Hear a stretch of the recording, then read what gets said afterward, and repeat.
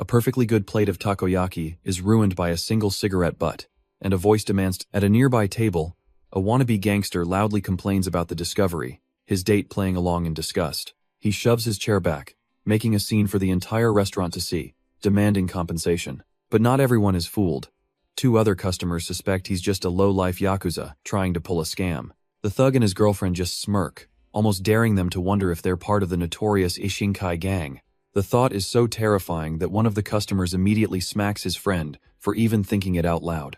Getting impatient, the thug starts yelling for the part-timer, demanding to know where the manager is. And from the back, a man with cold, piercing eyes finally makes his move. He walks over calmly, and without a hint of fear, asks them what the hell their problem is. The gangster is completely stunned. He can't believe this part-timer has the nerve to talk back to him. The gangster sneers, repeating his ridiculous claim about finding a cigarette butt in his food. But the part-timer just lets out a quiet sigh, completely unimpressed by the cheap theatrics. He calmly points out the obvious flaw in this little scam.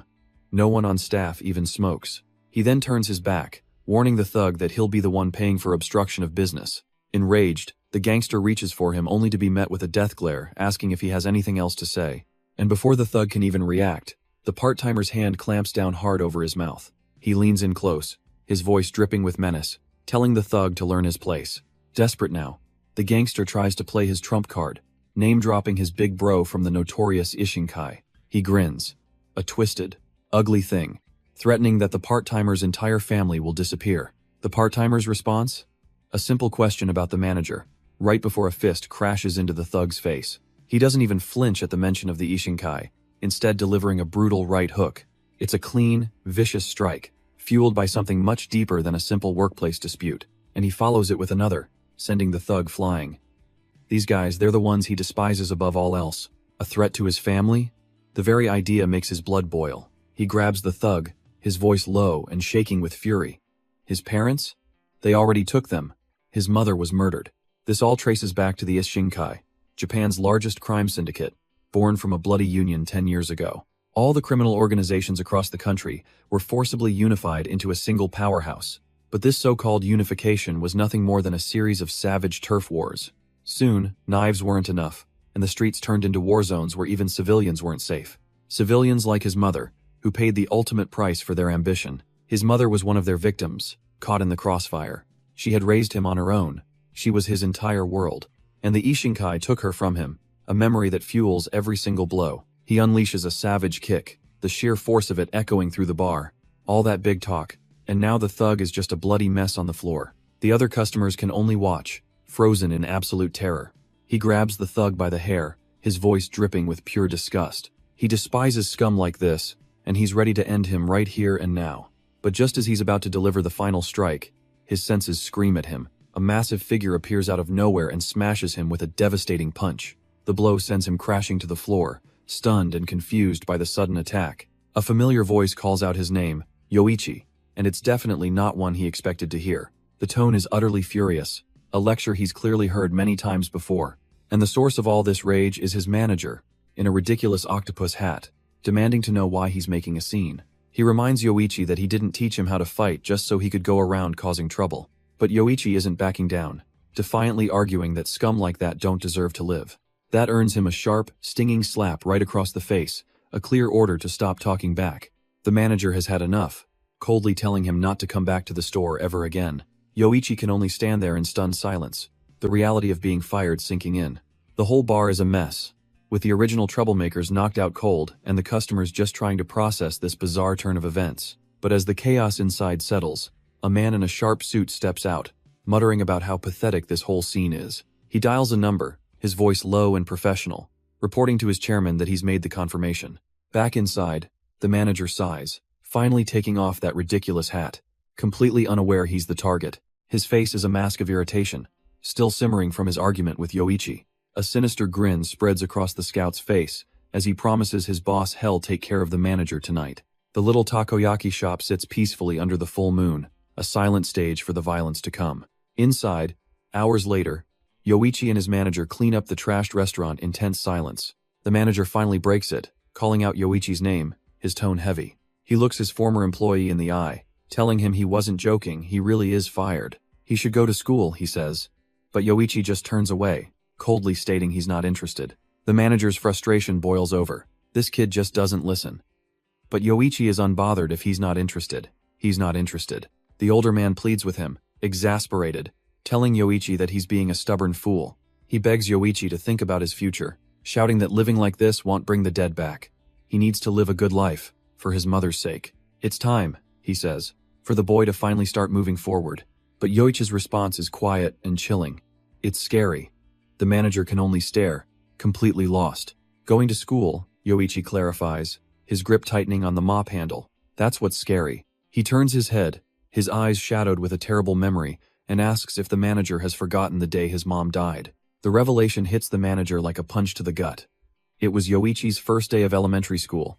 A memory surfaces of a much younger Yoichi, laughing and running with new friends, completely innocent and unaware. While he was playing, his mother was shot, left to die alone in agony. He remembers getting the call, rushing to the hospital, his small frame dwarfed by the grim reality. But it was too late by the time he arrived. His mother was already cold beneath a bloodstained sheet. The memory is so potent it makes him physically sick, a wave of nausea crashing over him. Seeing him collapse, the manager rushes to his side, calling out his name in alarm. He grabs Yoichi, begging him to stop, but the boy finally breaks, admitting he knows he should move on, but he can't. The manager stares, utterly shocked, as Yoichi confesses the truth is scared. He's terrified that if he goes to school again, if he tries to be normal, his uncle will disappear too. All the manager can do is kneel with him, his heart aching, pleading that he just wants Yoichi to be happy. But Yoichi's gaze turns hard as steel. Hez sorry, but that's something he just can't do. Not until this world, a world where syndicates like the Ishinkai have become corporate giants, finally changes.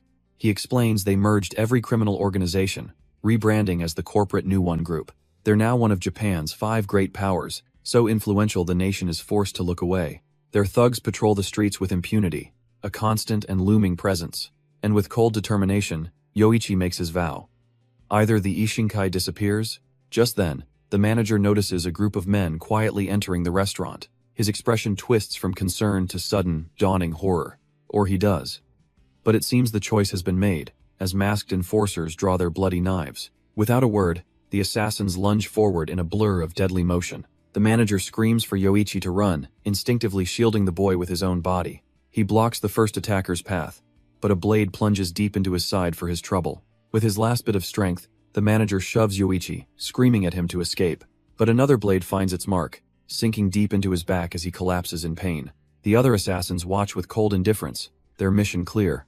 They immediately swarm their real target, a whirlwind of blades meant to end Yoichi's life.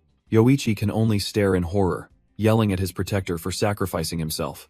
His shock leaves him completely vulnerable as an enforcer closes in from behind, but a sudden chill runs down his spine. He feels the killing intent just in time. A knife comes plunging down, aimed to split his head wide open. In a blur of motion, Yoichi deflects the blade, his expression turning ice cold. And with brutal efficiency, he redirects the weapon straight into another attacker's back. One of the masked enforcers barks at his men to stop messing around and just grab the kid. The manager staggers to his feet, his back a canvas of fresh wounds, as Yoichi watches in horror. He calls out, asking if his uncle is okay, his voice trembling with a mix of fear and concern. But something about the scene freezes him, a sudden, horrifying clarity dawning in his eyes. He stumbles back as a thought hits him, a realization so absurd he almost dismisses it. In all the years he's known this man, he's never once seen his back. Not even once. The thought sends a shiver down his spine. The manager turns his head slightly, his expression grim and unreadable. And for the first time, Yoichi sees a massive, faded tattoo covering his entire back. The truth hits him like a freight train. His uncle was a member of the Ishinkai. Yoichi's mind flashes back to that day, sitting alone at his mother's funeral. He remembers a man appearing out of nowhere in the empty hall, asking if he was Yoichi. The stranger remarked on how much he'd grown since he last saw him. Squatting down, the man asked if Yoichi knew who he was, but the boy had no idea. He introduced himself as Shigeru Yamada, an old friend of his father's, a man he'd never seen before in his life. And it was a strange claim, considering Yoichi never had a father to begin with. Looking back, he realizes he should have been more suspicious of this sudden kindness. He was just a kid. Yes, but he felt old enough to know better than to trust so easily. But perhaps, deep down, he was just so desperate to believe he wasn't completely alone. And so the boy clung to this man, this stranger who offered him a lifeline. The man grunted, caught off guard by the sheer desperation in the kid's grip. All the pain and loneliness Yoichi had held in for so long finally came pouring out. Yamada tried to laugh it off, joking that the kid was so strong he couldn't breathe. But he held him close, promising to protect him, and just like that, became his family. He raised him like a true son, with all the warmth and stern scolding that came with it. As the years passed, they grew into the spitting image of a father and his boy. He was his one and only, his irreplaceable family. Or so he had thought. For all those years. Looking back, Yoichi admits he knew nothing about the man's bloody past. Yamada stands with his back to him, his body a canvas of fresh wounds and old scars. His voice is low and urgent. He tells Yoichi to pack his things immediately. They can't stay here, but Yoichi refuses, demanding an explanation for all of this first. Yamada dismisses his questions, insisting there's simply no time to talk right now. But Yoichi's composure finally shatters as he screams for an answer. His eyes widen in horror as he takes in the carnage around them. The restaurant is filled with bodies. The chilling question finally escapes his lips. Was his uncle a part of Ishinkai? He gestures to the fallen men, his voice breaking as he asks what the past decade even meant. Why would someone from the group that murdered his mother get close to him and become his family? Yamada's expression is unreadable as he prepares to give his answer, stating that it's simple. With a heavy gaze, Yamada finally reveals the simple reason behind the last decade of his life. But before the words can even sink in, a new figure steps into the room, pulling a weapon from his coat. The answer was to protect Yoichi. It was always to protect him. But that protection has just run out, as a man named Kaji announces he's here to kill them both. He then looks past Yamada, addressing the boy with a chillingly familiar title, Young Master Yoichi. Yoichi is completely stunned. Young Master? As Yamada tries to silence him, he demands to know how this stranger knows his name. Kaji smirks, a flicker of amusement in his eyes, as he realizes the boy is truly clueless. Enraged, Yamada roars at the assassin, a desperate attempt to stop the truth from coming out. But Kaji pays him no mind, confirming that the boy has indeed been kept in the dark about everything. He then reveals the name that changes it all. Yoichi's father is Tomoya Shindo, and Kaji continues, revealing that this Tomoya Shindo was the founder of Ishinkai. Yoichi's mind goes completely blank. His father, the man behind all of this? Enraged, Yamada charges forward, roaring that he'll make the assassin shut up for good. But his wild punch is met with a sharp, piercing pain as a blade sinks into his arm. Kaji effortlessly holds him in place, continuing his history lesson about the man protecting Yoichi. He reveals Yamada was one of Ishinkai's own founding members, their legendary number 3. With a condescending smirk, he notes how disappointing it is to see the old legend has gone soft. He then gives a mockingly polite smile, saying it's an honor to finally meet him. But Yamada has had enough of the talk, his head snapping back with raw power. He unleashes a vicious kick that sends the smug assassin flying across the room. But the battle pauses as Yoichi's trembling voice cuts through the tension, asking why his uncle won't deny the claims. His world is spinning as he processes the bombshell.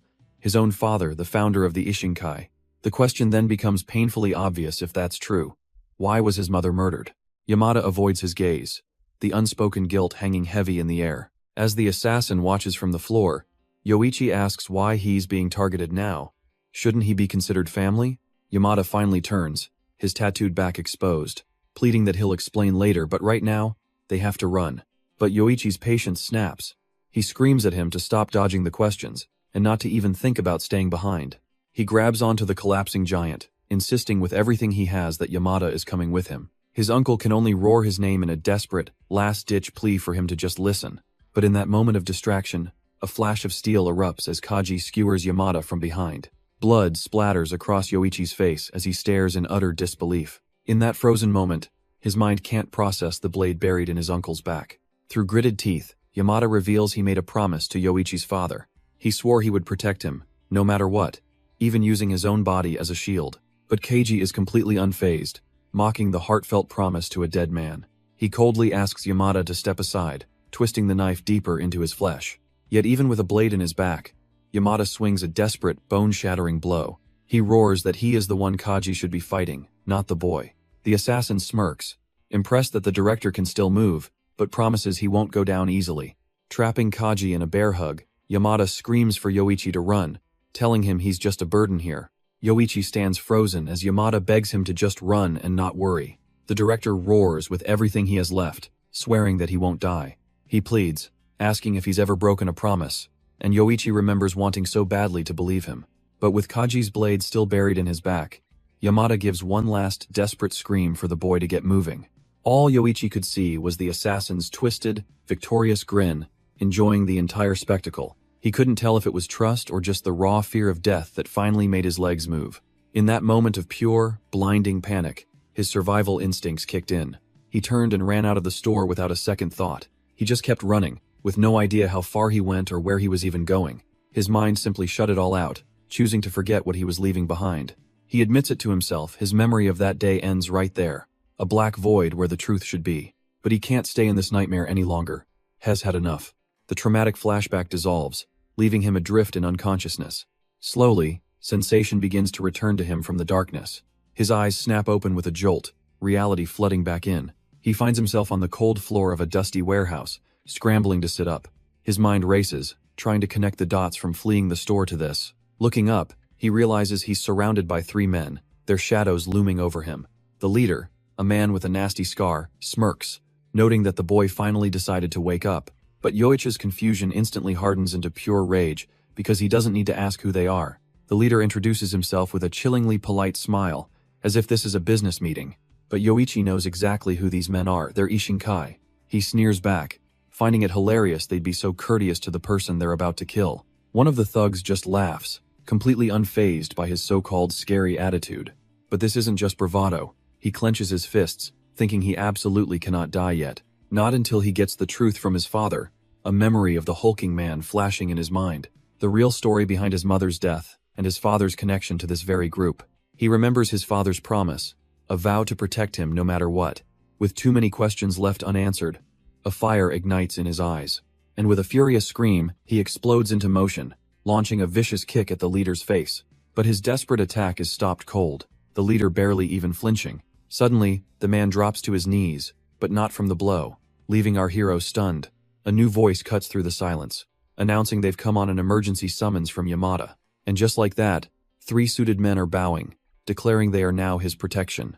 The original thugs are furious, one of them getting his head shoved down, forced to bow to a brat. Completely bewildered by this insane turn of events, he can only ask who in the world are they. The man introduces himself with an air of absolute authority.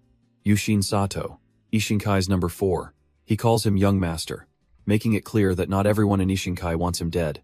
But why? Why would a high-ranking director suddenly appear to side with him? Sato's answer is cryptic and heavy with unspoken history. It was simply how things were meant to be. Sato's story begins 10 years in the past, a pivotal moment for all of Ishinkai. Just one day before their final victory, Chairman Shido fell fighting on the front lines. In his wake, he left a testament containing 2 final, shocking commands. The first was to see the unification through, and the second was to leave everything to his secret wife and child. The revelation was a bombshell. No one had any idea the chairman even had a family. He must have hidden them away from the world, a desperate attempt to keep them safe. But that final wish was all for nothing, because the will fell into the wrong hands. It was seized by the man who coveted the chairman's throne, Ishinkai's number 2. A man now known as Mikado, the absolute ruler of the newly formed group, and with a heavy finality, Sato reveals that Mikado is the one who took his mother's life. And now, Sato confirms his worst fears. Mikado is coming for him next. The name alone sends a jolt of pure rage through him, and he tries to force himself up. But Sato holds him down, warning him to stay still before he tears his wounds open again. Crushed by the weight of it all, he clutches his head, his world completely unraveling. He demands to know why. Why did they let him live if they were just going to kill his mother? Sato's gaze is steady as he delivers another truth. They didn't let him live. They simply failed to kill him. The part-timer looks up in shock. Their original plan was far more gruesome than he'd ever imagined. He learns that he owes his life to one man, Executive Director Yamada. A memory flashes back to Yamada, standing alone amidst a bloodbath at a funeral hall. He was the secret guardian, the one who had been protecting him from the shadows all along. Sato continues, explaining that the only reason he survived this long is because Executive Director Yamada was always there, watching his back. The revelation hangs heavy in the air, a truth he can barely comprehend. He stands silently for a moment, processing everything he's just learned. Turning back, he desperately asks where Yamada is now, only for Sato to admit they don't know. They've lost all contact with him. The part-timer's eyes widen in disbelief and panic. He explodes, demanding they go find him, but Sato calmly states that Yamada ordered them not to. As he protests, fearing the worst, the orange-haired thug just laughs at his concern. He can't understand their calm demeanor in a situation this dire. But Sato's gaze is firm. Yamada isn't someone who would die so easily. If he had, they would have attacked the store yesterday. Sato's words cut through his panic, a simple, unwavering statement. They believe in him. The part-timer is taken aback. The idea of just trusting his uncle, seeming so foreign right now. A memory flashes through his mind, a battered Yamada screaming that he would never die, a promise made in blood. He remembers another promise, made before his mother's memorial, when his uncle swore to protect him. And he knows, deep down, that Yamada has kept that promise every single day since. Back in the present, the tension finally leaves his body, replaced by a quiet understanding. Sato sees his moment, stepping forward and telling him it's time to come with them. But the part-timer's eyes flash open, a familiar red glint of defiance returning with a vengeance. He looks at Sato and his men, a cold smirk playing on his lips as he asks if they're here to protect him. If that's the case, he scoffs. Then he has absolutely no need for their help, leaving Sato stunned. He finally understands that he can't keep relying on others, or hiding forever. Even if his uncle survives, the fact remains that his life will always be a target for that man Chairman Mikado. His hand clenches, blood seeping through his fingers as a new resolve hardens within him. In that case, there's only one thing to do: he will fight. He's going after Mikado, the man who murdered his mother and stole his entire life from him. With his own 2 hands, he vows to kill the chairman and take back everything he's lost. But Sato rises, warning him that this path is madness, a battle that could easily end in a meaningless death. The part-timer looks back, his red eyes burning with conviction, asking if this isn't simply what's meant to be. He challenges Sato directly. Make me into someone you'd actually want to follow. Someone truly powerful. A flicker of a smile plays on Sato's lips, clearly intrigued by this unexpected demand. Sato doesn't mince words, calling him reckless and pointing out he has no particular talents. He can barely even protect himself. A truth the part-timer silently admits he can't deny. But Sato reveals there is one good way forward, a method to gain both strength and influence. The part-timer's eyes widen with hope. He'll do whatever it takes. And with that fateful choice made, 2 years flash by in an instant. The scene changes to the bustling, unforgiving streets of Tokyo's Shinjuku district. Down a back alley, a couple of thugs are seen shaking down a terrified man for their money. The old man pleads with them, his face already bruised. Paying double the original amount is impossible. But his desperate pleas fall on deaf ears as a fist comes flying toward his face. The thug lands a vicious punch, sneering that of course borrowed money comes with interest. A crowd watches on, whispering nervously about these thugs from the New One group. They wonder why the government lets them run wild, lamenting that the country is finished. But one man's complaints are a little too loud, and his hushed words are suddenly cut short.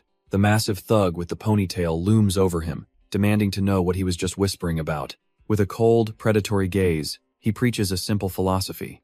This world is rotten, and only the strong survive. He stomps the ground with a thunderous crack, taunting the man to just get stronger if he dislikes the way things are. The civilian's courage evaporates instantly, his face pale with a cold, paralyzing fear. The thug scoffs that a loser like him could never manage it anyway, as his fist flies forward to deliver the punishment. But just before impact, his bald-headed partner looks over, his expression one of utter disbelief. His eyes widen in shock. Something, or someone, has just interfered. The punch never lands. Instead, the ponytail thug is already face down on the concrete, out cold.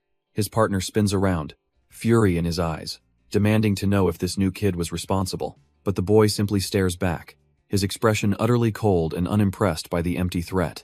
He doesn't even bother with a response, instead launching a fist that blurs through the air. The impact is brutal, a sickening crack as bone meets knuckle, and blood sprays from the thug's mouth. A second merciless blow sends the bald goon crashing to the pavement, completely unconscious. The crowd of onlookers can only stare, their minds struggling to process the sudden, violent display. They can't believe it, a high schooler just single-handedly took down 2 thugs from the New One group. But 2 men in the crowd recognize something the others don't, that very specific school uniform. There's no mistaking it. He's from the high school known as the New One group's personal breeding ground. This is Ishin High School, a place in Tokyo run by the New One group. One of the men, Yushin Sato, recalls explaining its purpose to a much younger, battered Kaji. He told the boy that this school, a breeding ground for thugs, was where he needed to go. Kaji's response was pure defiance. He would never become a dog for Ishinkai. But Sato clarified the mission with a smirk. He wasn't being sent to follow, but to conquer. The school gathers the most promising and dangerous talents from all over the country. These brutes are the future of the organization, its greatest assets. However, if they were to turn against the group, they would also become its greatest threat. Kaji's objective was simple: take absolute control of every single one of them. And so, he steps onto the campus, ready to seize control of everything in that school. He arrives under a new name, Shindo Yoichi, with one simple goal: to use this place as his personal stepping stone. With cold, crimson eyes, he takes in the new battlefield he's been sent here to conquer. Welcome to Ishin High School, a private training ground established by the powerful New One Group. The school is divided into departments, but only one of them truly carries any weight: the Business Management Department, the true successor to the brutal legacy of Ishinkai. Here, the primary teaching method is, and has always been, raw violence. The entrance ceremony begins, and a teacher immediately challenges the new students on this controversial policy. But his question is met with nothing but tense, unbroken silence from the crowd. A sharp-tongued girl in the ranks scoffs, disappointed by this term's crop of weaklings. The teacher just grins, his gaze finally landing on one specific student as he calls him out. The student confidently explains that it's all for the sake of consolidation. The teacher then launches into a history lesson, reminding them that New One is a corporation, one that was forged by Ishinkai, uniting every major organization under a single banner. He clarifies that to run New One is to rule by force, and this department exists solely to train Ishinkai's future elite. The top students listen, their smug expressions showing they understand this brutal philosophy all too well. The teacher, surprised by the student's insight, asks who he is, and the boy introduces himself as Iwabuchi Takeru. A murmur spreads through the crowd. Iwabuchi Takeru? As in, the legendary Strike Takeru? But from the back of the hall, one student thinks to himself that this year's batch is utterly pathetic. A small, contemptuous smile plays on his lips. He finds this whole tough guy act hilarious. His friend beside him laughs out loud, openly mocking the so-called legend, while our part-timer just watches, unimpressed. The blonde delinquent leans in, taunting Kaji that even he must be afraid of someone like Takeru. With eyes colder than ice, Kaji simply asks if he's joking. Suddenly, a hand smacks the blonde upside the head, as another student tells him to keep his voice down. This newcomer scoffs, calling the long-haired delinquent the real joke for acting tough. The blonde lets out a theatrical sigh, completely unfazed by the blow. He smirks, admitting things were getting interesting, but that comeback was just pathetic. Kaji clarifies with a deadpan expression that he wasn't trying to be funny. Enraged, the new guy grabs the blonde's hoodie, offering to give him the entertainment he's looking for.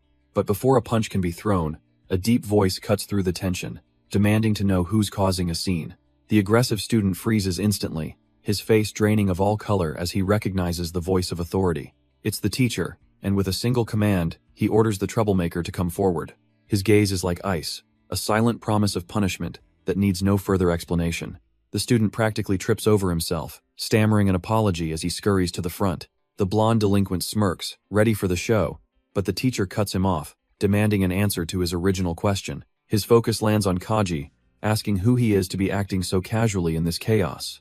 But before Kaji can speak, the blonde chimes in with a playful, toothy grin. He says they haven't met.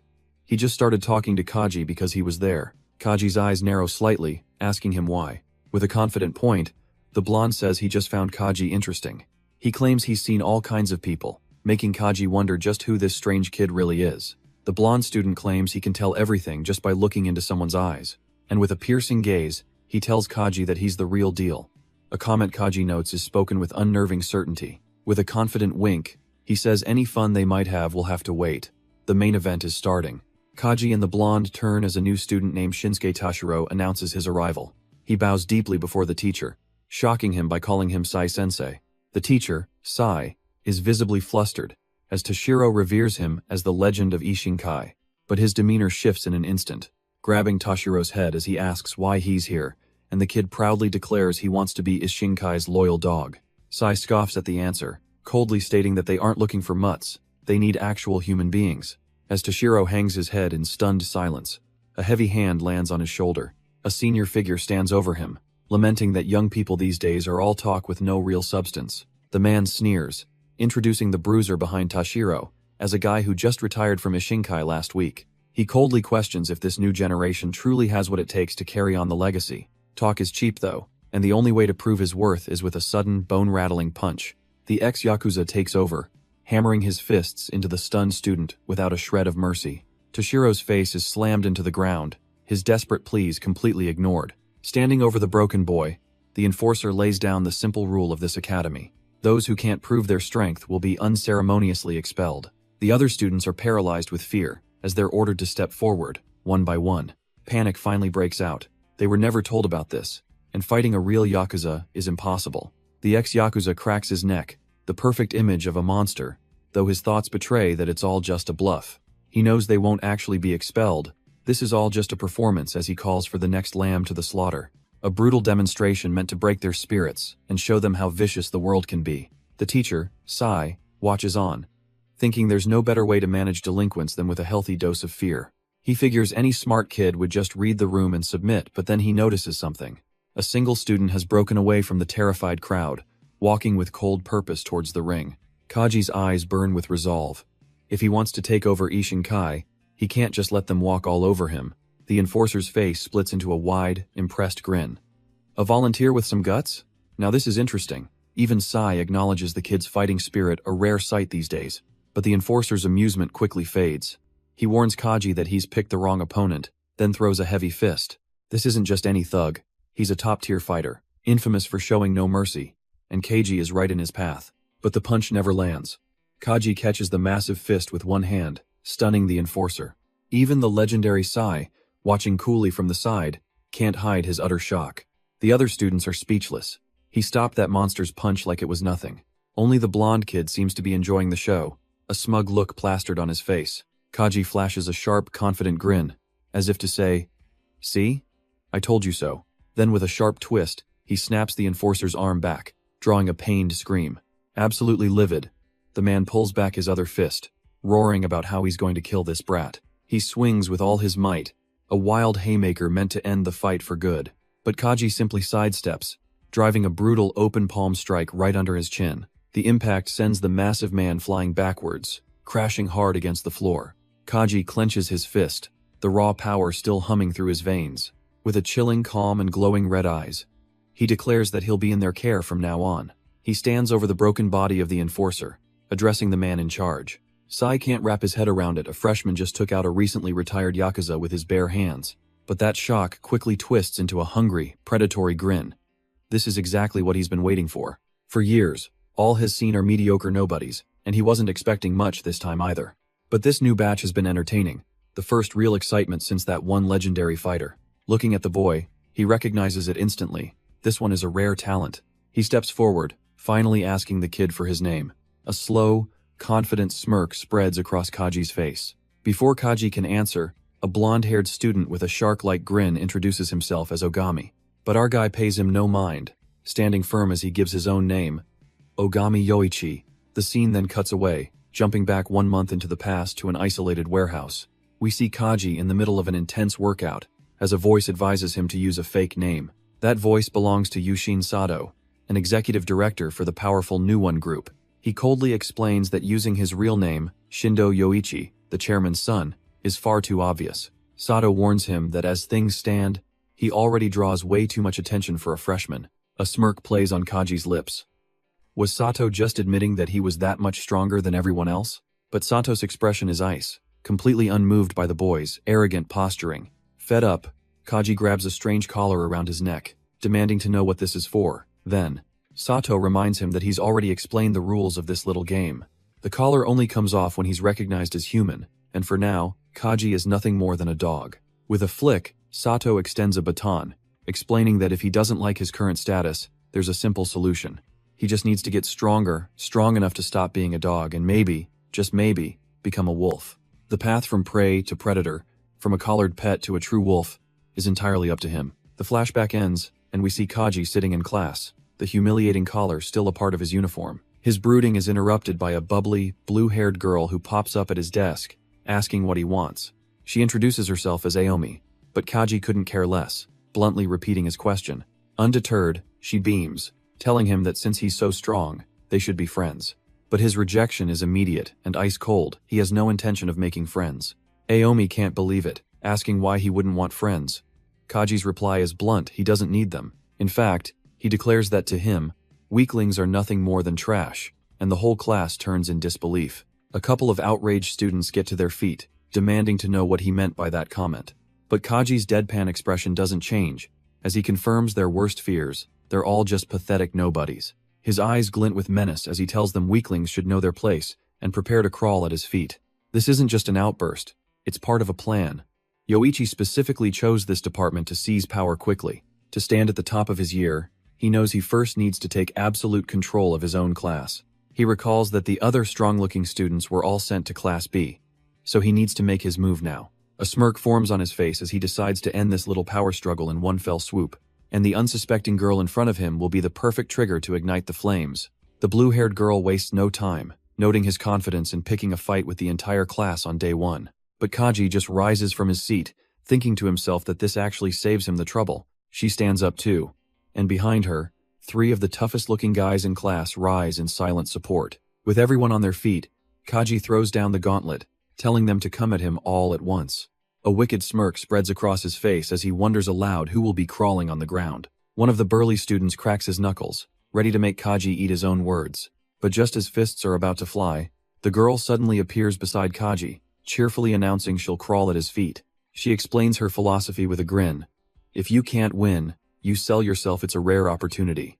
Her crew is left dumbfounded, sputtering about how she started this fight only to switch sides in an instant. She just shrugs off their cries to have some shame, declaring that who she flirts with is her own business. She then turns on her own crew, asking why she should listen to a bunch of dependents. With a wild glint in her eyes, she calls them all hypocrites for wanting to ride as Shinkai's coattails. Kaji is taken aback, a spark of amusement crossing his face. This woman is certainly interesting. He can't quite decide if she's just shameless or if she's got some serious guts.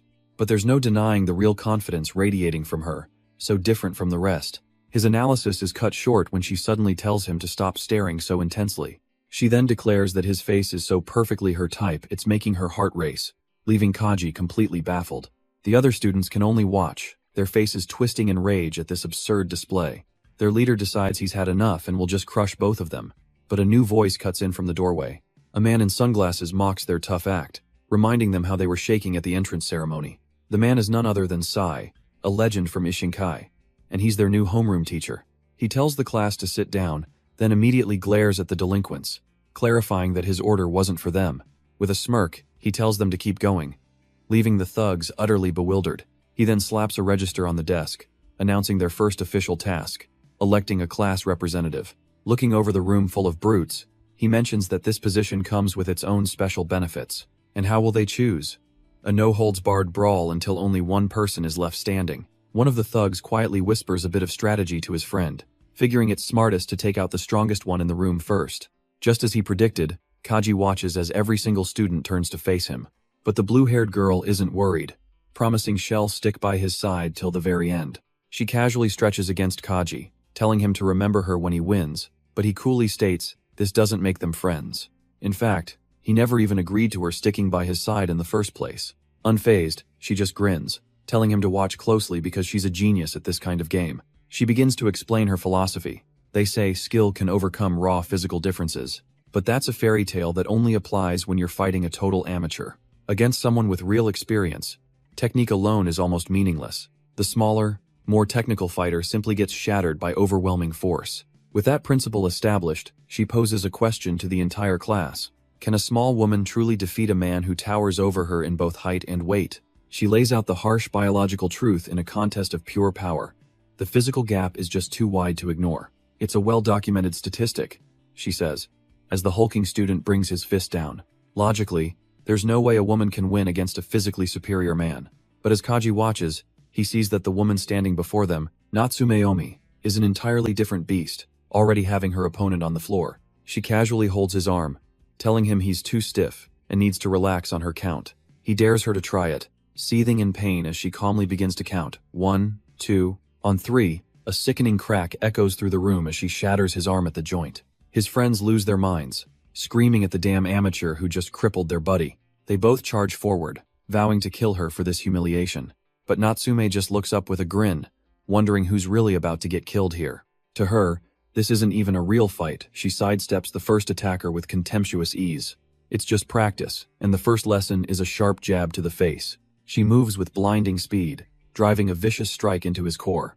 A precise pressure point attack, and just like that, he's out of the fight. His blonde friend screams, charging in with a wild, desperate punch. But Natsume meets his clumsy attack with a brutal palm strike right under the nose.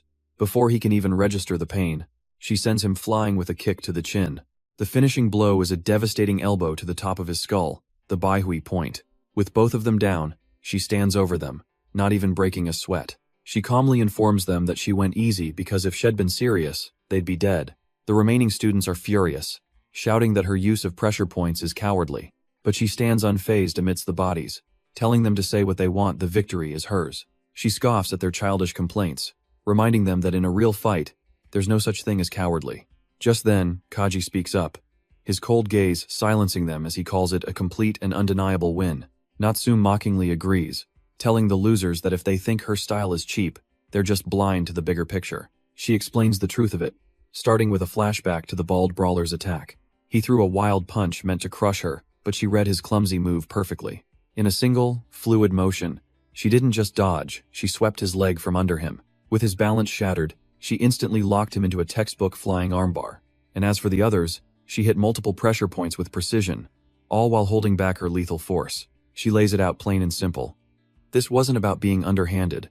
It was just an overwhelming difference in skill, a concept Kaji seems to appreciate. He agrees wholeheartedly, just as Shinsuke Toshiro lunges from the shadows, swinging a chair. Toshiro sneers that the first to strike is the one who wins, and for a moment, the blue-haired girl is frozen. But in a blur of motion, Kaji intercepts, kicking her to safety as the chair smashes harmlessly. He wastes no time, following through with a brutal punch straight to Toshiro's jaw. The force of the blow sends the attacker tumbling across the room, slamming into the ground. Staring at Keiji's back, the girl is completely stunned, realizing she's already fallen for him. Toshiro, however, gets back up with a manic grin, ecstatic that Ogami is finally fighting him. This is the fight he's been dying for, and Kaji silently prepares to give it to him. But Toshiro's logic is painfully simple. Kaji looks the strongest, so beating him is the fastest way to become class rep. He explains that the position has perks, and more importantly, it's a stepping stone to joining the Ishinkai. Kaji calmly asks why he'd ever want to do that, and Toshiro scoffs, as if the answer is obvious. Because in this world, he preaches, power is the only thing that matters. He fantasizes about the life of an Ishinkai gangster, endless money, women, and the ability to take whatever he wants. Watching from the sidelines, the blue-haired girl can't hide her disgust at his pathetic, shallow dream. Unaware, Toshiro gets even more hyped, yelling that he'll crush Kaji to get noticed by the Yakuza executives. He assumes Kaji must be after the same glory, but our boy's response is a cold, simple, "That's stupid." Toshiro is completely floored, unable to process being told his grand ambition is just a worthless, childish goal. But a dangerous glint appears in Kaji's eyes. If that's what he wants to fight for, then fine. Kaji declares that he'll be the one taking the class rep seat, and he has his own ambitions. He scoffs at Toshiro, telling him not to even think about lumping them together. At the front of the room, their teacher, Sai, admits his goal is to join Ishinkai, but his true plan is to stand at the very top, a reveal that leaves Toshiro and the blue-haired girl utterly speechless. Kaji, however, looks on with cold resolve, ready to explain his goals in terms even a simpleton can understand. Forget Ishinkai, he's going to take over the entire New One group. The blue-haired girl smirks, telling the others to follow her to a place higher than they can imagine. Kaji tells Toshiro to open his eyes and listen carefully to the promise he's about to make. He grabs his own uniform, knowing that for this crowd, words alone will never earn their trust. So if they can't believe him, they'll have to come at him, and he'll engrave the truth into their minds by force. With an aura of absolute dominance, Kaji states that he will show them who he is and who they should be following. Toshiro is completely floored, his mind struggling to comprehend what he's just heard. The whole class stands in a tense circle as he asks if Kaji is truly aiming for the top of Ishinkai. Kaji's reply is a simple yeah. He looks down on them, almost bored, wondering why they're so surprised. For him, the path is simple. Keep rising, and the top is the only destination. The other students are visibly agitated as Kaji declares his first step. He's going to take over this very class. Hez dead serious, and Hez about to make that crystal clear for everyone present. Toshiro hangs his head, overwhelmed, as Kaji throws down the gauntlet, inviting anyone who's ready to come at him. The challenge is met with a wild burst of laughter from the blonde student, who proclaims they have a real lunatic in their midst. But Kaji remains completely unfazed by the mockery, his expression cold and utterly unimpressed. The blonde's laughter finally dies down, replaced by a furious roar as he screams, "All right, fine, ready to take the bait." His fury suddenly morphs into manic joy, declaring that he loves Kaji's ambition and will follow him. He introduces himself Ikari Tenma, and from this day forward, he will be Kaji's loyal hound. But Kaji's eyes narrow as Ikari leans in, delivering a chilling warning with his pledge. If Kaji ever proves to be an unworthy master, Ikari promises to tear out his throat without mercy. The other students are frozen in shock. Recognizing the infamous name that Ikari Tenma, they whisper about his reputation as a mad dog, a rabid fighter who serves anyone for the right price. They can't believe he's here, speculating that only the powerful New One group could have gotten him out of trouble. But Kaji remains completely unfazed, telling Ikari that if he wants to follow, he needs to prove it with his actions. A twisted grin spreads across Ikari's face. He understands perfectly, because a mutt instinctively knows its master, and right now, Kaji is the one in charge. Suddenly, their homeroom teacher appears, having clearly acknowledged Kaji's display of power. With a menacing grin, he addresses the new top dog directly. He makes a surprising announcement. Kaji is now the class representative for Class A. But Kaji's cold stare shows he's not impressed in the slightest.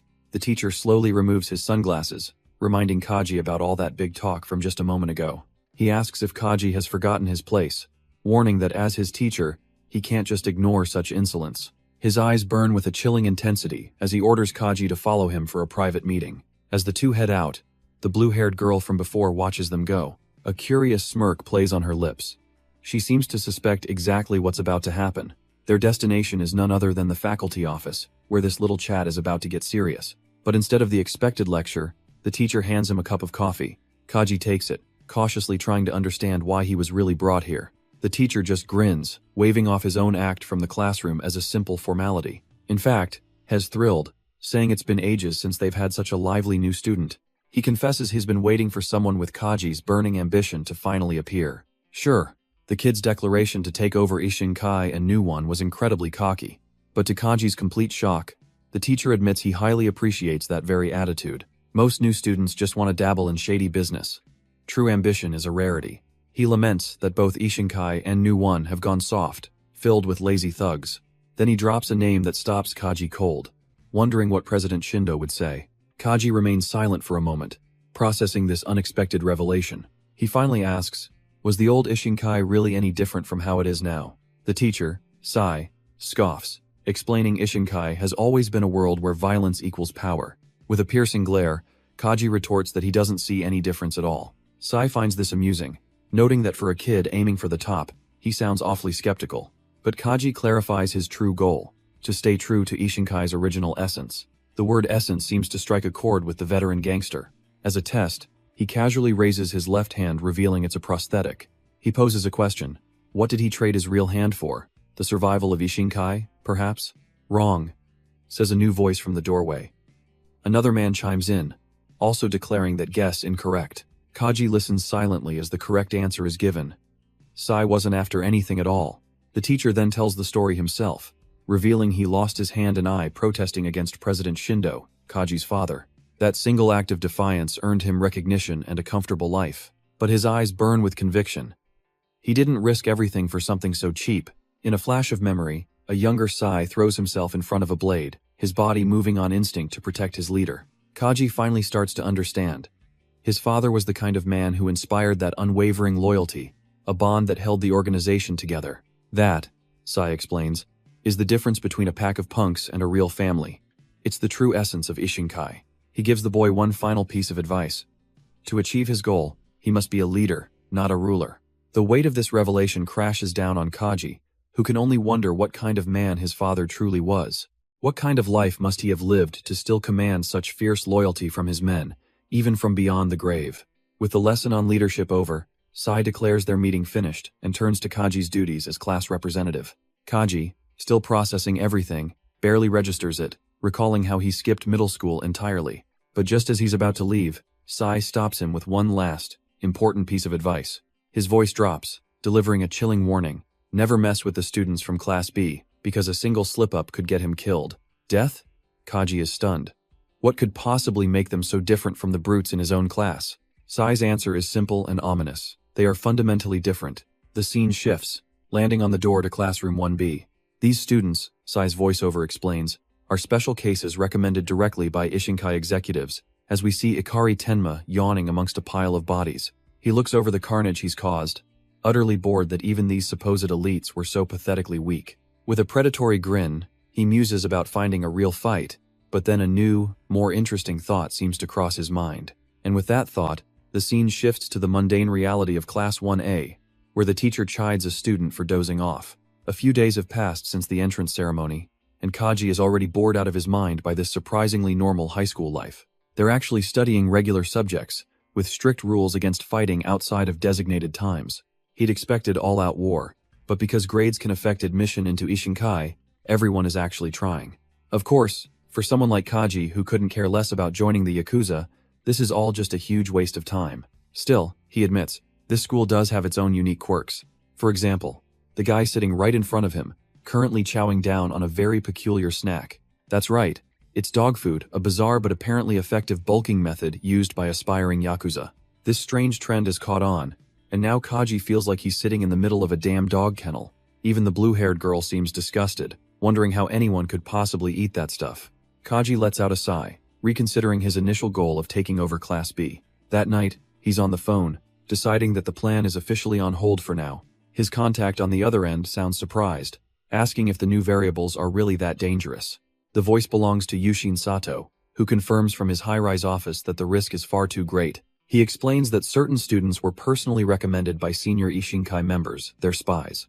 The implication hits Kaji hard. One wrong move, and his entire identity could be exposed. If anyone runs a background check, it's game over. And he sighs, frustrated that his quick conquest is delayed. But Sato warns him there are other, even more serious reasons to be careful. Kaji listens, a flicker of unease in his eyes as Sato admits he can't even imagine their true power level. Just who are these mysterious figures, and what kind of hellish training has forged them into such threats? These aren't just delinquents. They're monsters who have overcome the danger of death time and time again. We see a glimpse of Ikari Tenma, a feral beast being calmly patted on the head by an unseen figure. Back in the present, a tall, silver-haired student approaches Kaji, remarking on how quickly he's made friends. Kaji's eyes flash red, unimpressed by the newcomer's arrogant and challenging gaze. Seeing the group, the student decides to leave for now, not wanting anyone getting in his way. He flashes a sinister grin, promising himself that he'll be back for Kaji later. Night falls over the school, and the day's tense encounters come to a close. But just as Kaji settles in at his apartment, a sudden noise from the door startles him. An insistent knocking echoes through the room, making him wonder who could possibly be there so late. With a sigh of annoyance, he gets up to answer, telling the unexpected visitor to hold on. He cautiously cracks open the door, asking who could possibly be there. The door clicks open, and his eyes widen in utter disbelief. A cold sweat breaks out as he demands to know what on earth they're doing here. But his visitor just smirks, clearly impressed by his recent and very violent exploits. Taking down an Ishinkai member and becoming class rep, well, they couldn't just ignore that. So, it's time to celebrate, and the reveal is none other than Natsume Ami from his class. She strikes a dramatic pose, announcing herself as his loyal retainer, here with gifts in hand. Apparently, she'd meant to come sooner but got held up by a long trip to the convenience store. And Kaji's immediate response? He starts slamming the door right in her face. He leaves her pounding on the door, screaming that she'll be expelled if she gets caught. But her desperate cries are swallowed by the night, echoing across the massive campus of Ishin High. The school's business management department is a full residential program, a place to supposedly foster unity. But the real purpose, the dark secret beneath the surface, has always been absolute control. This place is a pressure cooker, filled with violent delinquents who've already dabbled in serious crime. To protect the corporate image, Ishinkai keeps them on a tight leash, with constant surveillance disguised as supervision. And Kaji is currently having a panic attack, because two of the strictest rules are no curfew violations and no visiting other rooms. He's just broken both, or so he thinks, until Natsume calmly tells him to relax, because this is her room. With a wild look in her eye, she insists that this is what youth is all about, a little rule-breaking. But Kaji can't relax. He's sweating bullets, telling her she has to worry at least a little bit. She just shrugs, saying she'd only get expelled if caught, a response that leaves him completely stunned. She admits she feels for the idiots who look up to her, but honestly, getting expelled isn't the end of the world.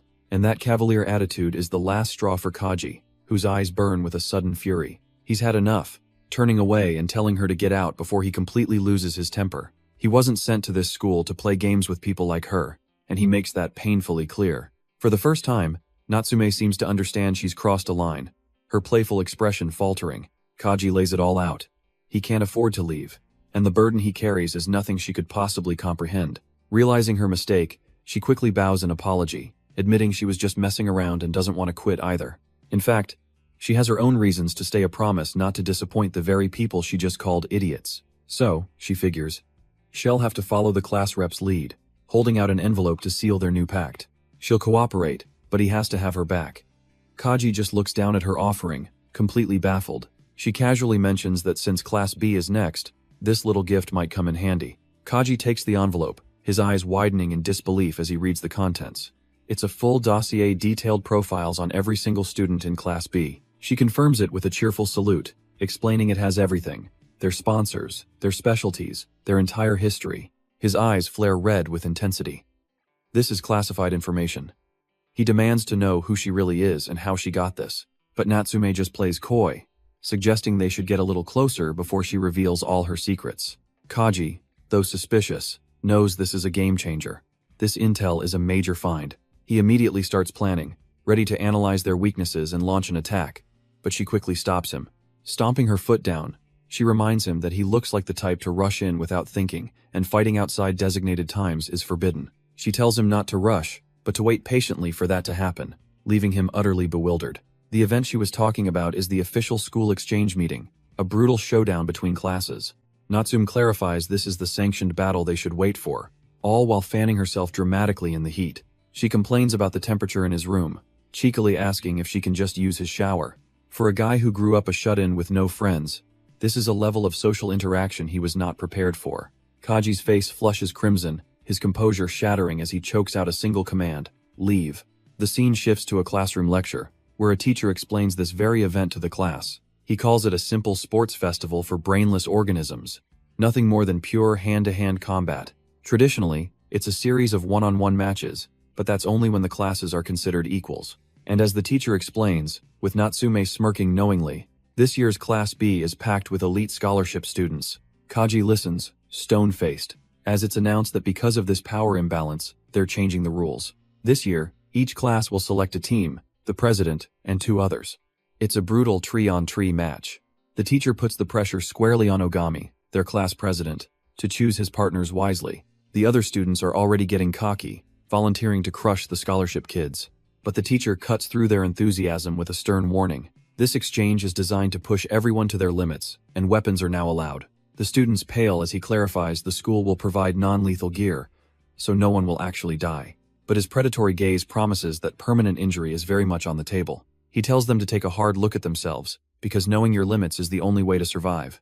Ogami glances back, his disdain clear. Acting tough without the skill to back it up just makes you dead weight.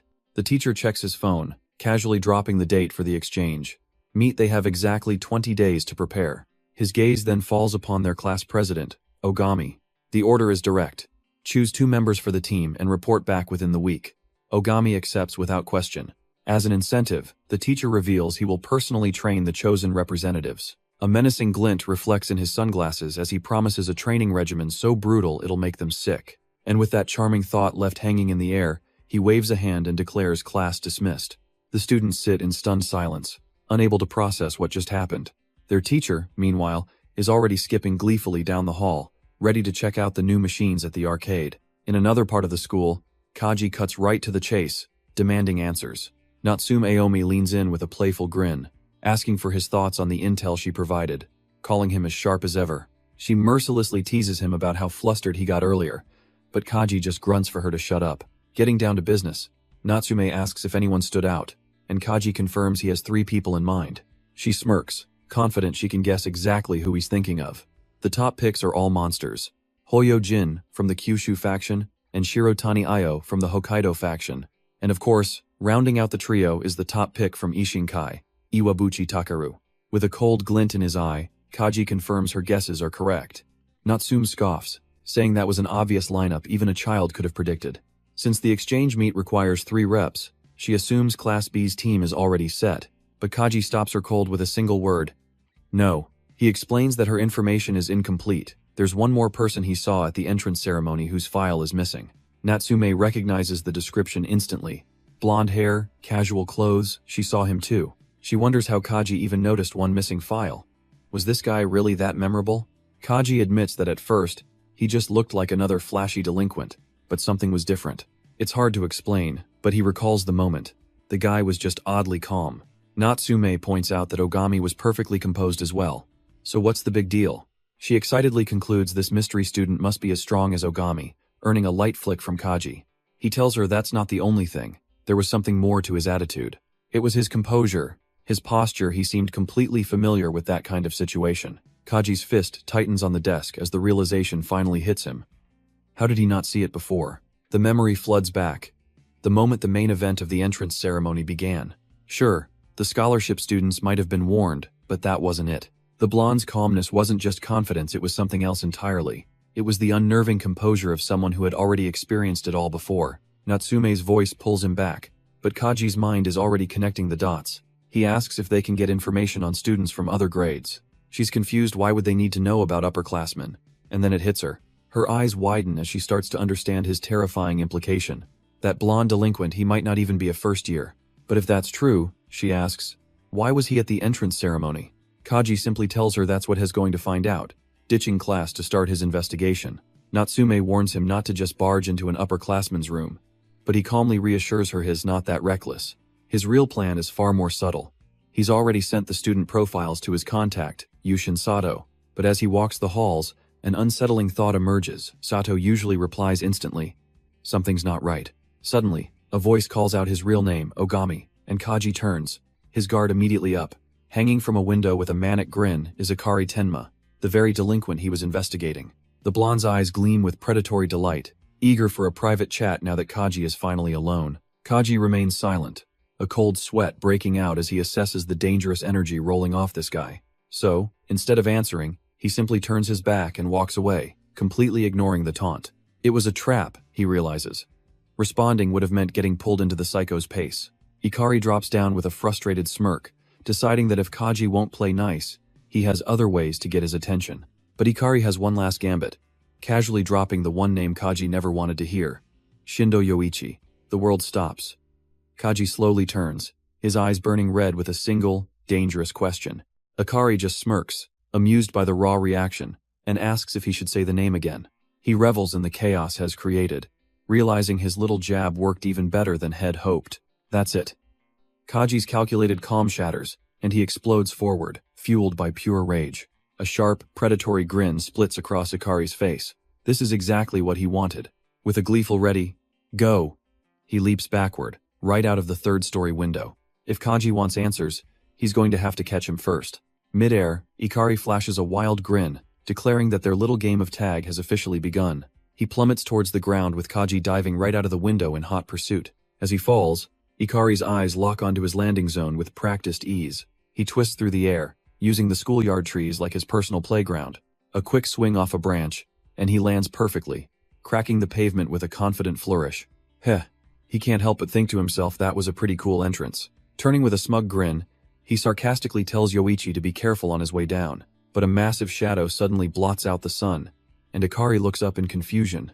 Kaji lands not with grace, but with the force of a freight train, shattering the ground beneath him. Ikari watches him rise, wondering why he's coming at him with such brute force. But when Kaji turns around, his eyes are glowing with a terrifying, demonic red light. The blonde's smugness evaporates, shocked that Kaji would unleash this killing intent for a simple game of tag. Ikari scrambles back, all his bravado gone in an instant. This wasn't tag, this was a hunt. Dropping to all fours like a beast, Kaji warns him it's no fun if he ends it too quickly. Elsewhere, a nervous man stutters before his boss, asking if something is wrong. The man turns, revealing the scarred face of Chairman Makedo, his eyes glowing with that same crimson light. The chairman's gaze is unblinking as he repeats his simple, chilling command to just go ahead. Back at the school, Kaji bolts forward, intent on confirming something for himself.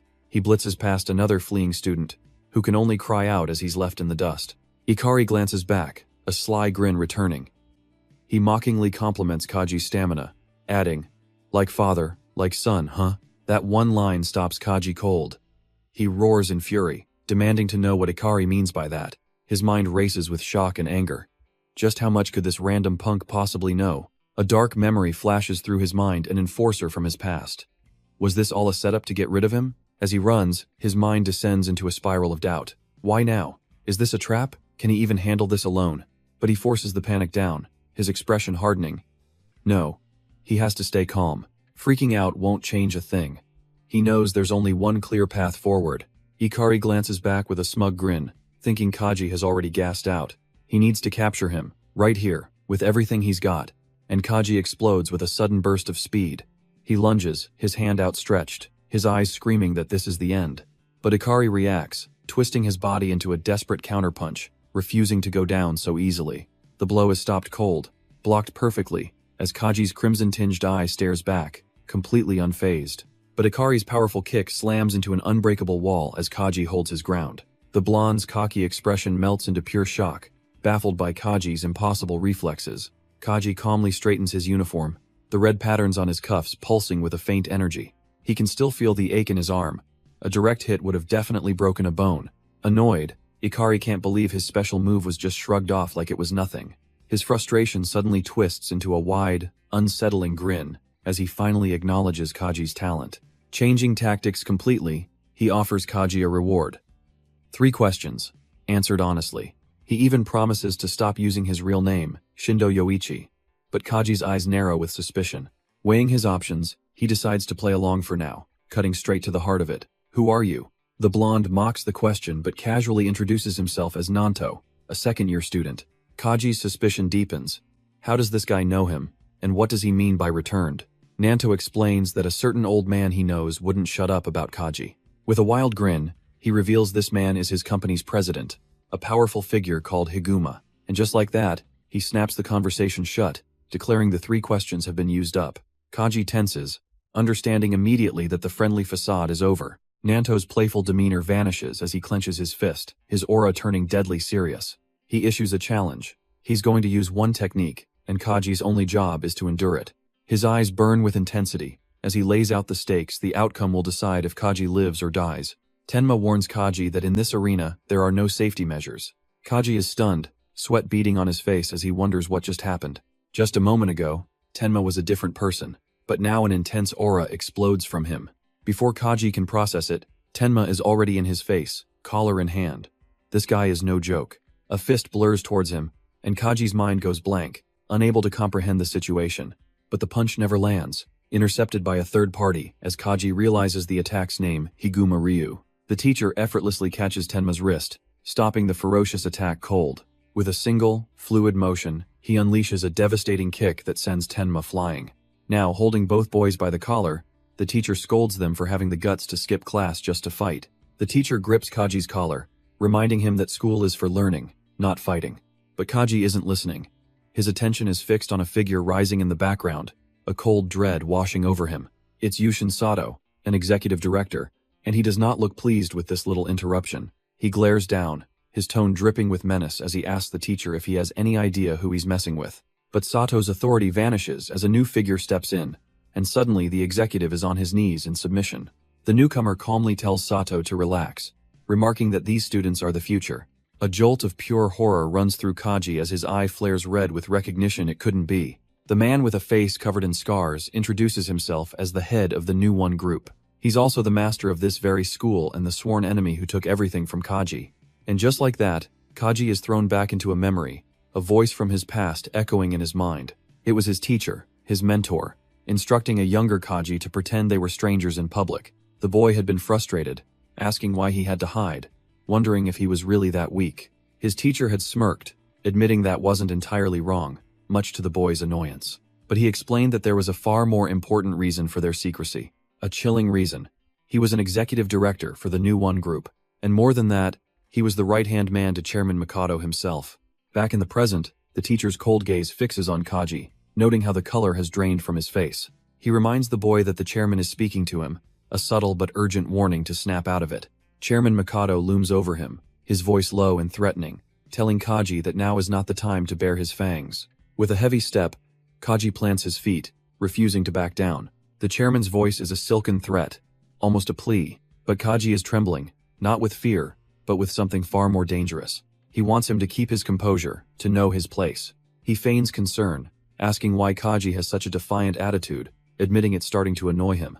But in Kaji's mind, a storm is brewing. From the moment he learned the truth, he's been waiting for this exact day. As the chairman smugly asks for his name, his fist tightens, knuckles white. The day the man above everyone else would finally be within his grasp. Just as the chairman snaps, asking if he's even listening, a flash of crimson erupts from Kaji's eyes, and for the first time, a flicker of genuine shock crosses the chairman's face. But in a stunning reversal, Kaji bows deeply, deciding that for now, this is enough. He declares it an honor, promising the chairman he knows his place and won't get ahead of himself. Yet his inner voice seethes with purpose. He is Ukami, and he's building himself for the ultimate revenge. He'll bow as many times as it takes, looking up with glowing eyes to declare that his true goal is the chairman. Surrounded by the chairman's top enforcers, Kaji maintains his perfect, subservient posture. A smirk plays on the chairman's lips, intrigued by this kid's audacity. His goal is him? Kaji confirms it, claiming he wants to be just like him, to stand at the very top of the organization. This is too much for Sato, who tries to silence Kaji for his presumptuous classroom speech. But the chairman stops him, finding such ambition to be a good thing, and orders the boy to look up. Kaji raises his head, his expression now a mask of calm, but his eyes they burn with cold, unwavering resolve. The chairman squints, acknowledging the sharp, defiant look in the young man's eyes. But their standoff is cut short by an assistant, announcing that the board meeting is about to begin. He scoffs in annoyance, wondering aloud if they can't handle a single meeting without him. With a final command for Sato to follow, the chairman turns to leave. Kaji remains perfectly still, now under the silent, calculating gaze of his supposed teacher. The man addresses him by his new moniker, Ukami, letting the name hang in the air. But before he's gone, the chairman glances back, promising he'll remember that name. Beside Kaji, Tenma is completely starstruck, his hands flying to his head in shock. He can hardly believe it. That was the chairman Mikado, a man whose presence is utterly overwhelming. Kaji looks over with a wry smile, observing that Tenma doesn't seem to view him as an enemy. Kaji calmly probes, pointing out that Tenma didn't move against him in front of the chairman. Tenma just laughs it off, saying Kaji should be grateful his real identity wasn't exposed right then and there. So what is he after? Kaji asks, but Tenma just shrugs, claiming he hasn't even decided yet. He then reminds Kaji of their brief clash, sneering that if the chairman hadn't stepped in, Kaji would already be dead. A bead of sweat trickles down Kaji's face. He knows Tenma is right. He couldn't even react. Tenma calls him a mere baby wolf, revealing that his attack was just a basic technique from his dokugi. He explains that dokugi are original combat techniques, a fighter's unique signature style. Most of Class B's special students have one, drilled into them by the new one executives. And with a chilling look, Tenma declares that at Kaji's current level, he wouldn't stand a chance against them. The exchange meet is coming up, and while he won't die, Tenma makes one thing clear. He better win, no matter what. Tenma continues his warning, saying if Kaji gets crushed by Class B and proves to be a weakling, he'll personally kill him, a knife appearing in his hand to show his dead serious. As Tenma turns to leave, he tells Kaji he'll see him again after the exchange meet. He offers one last piece of advice. Just get stronger, because even then his chances are 50-50 at best. As the blonde waves goodbye, Kaji asks if it's impossible for him to beat Class B without a dokugi. Tenma glances back, admitting it would be tough, especially since Kaji lacks any size advantage. The reality of his situation hits Kaji, his eyes glowing red with intensity. He needs every edge he can find. This is bad. He only has 20 days until the exchange, and he's at a complete disadvantage. He doesn't know anyone who can teach him, but then a thought strikes him. There might be one person in this school. Tenma smirks, having read him like an open book, and mocks him for being terrible at hiding his thoughts. Kaji grits his teeth, demanding to know who this mysterious person is that Tenma's talking about. The blonde just scoffs, mocking Kaji for being too dense to see what's right in front of him. And speak of the devil, back in the classroom, Natsume Ayomi's eyes widen in absolute shock. The air grows heavy as we're told about a man who left a permanent scar on his Shinkai's history. A living legend, known only as Itsuki Chino, their very own teacher. He looms over a terrified Natsume, lifting his shades to pin her with an ice-cold stare, asking for Ogami's whereabouts. She can only stammer, praying her class president comes back soon to save her from this monster. The whole classroom is a war zone, students piled up like firewood as the teacher roars at them not to move. A sadistic grin spreads across his face. He's been going easy on them, but that's about to change. At that exact moment, Ogami freezes in the hallway, a cold sweat breaking out as he senses the danger. He steps inside, his eyes scanning the carnage as the teacher mockingly welcomes the problem child home. Natsume can barely hold back her relief. Her president is finally here, even as the teacher lays into him. The man's hand tightens around a heavy wooden pole, his intentions crystal clear. With a menacing red aura, he snaps it in two, promising to make Ogami regret his tardiness. A twisted, sadistic grin spreads across Chino's face. A class representative needs to be taught a lesson, after all. But Ogami just stares back, completely unfazed, as he's told he'll be staying after school. He doesn't even bother to hide his annoyance, letting out a sharp click of his tongue. The sun sets, casting long shadows as the school day finally comes to a close. Chino leans in close, gloating that the price for skipping his class is a steep one. And we see Ogami's punishment, cleaning the entire classroom all by himself. As he cleans, Ogami thinks to himself that this punishment is actually pretty light. He even calls out to Chino, wondering if just cleaning the classroom is all there is to it. Chino smirks, offering to add the gym to his duties if this isn't enough for him. Wiping sweat from his brow, Ogami quickly backtracks, feeling like he dodged a bullet. But his relief fades as a flicker of red crosses his eyes. There's something he needs from this man. Watching from his desk, Chino misreads the situation, thinking the boy is just sulking. Ogami's mind races. He has to learn Chino's special technique, but he can't just ask for it now. He sighs, wondering if he has to wait until the teacher is in a better mood. But Chino's voice cuts through the silence, telling him to spit out whatever is on his mind. Ogami freezes, shocked that his inner turmoil was so painfully obvious. Chino smirks, claiming it's second nature for a teacher to see through immature brats. And according to him, Ogami is especially easy to read. The teacher continues his psychoanalysis, noting the invisible wall Ogami always keeps up. He can tell the boy is always on guard, keeping everyone at a distance. But right now, that wall is gone, and he just looks like a high schooler struggling with a problem. With his arms crossed, Chino tells him it's all written on his face, so he should just ask. He even mocks the boy, telling him to quit looking like a scared puppy. Taking a deep breath, Ogami finally makes up his mind. He blurts out his request.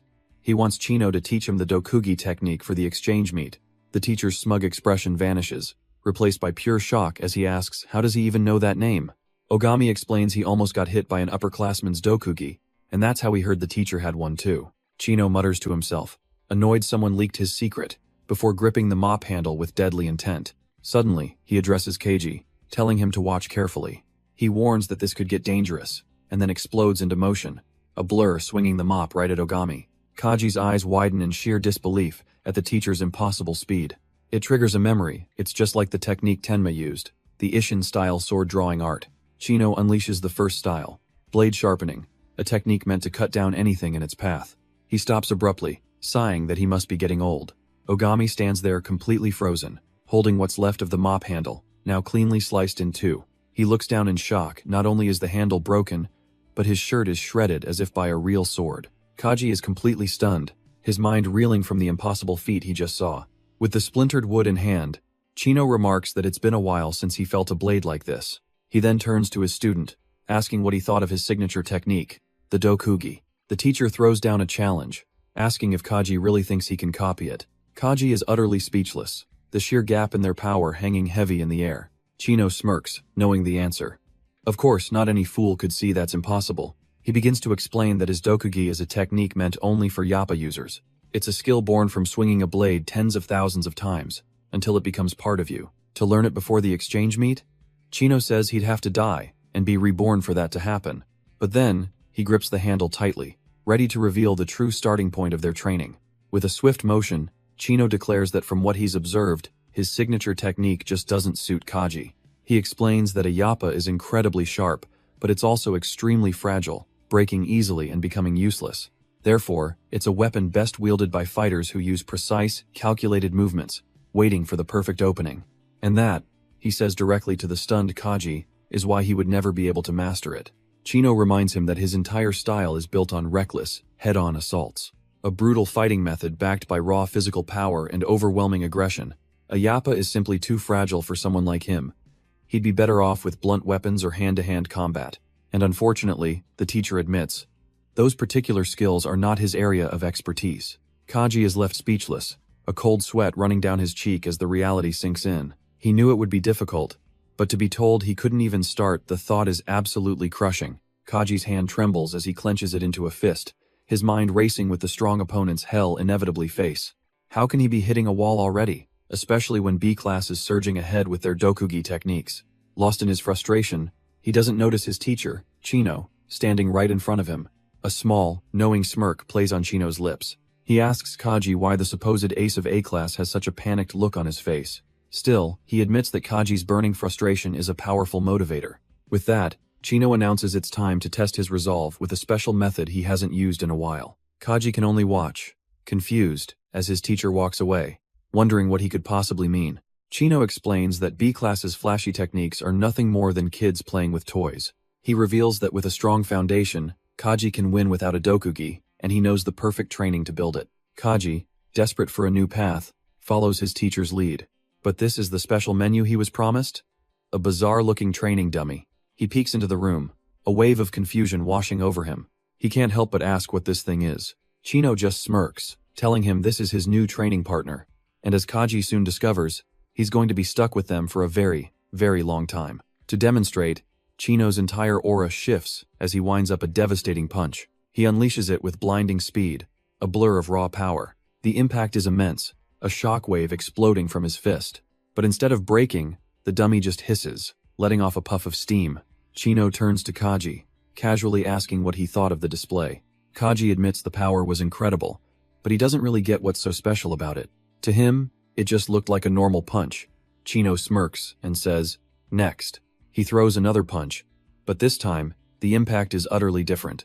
The dummy's head is completely blown off its stand, sent flying across the room. Kaji can only stare in disbelief as it smashes headfirst into the far wall. Chino calmly asks if Kaji noticed the difference that time. Kaji is stunned. The motion was the same, but the damage was on another level entirely. This, Chino explains, is the technique he's here to learn, the precision strike. He reveals the first punch was full force, while the second, devastating blow had barely any strength behind it at all. Chino holds up his fist, emphasizing that the second, weaker-feeling strike was paradoxically the stronger one. The entire difference, he reveals, comes down to distance and applying force at the precise impact point. Kaji, utterly lost, can only repeat the term, trying to understand this new concept. Chino explains that maximum damage is only dealt when a limb is fully extended at the moment of contact. Hitting the target before reaching that point is a common, amateurish mistake. All it does is push the opponent away, bleeding off the kinetic energy of the blow. Not only is it ineffective, but it's also a complete waste of stamina, leaving the attacker vulnerable. But a true precision strike, landing perfectly, focuses all that power into a single, shattering point. With the lesson laid bare, Chino tells Kaji to master this one technique before they move on, and to aid his training, a specially crafted dummy is presented, designed for this exact purpose. Chino explains that it's all about matching the distance to the target at the precise moment of impact, and to demonstrate, he unleashes a devastatingly fast punch, right into the dummy's head. The strike lands with a sickening crack, blowing the target's faceplate clean off. He smirks, pointing out how the dummy is designed so only the part he struck was destroyed. Then, he reveals the real challenge. A gym filled with these dummies, a timer set for 1 minute. He mocks Kaji slightly, saying even clearing half would be impressive, which gets a rise out of the kid. But Chino quickly shuts him down, revealing that even at his peak, he couldn't clear this test. The goal was set impossibly high for a reason. The test was never designed to be completed. Kaji's eyes widen as he processes this, asking if that means no one has ever succeeded. With a confident grin, Chino holds up a single finger, revealing there was one person, the man who designed this very training. Chino answers the unspoken question with a confident smirk, claiming no one he knows could ever surpass him. The name he drops is a shocker. Shindu, the former chairman. Kaji is left speechless. Chino explains the man was simply born different, blessed with overwhelming strength from the very start. With a new fire in his eyes, Kaji sincerely thanks his sensei, catching the teacher a bit off guard. In his mind, Kaji realizes this is the very first time he's ever heard that name, the name of the father he never met. And this revelation fills him with an ecstatic, burning motivation. The next morning at school, Natsume Aomi bursts into the classroom with her usual bright energy. With finger guns blazing, she playfully calls out to someone, asking if the teacher gave them a hard time. But as she continues her teasing, her cheerful expression suddenly freezes in place. She points in horror at Kaji's hands, which are now wrapped in blood-soaked bandages. She points out that despite the blood, his body seems completely unharmed. Her mind races in disbelief. Did he actually fight their teacher? Is that Chino's blood? No way. Kaji just brushes it off, claiming the training menu he was given was just a little intense. Just then, a cheerful greeting announces the arrival of the silver-haired Ikari Tenma. Kaji's eyes lock onto them both. Perfect timing. He tells them to come with him to the exchange meeting. Hess already gotten the teacher's approval, he says, and their joint training starts today.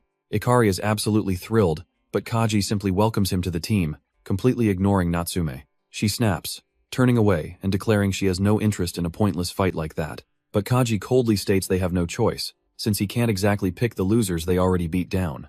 He twists the knife, reminding her of her big talk about crawling at his feet, calling it a disappointment. With a theatrical sigh, Kaji muses that he'll just have to find someone else, hitting Natsume right where it hurts. And just like that, she caves, shouting that she'll go. He gives a knowing smirk. He had her figured out from the start. Natsume slumps in defeat, already dreading the ordeal, as Kaji offers a simple, almost dismissive thanks for her cooperation. But a simple thank you isn't going to cut it. She snaps, getting right in his face, questioning if that's really all he has to say. She leans in closer, voice rising as she reminds him of all the times she's helped him out, leaving Kaji completely flustered. Grabbing him by the collar, she demands a proper reward, some actual sincerity. Panicked, he blurts out that he'll grant her one request. A dangerous glint appears in her eyes. This was the opening she was waiting for. Then she drops the bombshell, demanding he go on a date with her. Kaji is frozen in pure, unadulterated shock. With a terrifyingly intense smile, she holds him firmly, making it clear this is not a negotiation. She spells it out for the whole class to hear. This weekend, he's taking her on a date. The entire class watches, frozen, as Natsume has Kaji completely cornered against his desk. But elsewhere, a different kind of lesson is taking place over the phone. Kaji is being told about the precision strike training he's apparently started. It's a high-level technique, one that could allow him to break through even the toughest defenses. He's impressed with Itsuka's methods, but his admiration quickly turns to irritation. He dials up Sato, demanding to know why he was never taught these personal techniques himself. Sato's answer is brutally honest. Kaji simply hadn't reached that level yet. He explains that trying to master advanced skills without a solid foundation is just reckless. And then, with a hint of mockery, he asks if Kaji plans on learning while still wearing that collar. Kaji argues he could at least learn this one skill, but Sato shuts him down, saying there just wasn't time. Sato lays it out cold. Kaji's body was so weak, they barely had time to get him to a baseline. He reminds him that there's an order to everything, a process Kaji just hadn't earned the right to skip. Changing the subject, Sato asks where Kaji is, who tells him he's in Shinjuku for an appointment.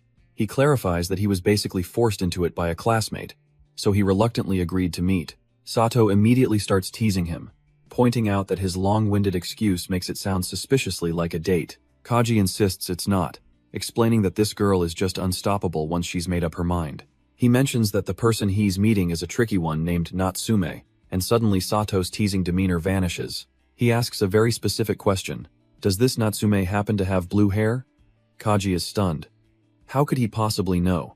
Without waiting, Sato stands up, demanding her full name, his voice now laced with urgency. The moment Kaji says Natsume Umi, Sato's entire expression freezes in shock and disbelief.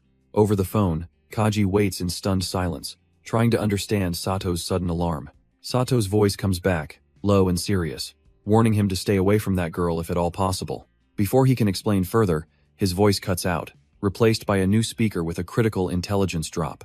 It seems someone else is on the line now, giving Kaji the intel he desperately needs on Natsume Umi. She was once the head of Tokyo's capital society, a fact that already sends a chill down his spine. But it gets worse. She's the daughter of Natsume Kaito, the current boss of the New One group. Just as this sinks in, a cheerful voice appears behind him. It's Natsume Umi herself. The voice on the phone continues its grim report. Her father is also Chairman Mikado's right-hand man. Completely unaware of the bombshells being dropped, she thanks him for coming and wishes for a fun day. Kaji just stands there, sweating, utterly baffled as to why a high-risk individual of her caliber would ever approach him. And instead of an ambush, Kaji is met with a surprisingly impressive Italian feast. Natsume gets ridiculously excited, needing a picture because dorm life is usually so bland. She eagerly brandishes her knife and fork, ready to dig in, while Kaji just stares, completely lost. With a happy sigh, she starts eating, utterly unaware of the storm brewing in his mind. She even comments on how good it tastes compared to the high-protein dog food she usually eats. Kaji was on high alert after Sato's call, but this entire day has been shockingly normal. They went shopping, hit the game arcade, all painfully mundane date activities. They wandered through town, even stopping to watch a couple of drunks have a go at each other. And after their day out, the meal that started it all is now just a collection of empty plates. Kaji's barely touched his salad when Natsume, having devoured everything else, asks where the pasta went. But for Natsume, the meal isn't over. With a dead serious look, she declares the real deal is just starting, and that real deal is dessert. She enthusiastically waves down a waitress, ready for round 2. Kaji just stares blankly as she fawns over the tablet, completely unable to decide on a cake. And as he watches her, it all starts to click. He thinks, this girl is the daughter of the chairman? There's just no way. But then, his eyes glow red with realization. No, wait, if that's true, it would explain absolutely everything. He flashes back to the moment she gave him the crucial information on Class B. The source was her all along.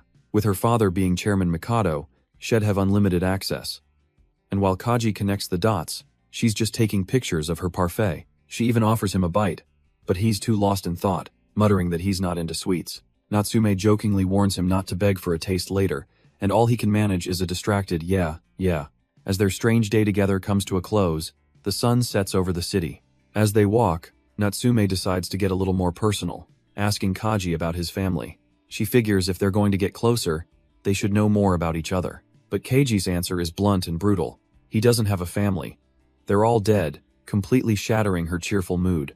From the shadows, a stranger with a cigarette steps out, apologizing for his insensitive timing. Kaji dismisses the apology, but the man's next words catch him completely off guard. He casually asks Natsume if she's from the Capital Society, a name that makes both of them freeze. Kaji's eyes narrow, demanding to know who this guy is and what he's doing here. The man introduces himself and his partner as top candidates for the Class B mixer, Ukyo Jin and Shirotani Ayo. Jin recognizes Kaji as Ukami, the Class A rep, but Kaji is still reeling from that one phrase, Capital Society? Sizing Kaji up, Jin smirks, wondering aloud why girls always fall for these unimpressive herbivore types. Jin then turns his attention to Natsume, asking if a guy like Kaji can really satisfy her. He leans in with a smug look, clarifying he means physically and sexually, because he is obviously way better. His partner, Shirotani, chimes in, agreeing that a carnivore is always better than a herbivore. But instead of reacting, Natsume and Kaji just turn and walk away, completely ignoring them. Jin's face twists in fury, warning them hell use force if they keep messing with him. He then catches himself, a nasty little smirk spreading across his face as he comes to a conclusion. He muses that growing up around defective guys must have given her terrible taste in men. What a pathetic girl, he thinks, born under an unlucky star and destined to suffer. But that's the last straw, as Natsume spins on her heel and smashes her elbow right into his jaw. She glares back with pure disgust, clicking her tongue as if he's just trash she had to take out. Jin grabs her arm, a twisted smile on his face, finding her frustrated expression hot. He tells her not to get too pessimistic. A Class A like her could never beat a Class B like him. But just as he tells her to accept reality, a blur of motion cuts through the air. Before anyone can react, Keiji is suddenly between them, arms raised to stop the fight. Jin is completely stunned, demanding to know what the hell Kaji thinks he's doing. Kaji calmly begins to explain his actions from a simple, objective point of view. He's not just a fellow classmate, but also the class rep for Class A, a fact that shocks Natsume. Then his eyes flare a dangerous red as he makes it clear. He just doesn't like Ukyo Jin. Jin's own eyes glow with a menacing green light, his aura erupting with fury. The three of them are frozen in a standoff, the air crackling with unspoken violence. Jin stares in utter disbelief, wondering if he's hearing things correctly. But Kaji just smirks back, confirming that yes, Jin's ears are working perfectly fine. Perhaps, Kaji muses with a glint in his crimson eye. His initial explanation was just too complex. For a simple-minded monkey who only knows how to chase after girls. The insult hits its mark, and Jin's face darkens with rage. Before he can lunge, his companion Shirotani steps in, calmly telling him to stand down. He reminds Jin that causing trouble off campus is a one-way ticket to expulsion. Jin grits his teeth, the sound echoing his barely contained fury. Taking a deep breath, he reluctantly turns away, admitting that Shirotani has a point. He's not about to get kicked out of school over some weakling. Kaji simply watches him retreat, his expression cold and utterly unimpressed by the display. But just as Jin's crew walks away, he spins around for a cheap shot from behind. Kaji's reflexes are insane, and he catches the fist mid-swing, his grip like steel.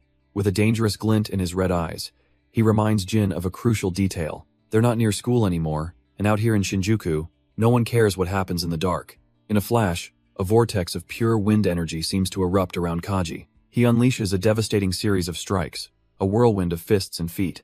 Jin is completely overwhelmed, unable to defend against the sheer speed and pressure. A brutal spinning kick connects, sending the brawler flying through the air. Even Kaji seems surprised, sweat beading on his face as he wonders what that power was. Jin can only stare in disbelief, realizing every single attack was generating wind with a spinning technique. But Jin isn't out of the fight yet, twisting through the air to launch a counter of his own. Kaji coolly observes the flurry, recognizing the technique as one worthy of the South Wind Society. His training, however, has changed him. His eyes now perceive battles on a whole new level. The attacks are fast, yes, but for Kaji, He can now see the exact point where each strike is headed. His strategy is simple. Create just enough distance to evade the initial impact, then strike the point of origin with a perfectly timed counterattack. He puts his theory to the test, landing a clean, precise blow right on Jin's jaw. A flicker of satisfaction crosses Kaji's face. His training is already paying off. He prepares for the next move, his red eyes glowing with newfound confidence. But Jin just stands there, completely unfazed, wondering what the hell that weak punch was supposed to be. Jin's face twists in sheer disgust. This wasn't a fight, it was a half-hearted tap. He scoffs, asking if Kaji is trying to make a fool of him, but Kaji is dead serious. He just hasn't perfected the technique yet. And that casual admission is the final straw. From the sidelines, Shirotani groans. There's nothing in this world Jin hates more than being underestimated. The sheer audacity of it all, a nobody from Class A, daring to use him, a Class B elite, as a simple training dummy. A furious green aura explodes from Jin's body. The time for games is over. No one has ever disrespected him this badly, and he clenches his fist, ready to make Kaji pay. He lunges, vowing to kill him with the South Wind's signature technique. Dokugi! Natsume screams in horror, realizing he's going for a lethal blow, but Kaji just watches him come. Natsume desperately tries to pull Kaji away, pleading for them to just leave, but he just tells her not to worry, a chilling calmness in his eyes that only makes her more afraid. As Jin rushes in, Kaji simply crosses his arms, a motion he's practiced 1,000 times. He knows that when an enemy charges recklessly like this, it's actually an advantage for him, and in that split second, his mind flashes back to his grueling training days, kneeling on the floor, exhausted. Back then, his mentor, the legendary Sai, stood over him, admitting his growth was slow but steady. The young Kaji had a question for his sensei, a problem he couldn't solve on his own. He asked how to handle a real opponent who moves wildly, not like a predictable training dummy. Sai was impressed, telling him to think ahead by visualizing something simple. Baseball. A batter doesn't just swing. He reads the trajectory of the ball, predicting its path long before it arrives. Sai's voice echoes in his mind. Fighting is all the same. And in the present, Kaji unleashes his own style, the Southwind combat art's first form. A vortex of power swirls around his fist as he prepares the namikaze. An opponent like Jin is the unpredictable curveball, and in this game, Kaji is the batter, his eyes glowing with deadly focus. The lesson was simple. Stay poised, read the trajectory, and then swing. But if your opponent comes at you like a fastball, charging straight ahead, well, you don't need a complicated plan for that. You just swing with everything you've got. And when you land that one clean, perfect hit, the collision is absolute, leaving only one man standing. The dust settles, revealing the silent, stunning outcome of their clash. His companions are speechless. The Southwind Society's secret art was defeated just like that. To Kaji, it was a simple equation.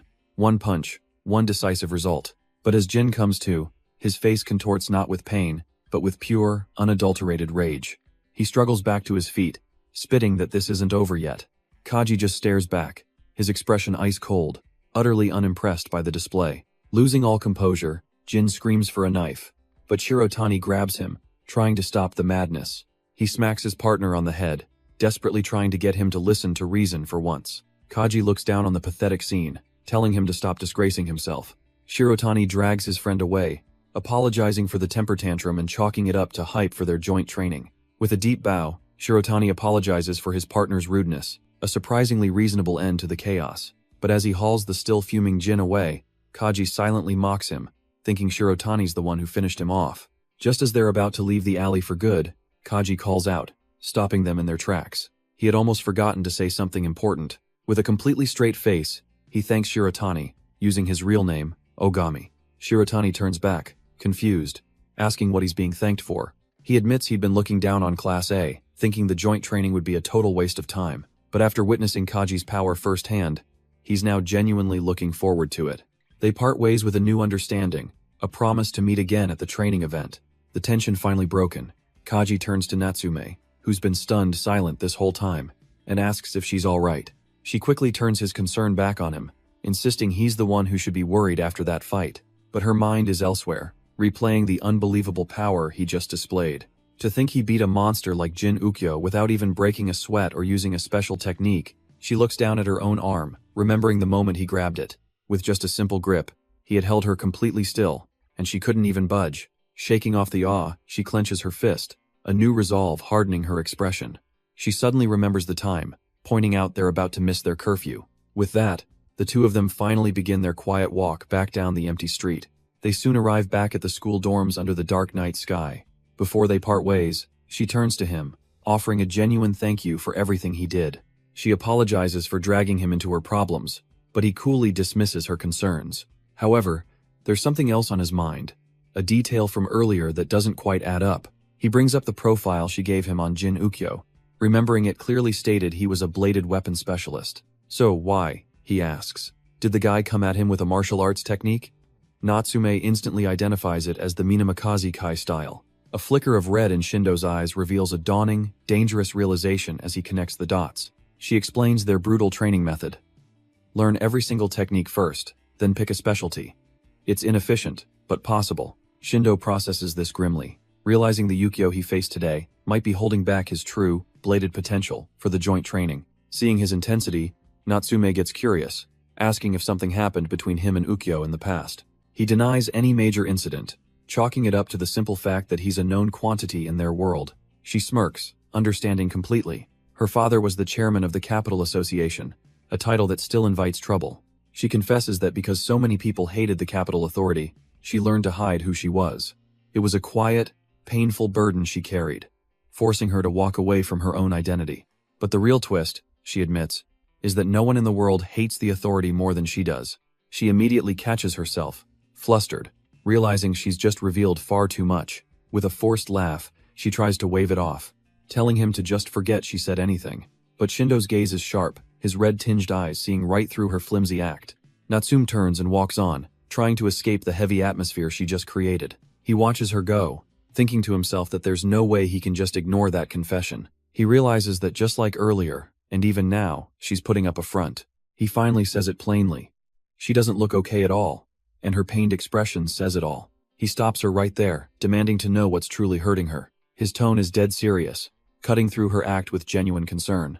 Natsume is so taken aback by this uncharacteristic kindness that she blurts out he must be an angel, because the Ogami she knows is practically a demon. She tries to deflect with a joke, pulling out a yellow card for him sounding like a real friend. Shindo coolly replies that he still doesn't believe he needs friends. He knows getting involved with her is dangerous, a risk he probably shouldn't take. But even so, he can't just pretend he didn't see her suffering. He tells her plainly that he won't ignore her pain, not after she's helped him out. And then he declares he wants to be someone she can rely on, leaving Natsume utterly speechless. The silence hangs heavy between them after his shocking declaration, but instead of a reply, Natsume can't help but let out a snort of laughter. Shindo is completely baffled, demanding to know what's so funny. She beams, telling him his awkward attempt at friendship is hilarious. With a playful jab, she calls him a total weirdo, leaving him slightly flustered. She points out he sounds like someone who's never had friends, and he bluntly agrees. Feeling much better, Natsume gives him a thumbs up, and he just tells her to hurry home, but she stops him, asking if he doesn't want to hear her story after all that. He grits his teeth, telling her to stop the weird nicknames as she prepares to talk. Shindo waits in silence, now committed to hearing everything she has to say. Her smile fades as she prepares to tell him everything, starting from the very beginning of her past. The story begins when she was only 5 years old, a time of shocking, sudden tragedy. In a single night, her father's entire world came crashing down around him in a storm of violence. The Shudokai, an organization that had been Japan's strongest for 3 generations, was utterly crushed by the Ishinkai.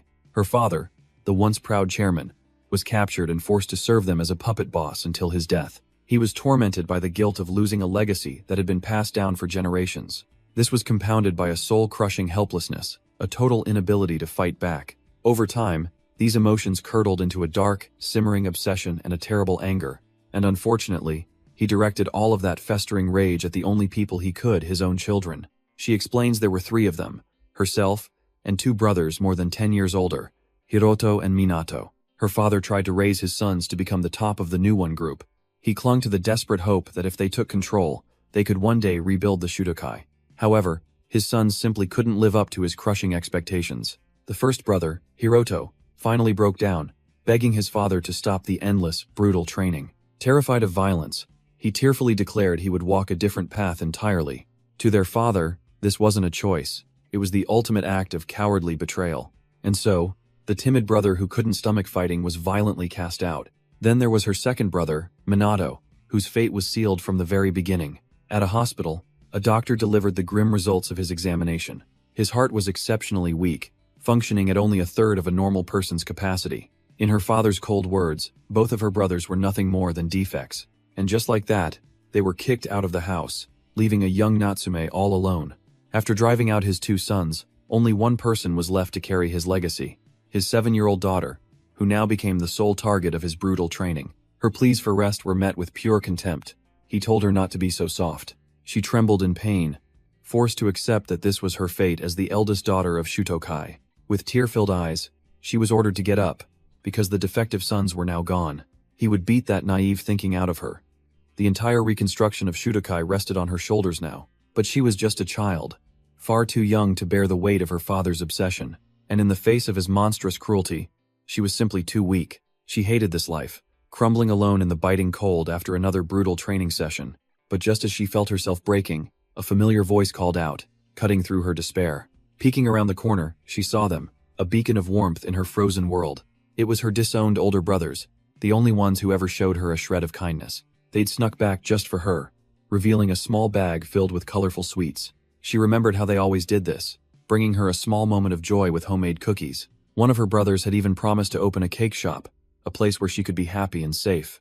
But that sweet dream was a stark contrast to her reality, a fact her brother saw in her eyes. With a trembling voice, she admitted their father only gave her disgusting food and hit her every single day. He never stopped, even when she cried that it hurt, leaving her to whisper how much she truly hated him.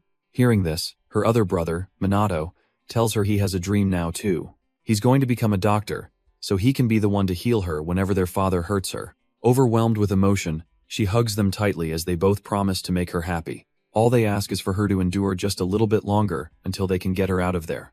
But looking back, she realizes the cruel reality they were hiding from her. Disowned and left with nothing, they were barely surviving day to day. And even though they were suffering immensely, they never let it show. They always just kept apologizing to her, acting like they were the ones at fault. She thinks to herself what a pair of idiots her brothers are, always putting her first. Even now, she muses, they still apologize every time they meet, saying she had it rough because of them. She insists it was never their fault. The real ones to blame are Shutokai and their own father. Trying to lighten the mood, she says she chose this school on her own to make use of her talent. She tells him to stop apologizing and just be jealous, but he simply notes how close she is to her brothers. Her cheerful act shatters. Yeah, she says, fists clenching. And that's exactly why I'm pissed. She glares, recalling how Ukyojin insulted her brothers, calling them defective trash. And she couldn't even say a word back. She wants to shut him up at the exchange match. But when Shindo asks if she's confident, she deflates with a sigh. The truth is, she's not.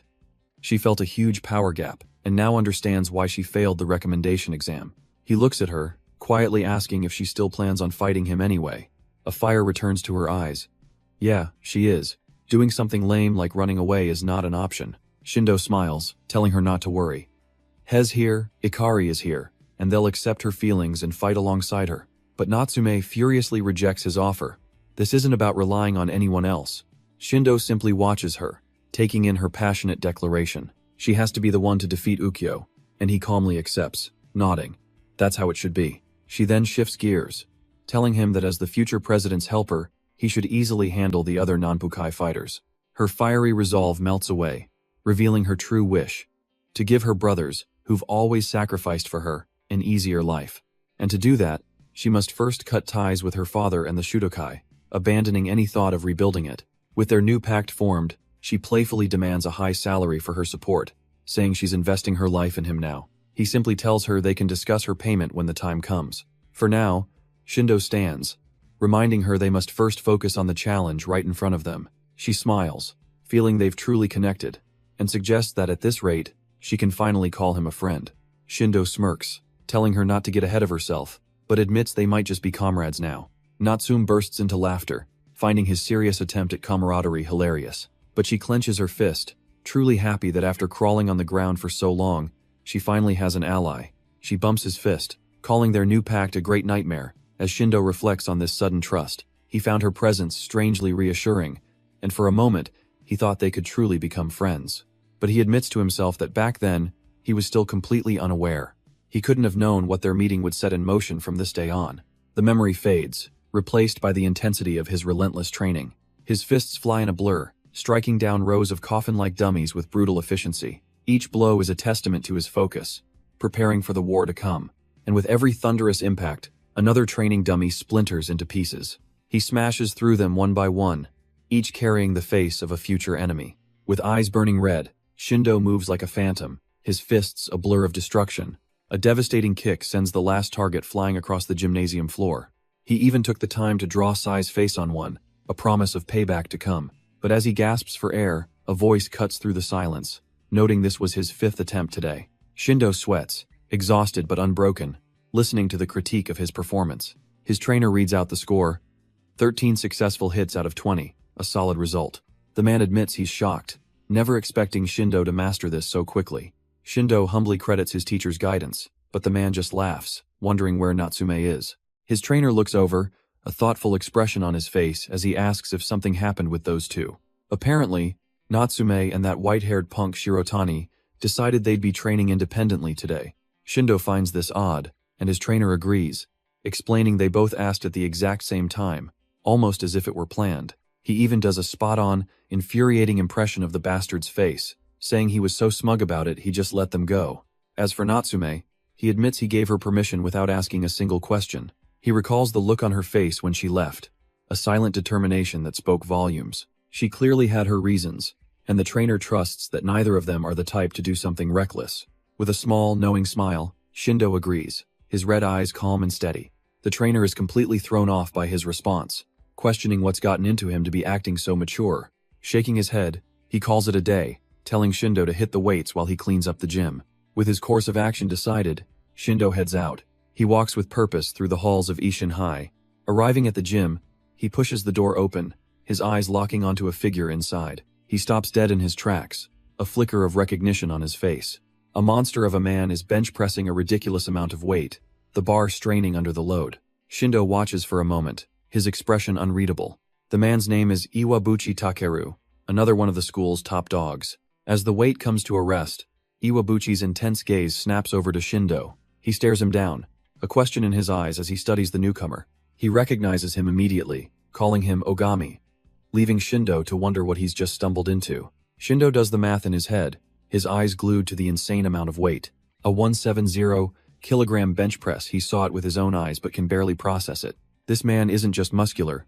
He's built like a tank, with muscles like solid armor. Iwabuchi smirks, noting the timing is perfect. He'd been wanting to meet him before the exchange meeting. A bead of sweat rolls down Shindo's face. He cautiously asks what the guy wants, but Iwabuchi simply extends a hand, saying he just wanted to talk. He introduces himself as Iwabuchi Takeru, the class representative for Class B. Shindo returns the handshake, introducing himself as Class A's rep, thinking the guy seems surprisingly approachable. But as their hands meet, a strange sensation shoots through him, and his eyes flare a dangerous red. The friendly act fades as Iwabuchi reveals the real reason he's here. He knows what happened in Shinjuku. To Shindo's surprise, Iwabuchi suddenly apologizes for all the trouble caused.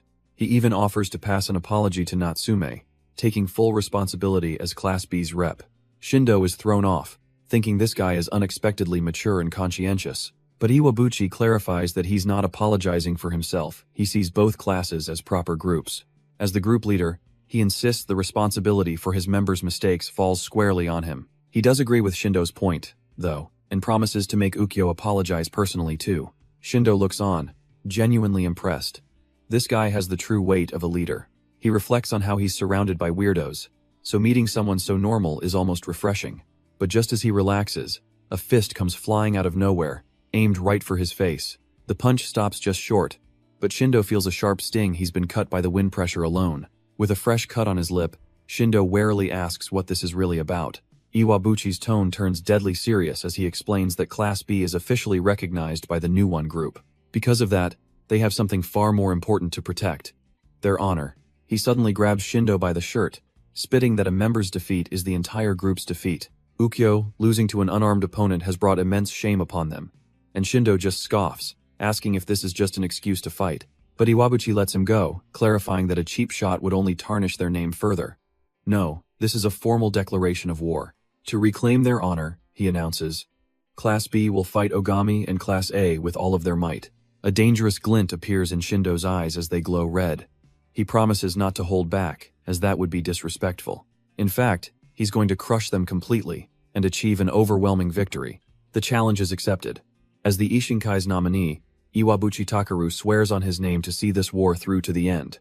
But Shindo cuts him off, tired of all the talk about honor and grand reasons. He boils it down to the simple truth.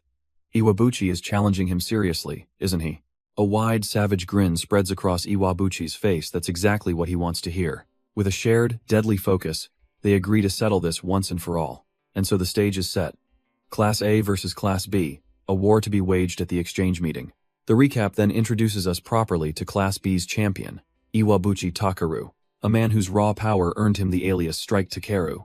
We flash back to 1 year ago, when he first started making a name for himself. A devastating earthquake had struck a village, causing a public hall to collapse on its people. As the rescue was delayed for hours, Iwabuchi was on the scene, shielding a terrified child from the rubble. And in that moment of despair, trapped beneath the tons of rubble, the little girl felt the world shaking again. It wasn't another tremor, something was different, a strange energy cutting through the darkness. Her eyes shot wide with disbelief at the impossible sound. A hole blasted open in the concrete wall, light flooding into their tomb. And there he was, Iwabuchi Takeru himself, a literal force of nature. Back in the present, Shindo's trainer confirms the story, noting that this kind of power is exactly why the Ishinkai had their eyes on him. Shindo's friends are floored, listening in with a mix of awe and dread at this description of their new rival. The trainer calls him a cheat character, a prodigy who was at the top of his class even as a kid. The legends don't stop there. Rumor has it that during a mock battle, he single-handedly took on 3 active Ishinkai members.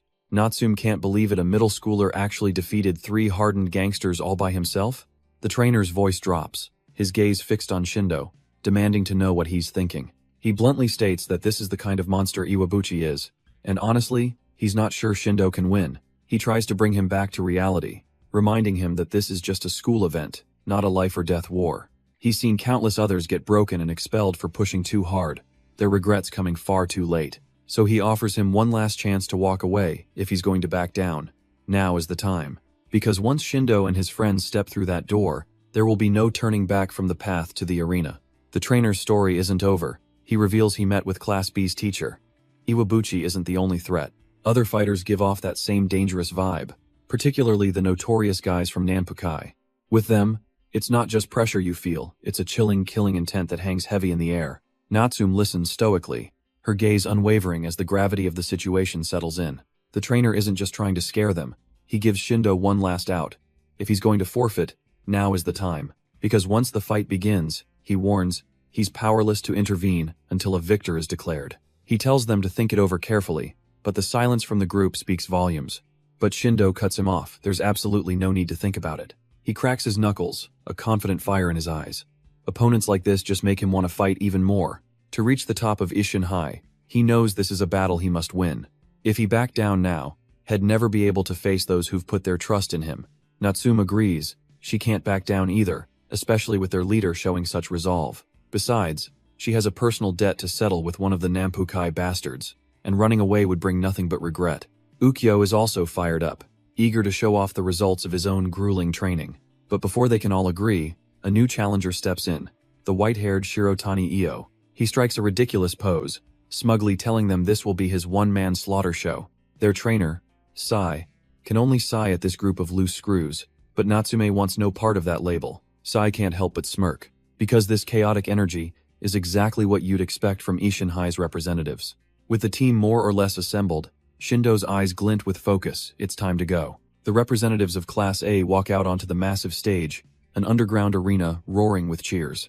But in the stands, the crowd is buzzing, and all their bets are confidently placed on Class B. And one look at their lineup, a hulking monster and a stone-cold killer, shows exactly why. A few students in the crowd aren't convinced, dismissing the rumors that Class A's ace already beat Ukyo-jin. But down in the ring, the announcer's voice booms. The first match is set.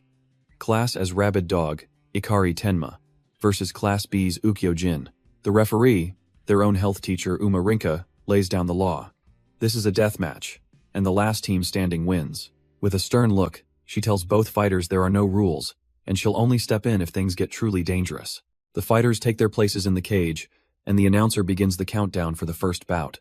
As the number 5 flashes, Sai is already screaming from the sidelines, telling Ikari to stay focused and not let his guard down. Shindo watches with a grim intensity, realizing this is the first time he's ever seen their rabid dog in a truly serious fight. But Ikari is just grinning like a madman, mocking Ukyo and telling him not to be too sad when he inevitably loses. Ukyo, however, remains completely unfazed, calmly preparing to unleash his Nanpokai-style dagger technique. To honor his opponent's courage, Hell show him everything, shifting his stance as the countdown ticks to 2. The countdown hits 1, and Ikari explodes forward, his face a twisted grin, promising to gracefully scatter his opponent.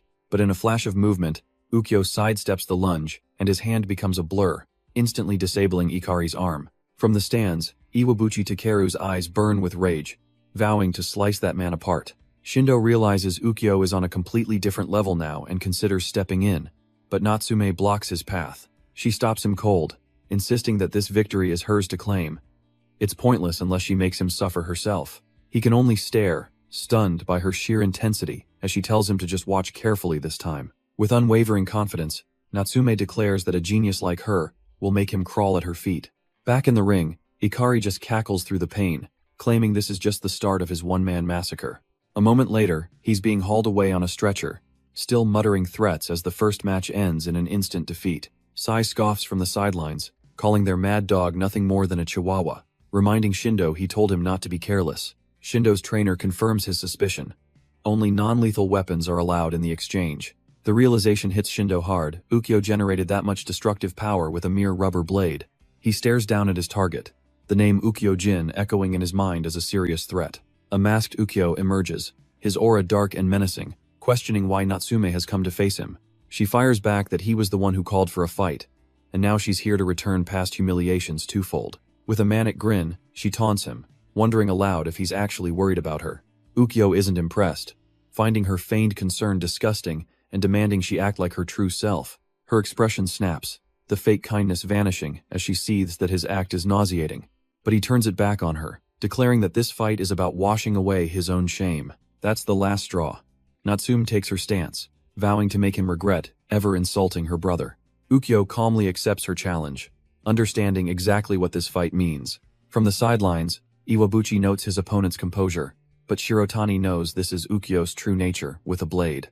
He explains that Ukyo's mind is a fortress, immune to taunts and emotional tricks, and it's that ice-cold rationality, that lack of rage, that makes him truly terrifying. Shindo watches with dread, realizing this fight is on another level, and hoping no one actually dies. The referee raises her hand, officially announcing the match. Natsume Ayomi versus Ukyo-jin. As the countdown starts, Natsume's gaze is fixed, her resolve hardened into steel. Ukyo's grip on his weapon tightens, a silent promise of the violence to come. A blur of motion as his hand snaps into position. The second the signal is given, they launch at each other, blades meeting in a furious, instantaneous clash. The students of Ishinhai recoil in shock at the sheer speed of the opening exchange. But Shindo, watching intently from the sidelines, remains silent, his eyes wide. He can't believe what he's seeing. Something is wrapped around her hands.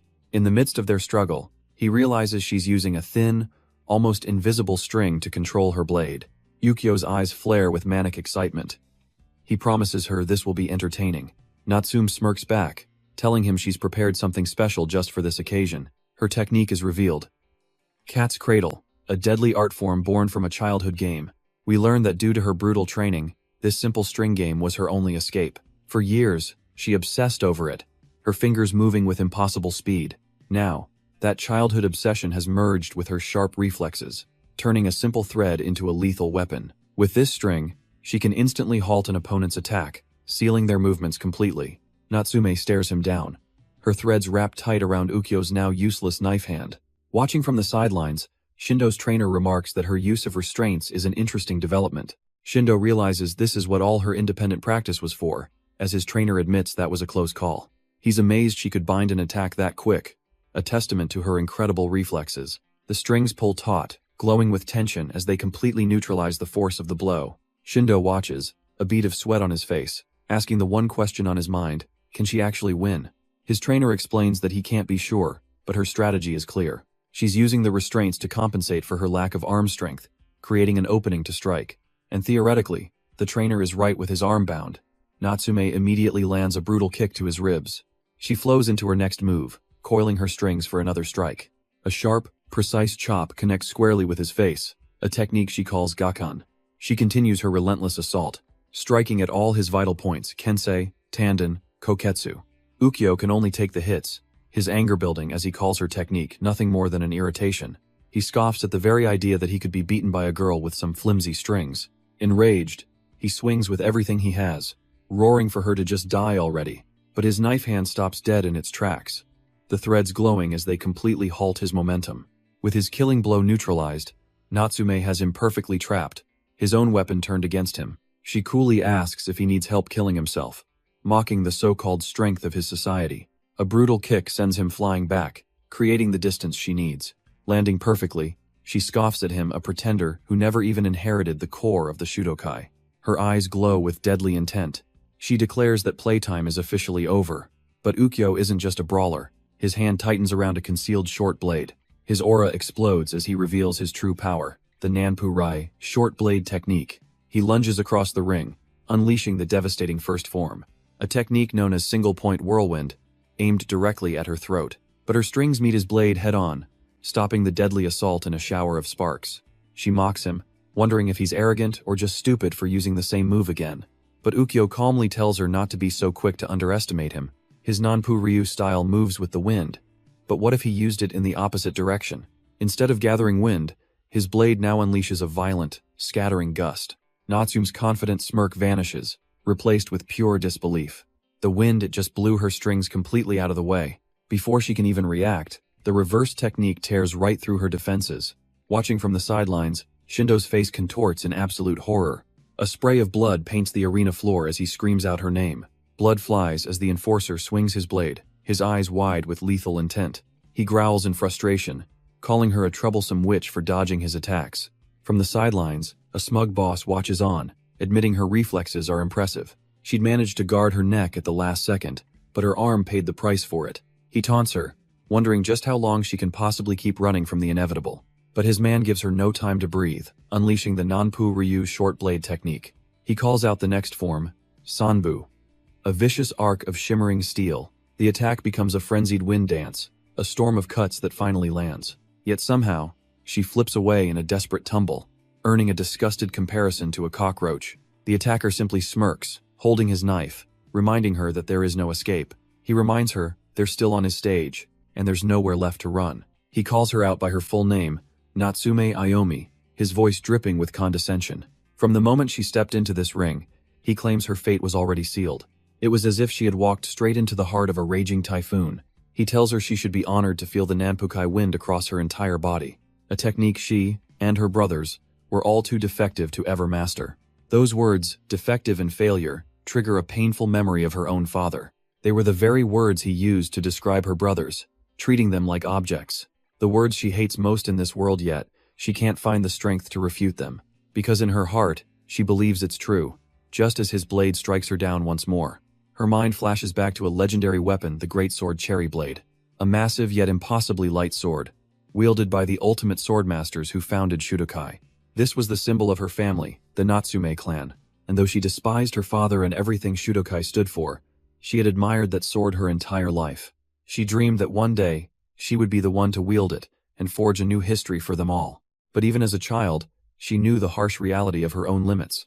The blade was simply too long and too heavy for her small frame. No matter how much she willed it, her body refused to obey, her wrists shaking under the strain. Then, her father's voice echoes in her memory, telling her to stop this foolishness. He declared that a defective body like hers could never wield it, that she would only break herself trying. He never expected anything from her, he said, because she was born a woman. With a chilling calm, he branded her a failure, not even worth getting worked up over. Then he simply walked away, leaving her to tremble in the shadow of his disappointment. It wasn't just the sword she lost that day. It was the words that tormented her. Defective and failure, two labels she hated, but felt she had no choice but to accept. But in the present, her opponent dodges, twisting that old pain into a fresh new weapon. He sneers, saying he almost pities her father. If even one child could wield the cherry blade, but with two cowardly sons and a useless daughter, her father can only grovel to stay in power. Stumbling back from another blow, Aomi realizes Shudokai has truly fallen. And for the Nanpukai to be stuck serving such failures, it's an unbearable humiliation. The insults finally push her over the edge, and Aomi explodes with a furious kick. But her opponent is on another level, effortlessly deflecting her attack with his own power. She stumbles to her feet, bruised and broken, but a new resolve burns in her eyes. From the sidelines, one of her juniors panics, sure that she's finished, and begging to forfeit. His sensei, however, remains perfectly calm, telling him to simply watch the fight. The Nampukai leader steps forward, assuming from her silence that Aomi has finally reached her limit. He announces he'll end it quickly, but she looks up, her spirit far from broken. Her opponent can only stare, caught off guard by the sudden shift in her demeanor. She thinks to herself, so what if she can't use a sword? There are other ways to win, revealing a bloody, spiked knuckle duster hidden in her hand. She roars that they can keep talking, but she will deny them over and over again. Her opponent is momentarily stunned by her absolute refusal to surrender. But he recovers, deciding to strike her down right here and now. He vows to end this with his most precise technique as she launches herself forward. He unleashes the third form of his Nanpu Ryu short blade technique, the blue sky rending wind, a devastating vortex that rips through the air. But what this man doesn't realize is that Aomi possesses unmatched dynamic vision. It's backed by explosive power and reflexes she has mastered over a lifetime of fighting. A flashback reveals her past, effortlessly dismantling multiple opponents at once. She's always known exactly where an attack is headed, and precisely how to move. It's a perfect calculation of distance and impact, honed to an impossible degree. A student watching from the sidelines has a shocking realization. He turns to his teacher, stammering, asking if that could possibly be the technique. The man just smirks, confirming that yes, this is exactly what he's been training for. How ironic, he muses, that the princess of Shudokai has mastered the key of Ishinkai. He orders his student to watch her movements carefully, to witness her true power. This is Indo, the legendary technique of the cherry blade that once silenced all of Tokyo. In her mind's eye, a perfect target lock forms, guaranteeing a precision strike. From above, other fighters can only watch in absolute shock. Even her own allies clench their fists, stunned by the level she's just revealed. With a final, crushing strike, Natsume Ami slams her fist into the ground. The bodyguard, Ukyo, lies defeated, his sunglasses askew and his consciousness fading. She struggles to her feet, panting, the immense strain of the legendary technique catching up to her. Every muscle in her body is screaming, but she has done it. And with the announcer declaring her the winner, she lets out a raw, triumphant roar. The victory is so overwhelming that tears of pure joy and relief stream down her face. But her celebration is cut short as her expression shifts to one of utter disbelief. From the stands, Ukyo's classmates are in an uproar, refusing to accept the outcome. As their champion is helped from the ring, they can't believe he lost to a girl from Class A. Their shock quickly turns to rage as they turn on their own fighter, screaming at him for embarrassing them. But the crowd of sore losers erupts, claiming she must have cheated. Aomi just scoffs, completely unbothered by their pathetic whining. Her casual dismissal sends the Shudokai members into a full-blown tantrum. They scream for the referee, refusing to accept that their champion lost fairly. Suddenly, a loud crack silences them as an unknown student smashes his fist into a concrete wall. He turns and coldly orders his fellow students to stop insulting the two fighters. He declares that the fight was fair and square, and this time, Natsume was simply stronger. Aomi looks on, stunned, as he lectures them on accepting the results with dignity. Facing his teacher, he proclaims that this is the proper courtesy owed to both winner and loser. He then bows and apologizes for the damage, but his teacher is simply proud of his student's integrity. The Shudokai student thanks his teacher, confirming that everything went just as Ishinkai predicted. But his mind is elsewhere, a single name echoing in his thoughts: Natsume. The cost of her victory is written all over her arm in deep, bloody cuts. She pants, battered but unbowed, as the announcer calls her up for the third match. Her opponent is revealed: Class B's very own Shirotani Ryo. He strolls into the ring, casting his jacket aside with a simple, almost insulting suggestion that she should forfeit. He explains his chivalrous code. He doesn't raise his hand against women, and he certainly doesn't fight the injured. And since she's both, he doesn't want to hurt her a sentiment so sweet it makes her teeth ache. With a defiant smirk, she turns and raises her bloodied fists, ready for another round. She tells him to mind his own business, insisting she's in perfect shape to continue. Her last words of defiance hang in the air, a final boast she can't back up. And just like that, her body gives out, and she collapses to the cold floor. Panic erupts from the sidelines as the staff screams for the medical team. Ogami can only watch from a distance, his face a mask of pure shock and fury. Natsume lies unconscious, the true cost of her earlier victories finally catching up. The fight is over before it began, and the ring is cleared in a somber pause. The teacher calls out to Ogami, who is still frozen in place watching her go. He asks about Natsume's condition, his voice tight with worry for his classmate. She just collapsed from extreme fatigue and blood loss. He's told not to worry and to go ahead. With Natsume safe for now, the tournament resumes, and the next participant is called to the stage. But just as Ogami is about to enter the ring, the teacher stops him, saying he has a message from Natsume. He relays her words directly to the future president. From her bed, battered but defiant, Natsume had a simple command. She showed everyone her strength, so he better show them his. If he dares to lose, she'll never forgive him. A small smile touches Ogami's lips. That sounds exactly like her. He turns to face his opponent, Shirotani Ryo. Knowing that losing is no longer an option, Ryo's first concern, surprisingly, is for Natsume's well-being. Ogami confirms she's okay. Hearing that, Ryo stretches his neck, relieved. Now he can focus completely on the fight he's been waiting for. The countdown begins, and Ryo wastes no time. His entire demeanor shifts, his eyes glowing with a predatory, almost inhuman intensity. The bell rings, and in a flash, he explodes forward, launching the first attack of the match. Ogami meets the charge head-on. Ready to feel his opponent's strength firsthand, he immediately drops into the Byakuya-style hunting stance to brace himself. But Ryo is already unleashing his own art, his hand forming a vicious bear claw. He closes the distance in an instant with a fox dash, his footwork a blur. An eagle talon kick crashes into Ogami's side before he can even register the movement. The speed is absolutely overwhelming, and every single attack lands with crushing force. A sharp elbow, the deer antler, smashes directly into Ogami's face. Yet Ryo is the one who seems surprised, feeling the sheer toughness of his opponent's guard. He doesn't hesitate, swinging another bear claw to try and tear right through him. And as he takes the hit, Ogami realizes all these unique techniques are coming from his hands alone. And in that moment, Ryo's eyes flare with a predatory, golden light. Hes no longer just a fighter, Hes a beast. And Ogami knows dodging this onslaught is impossible. He can only desperately parry the storm of blows raining down on him. If he can't evade, then hell have to break through head-on. Ogami formulates a plan, deciding to deflect each attack with precise strikes. Hell used the recoil of Ryo's own attacks to throw off his balance, and then land a single perfect precision blow to end it. The counter is launched, a flawless strike aimed right at Ryo's head, but the fist stops dead, caught effortlessly in Ryo's palm, and Ogami's face twists in shock. The sheer force of the block sends Ogami staggering back, his ultimate plan completely dismantled. Ogami is stunned, his mind reeling. That movement wasn't humanly possible. The realization hits him hard, he can't read Ryo's movements at all anymore. As he stares at his own hand, a single thought consumes him. What am I supposed to do? But before he can even make a move, Ryo casually raises a hand and forfeits the match. Ogami can only stare, completely lost for words. The spectators are just as baffled, murmuring amongst themselves in disbelief. Ryo himself just looks completely unbothered by the sudden turn of events. A collective shout of confusion echoes through the arena. Snapping out of his stupor, Ogami glares at his opponent, demanding an answer. But Ryo simply slips on his jacket, telling him it's exactly what it sounds like. Ogami's pride is stung, demanding to know if Ryo thinks he isn't even worth the fight. But Ryo turns back, his expression serious, telling him it's quite the opposite. Ogami can't believe it, scoffing at the idea. But Ryo clarifies that he forfeited because he recognized Ogami's strength. He tells the fuming fighter that he can believe it or not, but he already saw the fight's conclusion.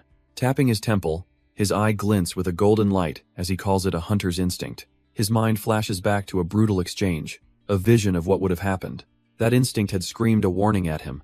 If the fight had continued, he realized with chilling certainty, he would have been the one hunted down. Of course, he admits, Ogami wouldn't have gotten away unscathed either. As they walk off, Ryo adds that leaving him half-injured would just create problems with the class rep anyway. Another fighter, Takeru, internally agrees with the decision. Forcing a fight against an injured opponent would be disrespectful. For Ryo, it's simple logic. It is a subordinate's duty to protect the leader's image. He calls out to Ogami one last time, telling him not to take it personally, he's simply the stronger man. With the winner declared by forfeit, Ogami just sighs, vowing to hunt Ryo down when the time is right. He then walks over to Takeru, effectively tagging him in for the next round. Takeru is surprised, asking if his opponent was really strong enough for Ogami to concede. Ogami's confirmation only brings a confident smirk to Takeru's face. He acknowledges the challenge. From the sidelines, Ryo announces the next match will begin immediately, promising it'll be a good one. A flicker of anticipation crosses his face. This is the moment he's been waiting for. Stepping into the light is the intimidating powerhouse of Class B, Iwabuchi Takeru. The final match of the first-year exchange event is finally here. Stepping into the arena is Class A's representative, Ogami Yoichi, looking almost thrilled to be here. His opponent, Takeru, plants his feet with a ground-shaking thud. A silent show of force. The official countdown begins 5-4, as the two titans prepare to collide. Ryo watches from the side, recalling how neither fighter even bothered with a pre-fight greeting. But as the timer hits 3, we flash back to see what really happened. Takeru had, in fact, approached his opponent and offered a hand with a confident grin. He proposed they go all out, a battle with no room for future regrets. Ryo's cold, calculating gaze takes in the whole scene. 1. The handshake is accepted, a mutual promise of a legendary fight. 0 is called, and the fight officially begins. Onlookers immediately start to murmur, wondering if Ogami has any real chance of winning. His entire victory, they figure, hinges on whether he can dodge a single punch from Takeru the striker. Other students question the nickname, but are quickly told to shut up and watch what's about to happen.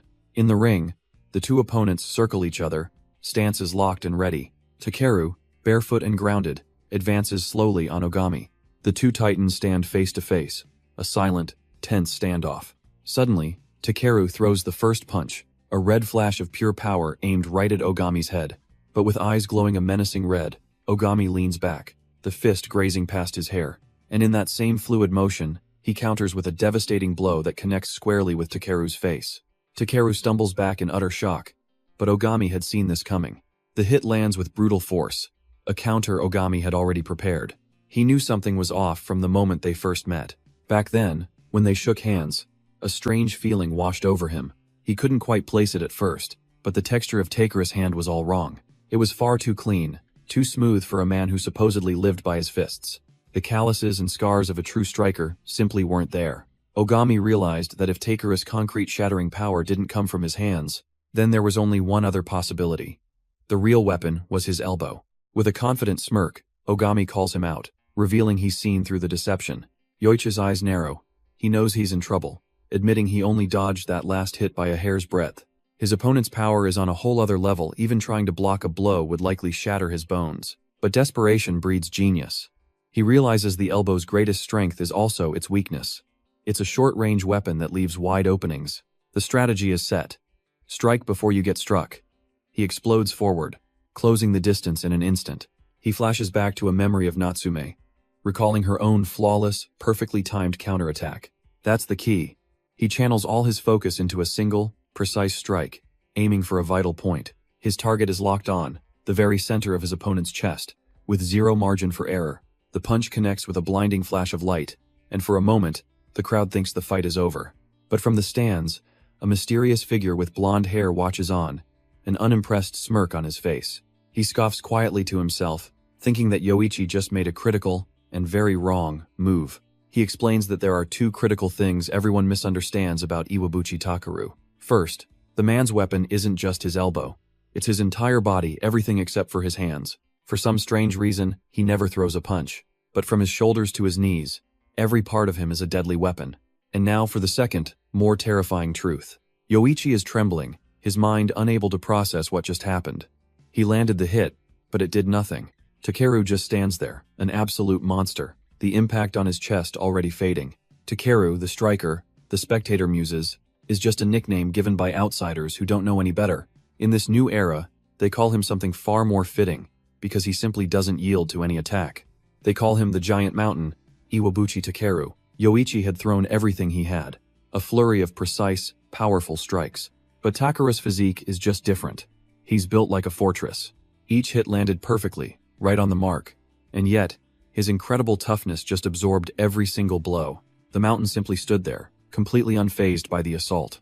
Then, he plants his foot, gathering an immense, terrifying power. Yoichi sees it now that heavy, tank-like body isn't just for defense. It's a weapon, a spear crashing forward with unstoppable momentum. A force that sweeps away everything in its path, sending him flying across the ring. Yoichi collapses, his body trembling from the impact. This man is a walking contradiction. The realization hits him with the force of another blow. Takeru moves in again, his power defying all logic. He possesses the ultimate shield, a body that blocks all attacks, and the ultimate spear, a force that pierces through all defenses. As his world turns upside down, Yoichi knows this man is truly beyond any standard he's ever known. A thunderous crash echoes as his body smashes through the arena doors. The students outside turn in shock at the sudden, violent noise. Takeru stands there, having delivered the final, devastating blow. The impact reverberates, a definitive and brutal end to the fight. To the onlookers, it was a pathetic sight. Yoichi was just a rag doll being tossed around. The other students are terrified, whispering that Takeru shows no mercy and might actually kill him. Ryo screams from the stands, unable to believe the gap between Class A's top and Class B's. He begs Yoichi to forfeit, insisting this opponent is on a completely different level. Takeru just smirks at the display, calling his friend's desperate advice completely misguided. But as Yoichi begins to stir, a chilling thought crosses Takeru's mind. He hasn't even been scratched. Despite the beating, there's no significant damage. Ryo argues back, pointing out the obvious wounds, but even Hez baffled by Yoichi's unnatural calm. Yoichi just dusts off his hands, coolly admitting he's simply used to this kind of pain. Then, with a blinding flash, he declares the warm-up is over and unleashes his true power. The memory hits him a brutal training session from his past. A younger, terrified Yoichi pleads with his master, Sato, convinced this wasn't training, it was attempted murder. His master's response was chillingly simple. Yes, he was absolutely trying to beat him to death. The purpose of the relentless assault was to push him past every conceivable limit. Sato's lesson was savage. Once you understand you can take this much pain and not die, your fear will vanish, replaced by an unshakable mental fortitude. But even as a kid, Yoichi couldn't help but notice the sheer joy his master took in the process. He called the man a pervert, right as the training weapon shattered from another vicious strike. Snapping back to the present, Takeru sees him hesitate and asks what's wrong. Yoichi just grabs his own hand, coolly dismissing it as a trauma quirk, and telling him to continue the fight. With a grin, Takeru announces he won't hold back, and their fists crash together in a flash of purple energy. But Yoichi doesn't just block the blow, he masterfully deflects the force. In a blur of motion, he slips past Takeru's guard and lands a solid counter to the body. For a moment, Takeru's aggression falters what just happened. Another punch is met with a perfectly timed interception, a blue targeting reticle flashing at the point of impact. Takeru can only grit his teeth, his raw power being systematically neutralized. Yoichi, calm and focused, mentally notes another consecutive hit landed. This is his art, a defense built entirely on precise, intercepting counterattacks. The technique is called strike block, cutting off an attack's path before it builds speed and power. He reflects that dodging that last guy might have been luck, but this technique, he has almost completely mastered. With his defense perfected, Yoichi thinks he no longer needs to worry about taking hits. A crimson glow fills his eye as he shifts his focus from defense to attack. He throws a clean, powerful strike right into Takeru's core. But the big man doesn't even flinch, absorbing the blow like it was nothing. Yoichi's confidence shatters. It's like trying to break a boulder with a piece of cotton. Now on the back foot, he realizes his stamina won't last against this relentless assault. His arms are already screaming in protest, bruised and battered from blocking. He has to do damage, now, but every punch he lands feels like child's play, bouncing right off Takeru's ironclad body. The massive difference in power triggers a painful memory of being helpless and beaten as a kid. And just then, through the haze of pain, he remembers something his uncle taught him. A voice from the past tells a young, terrified Yoichi to watch closely. It was right after he'd been beaten and mugged. His uncle, Sato-san, had something to show him. Out in the mountains, he demonstrated a punch so powerful it shattered the very ground they stood on. He told the boy that this technique's power grew with the user, but Yoichi was too young and only half listened. In the present, Aomi's father screams from the stands, demanding to know what Yoichi is doing. He roars at him to focus or die, just as Takeru's fist smashes into his face. But that jarring impact is exactly what he needed. The memory finally clicks. He remembered. Pivoting with perfect form, Yoichi unleashes that same technique into Takeru's ribs. The seemingly invincible brute staggers, his arm now bruised and smoking from the sheer concussive force. And from the crowd, Aomi's father recognizes it a strike whose sound and power are exactly like gunfire. Aomi's father can't believe his eyes. There's no way that was what he thinks it was. The legendary, bone-shattering technique known as the gun fist. A move that belonged to the former president himself, and Yoichi just unleashed it. The memory flashes back to a younger president, calling out to his subordinate, Itsuki. He boasts with a grin that he's come up with something truly amazing, but Itsuki just smirks, dismissing it as probably just another one of his boss's wild ideas. The president scoffs back, playfully reminding him who came crawling to learn precision strikes. He explains that once you've mastered the art of maximizing damage by hitting a precise point, once you have your targeting down to a perfect science, the only step left is to upgrade the weapon, turning a simple fist into a loaded revolver. The president lays out the theory. Gather every ounce of strength from your toes, and pour all of that raw power into a single arm, compressing it with zero waste. Then, he says, you simply unleash it like pulling the trigger on a gun. But before he can finish, a sudden force rips the sunglasses from his face. It was his subordinate, Itsuki, who had just thrown a punch from across the training ground. The president is speechless. A shockwave from that far away? What in the world was that? Itsuki proudly holds up his fist, ready to name his incredible new move. He calls it the ultimate 4-4 caliber magnum mega fist, only for his boss to deadpan that it's lame. Itsuki's pride shatters, but the president waves off his protests. He muses that the strongest moves need the simplest names, and since it's like a gunshot from a fist, he decides on a simple, direct name for the technique: fist shot. That very name echoes in the present as Aomi's father stares at the ring in disbelief. He knows that technique. It's the one he personally developed when he was the president. His mind races with impossible questions. How could this kid possibly know about it? And why? For a terrifying second, did his form perfectly overlap with the image of the former president. Inside the cage, Iwabuchi shakes his arm, the force of that blow still rattling his bones. He gives Yoichi a look of grudging respect, admitting that a direct hit would have put him down for the count. But he's already analyzed the situation, and a confident smirk spreads across his face. A move that powerful isn't something you can just throw around freely, and as he closes the distance, he confirms his theory to use that much power.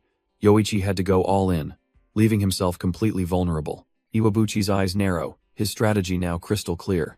If he just denies Yoichi the chance to use that technique, it's over. He explodes forward, landing a punishing blow and mocking him for running away. The big man flexes, amused that his opponent has suddenly decided to talk tough.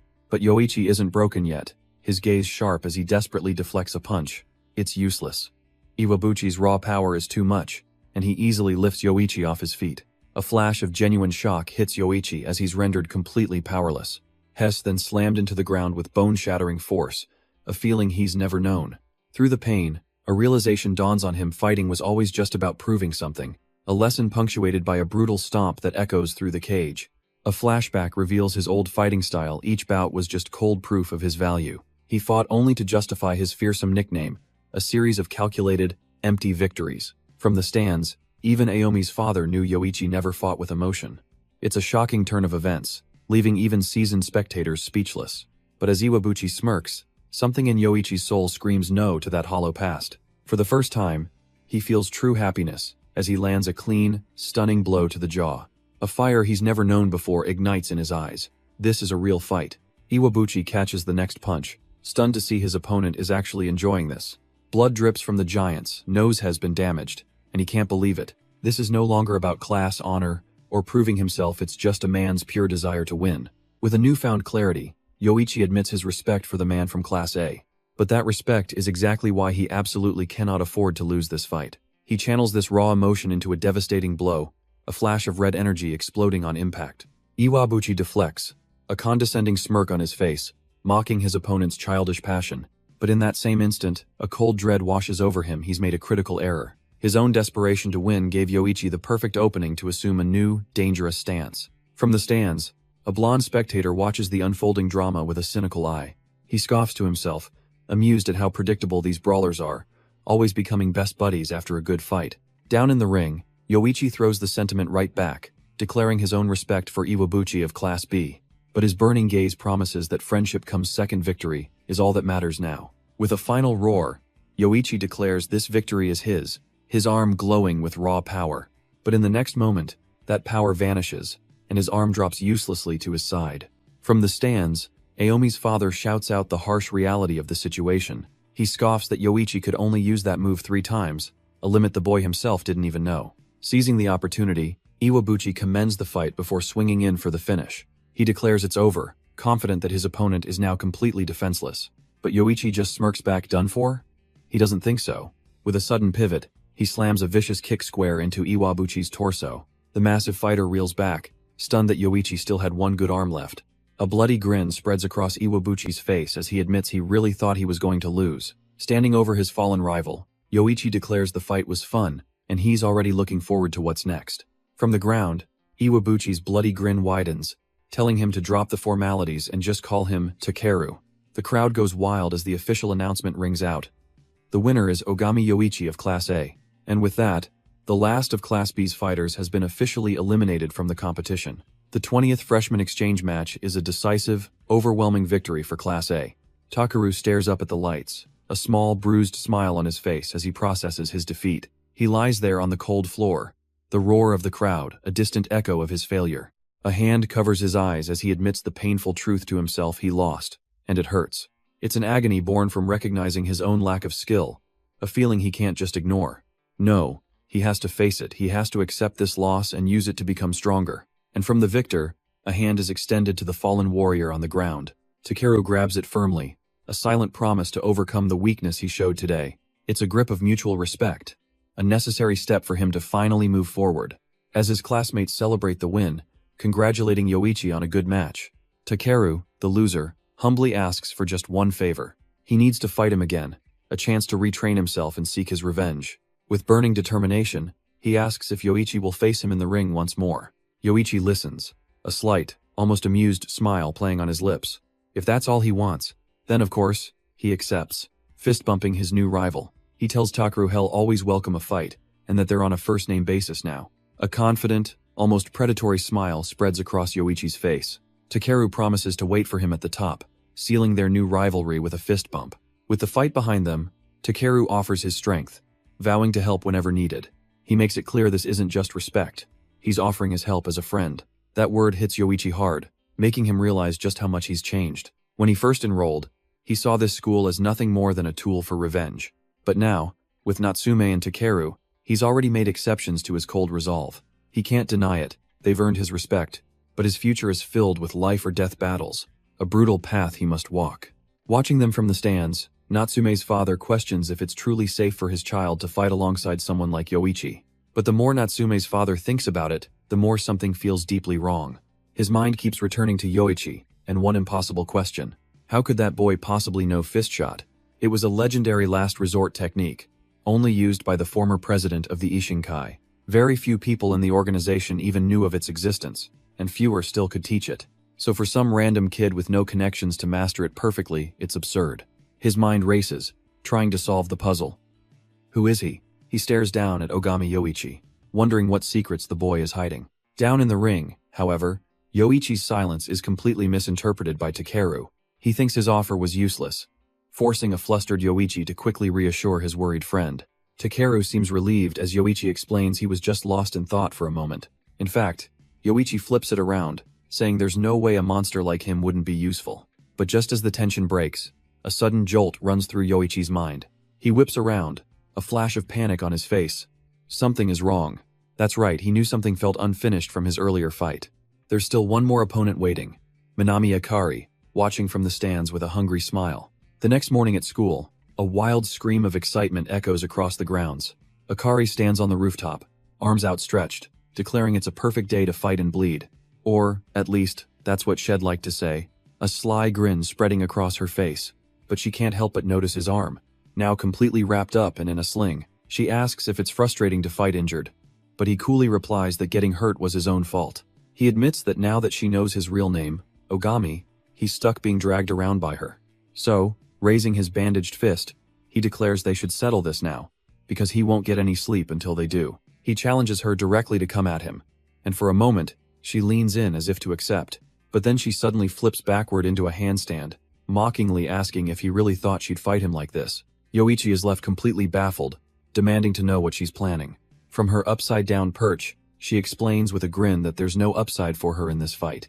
Beating an injured opponent would be tasteless, and losing would be pathetic. So instead, she's taking a week off from school, and tells him to be fully healed by the time she returns. And with a powerful push, she vaults off the rooftop, leaving a stunned Yoichi yelling for her to wait. A car alarm blares in the distance as Yoichi grits his teeth, utterly frustrated. Back in the school hallway, Natsume and her crew are waiting for him, looking tense. He approaches, wondering what they're all doing just standing around. Natsume turns, relieved, saying he's finally here. She checks on his arm but immediately shifts focus, asking if he knows that mysterious blonde girl. She warns him that he'll need to stop her soon, but Yoichi has no idea what she's talking about. Just then, a scream echoes from a nearby classroom as a girl dangles precariously from a window. It's a secretarial student, creating a massive scene in the business class. She cries out that she has no choice and won't move from that spot until Ogami-kun gets here. Yoichi freezes at the mention of his name, and Natsume explains she's been like that for 10 minutes. The girl on the ledge introduces herself as Shiratori Aya, a first year from the secretarial course. She explains that after watching his match yesterday, she was completely captivated. With spiraling eyes and a wild blush, she screams that she's fallen head over heels for Ogami-kun. Her demand is simple. He has to go on a date with her, leaving Yoichi completely stunned. She then threatens to jump if he refuses, claiming the humiliation would be too much to bear. Faced with this absolute madness, Yoichi turns to Natsume with a dead serious apology. He calmly announces he's no longer aiming for the top and that he's dropping out of school too. Natsume is horrified, trying to remind him of his promise, but he just tells her to forget it. She demands to know what's gotten into him, but his expression is one of grim finality. He's decided, he says, to get married to Shiratori, flashing a ridiculous fantasy wedding shot. Yoichi even asks her to come to the wedding, leaving Natsume completely speechless. Her mind just can't process what is happening. A wedding? Dropping out? The entire world seems to warp and distort around her as she lies there, dazed. And then, in the quiet light of her own room, her eyes snap open. She bolts upright in bed, the remnants of the bizarre nightmare still clinging to her. A wave of relief washes over her. Oh, it was just a dream. But that relief quickly sours into a deep, simmering annoyance. What kind of ridiculous dream was that, anyway? Why was she panicking like some heroine in a drama? Stomping onto her balcony, she tries to convince herself that Ogami-kun is just a friend. But then she fumes that he has no right to just dump her in her own dream without permission.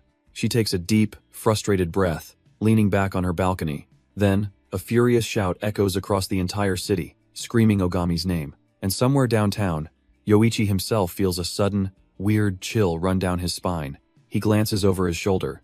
Confused, did someone just call out to him? Shaking his head, he dismisses it as his imagination. Turning to a more immediate issue, he asks the girl crouching on the stairs, Shiratori Aya, how long she's going to hide there. She admits she's too embarrassed, never thinking he'd actually agree to her life-or-death proposal. A dry thought crosses Yoichi's mind. Well, at least she's self-aware enough to know she sounded crazy. He remembers it clearly. Her on the school roof, threatening to jump, forcing his hand in front of everyone. Suddenly, she snaps to her feet, bowing low and apologizing profusely for her drastic actions. Yoichi just shrugs it off, saying he needed to visit the hospital for his arm anyway, so she shouldn't worry. To change the subject, he suggests they go grab something to eat, but Aya is still a quivering mess on the stairs. He asks what she's in the mood for, casually telling her he's fine with anything she picks. This simple act of consideration completely short-circuits her brain. He's being so kind. It's time to be brave. Mustering all her courage, she pops up and declares she wants Omerus, waving from the stairs, only to immediately lose her nerve and dive back into hiding a second later. Yoichi is left standing there, just sighing to himself, wondering why he's a magnet for weirdos. But somehow, they make it to a restaurant, and the sight of the food has Aya absolutely glowing with excitement. They sit across from each other, and as Yoichi gives a simple "let's eat," she's practically buzzing with gratitude. He takes his first bite, stoic as ever, beginning this very strange, very forced date. But as he eats, Yoichi can't help but notice something across the table. The girl is absolutely beaming, lost in a state of pure, unadulterated bliss. Her eyes snap open when she realizes he's been watching her the whole time. The sudden attention sends a wave of crimson across her face. She practically faceplants onto the table, mortified that he was staring at her. But he just clarifies it's not a big deal. He just figured she must really love Omaris. Oh, she does. It's her absolute favorite, and she starts to explain why. Ever since they were kids, she's lived with just her big sister, who would make this every weekend. She proudly calls her sister amazing and reliable, someone who was their age back when she was raising her. But now, her sister is too busy with work to cook for her anymore, a touch of sadness in her voice. Her eyes burn with determination. One day, she'll be the one making Omaris for her sister. Yoichi just takes it all in, his face an unreadable mask. The sudden, intense declaration hangs awkwardly in the air between them. A wave of embarrassment hits her as she realizes she just poured her heart out. She stammers an apology and deflects, asking what his favorite food is. A food that makes him happy? He genuinely has to wonder if he's ever had one. But as he searches his memories, one particular taste does stand out. Ah yes, he remembers it all too clearly. It was a taste so intense he could never forget it. A half-cooked, sickeningly sweet takoyaki. And his honest review earned him a swift smack to the back of the head from the vendor. The vendor aggressively shoves the food forward, demanding his friend try what real Osaka takoyaki tastes like. And just as Yoichi predicted, the poor guy's face turns purple as the awful taste hits him. The sound of someone retching in the distance becomes a funny, yet disgusting memory. Back in the present, Yoichi snaps out of his reverie and tells a confused Aya that yes, there is one. A slight smile plays on his lips as he finally answers her question. His favorite food, he tells her, is takoyaki. Later that evening, he walks her home through the quiet streets. He insists it's no trouble, especially with how dangerous things have been lately. Standing before her house, he notes it's a nice place for just 2 sisters. She thanks him again, but he just waves it off, admitting that despite the surprise, he had a good time too. Aya can hardly believe it, her eyes wide with joy. She's just so relieved that he had a good time with her. Taking a deep breath, she works up the courage to ask him on another date. She even suggests they try that takoyaki place he mentioned, but Yoichi just falls silent. Before he can answer, a sharp voice cuts through the night, questioning who Aya is with. Aya completely panics, surprised to see her sister back home so early. As she stammers, Yoichi turns around to face the newcomer, and his mind goes completely blank, his eyes wide with utter disbelief. It can't be, this has to be a lie. He thinks he's seeing his own mother. A memory from 10 years ago floods his mind, a face he remembers all too clearly. A younger Yoichi runs gleefully into his mother's embrace. She was the warmest, kindest person in his entire world, the one who taught him what it truly meant to love someone. He can still feel that warmth, a memory he's held onto for so long. And now, snapping back to the present, his mind struggles to process what he's seeing. Standing right in front of him, next to a panicked Aya, is the absolute spitting image of his mother from his childhood. The same face, the same sharp eyes, just with a different hair color. A single word escapes his lips, barely a whisper, "Mom?" Aya's sister turns, her expression shifting as she just barely catches his stunned murmur. Yoichi quickly catches himself, trying to play it off as nothing. But his mind is screaming at him, why would he say that out loud? His mother is gone. Completely unfazed, her sister just sighs and asks who this boy might be. Aya flails, panicking as she blurts out that he's just a classmate from high school. Seeing her struggle, Yoichi smoothly takes over, explaining they met by chance and he was walking her home. The older sister just nods, seemingly accepting the story while Aya is floored by her perfect composure. She calmly introduces herself as Sayo, and Yoichi politely gives his own name in return. Then, in a stunning power move, Sayo invites him inside for tea, sending Aya into a silent frenzy of joy. But the dream is cut short when Yoichi explains he has to get back to his dorm before curfew.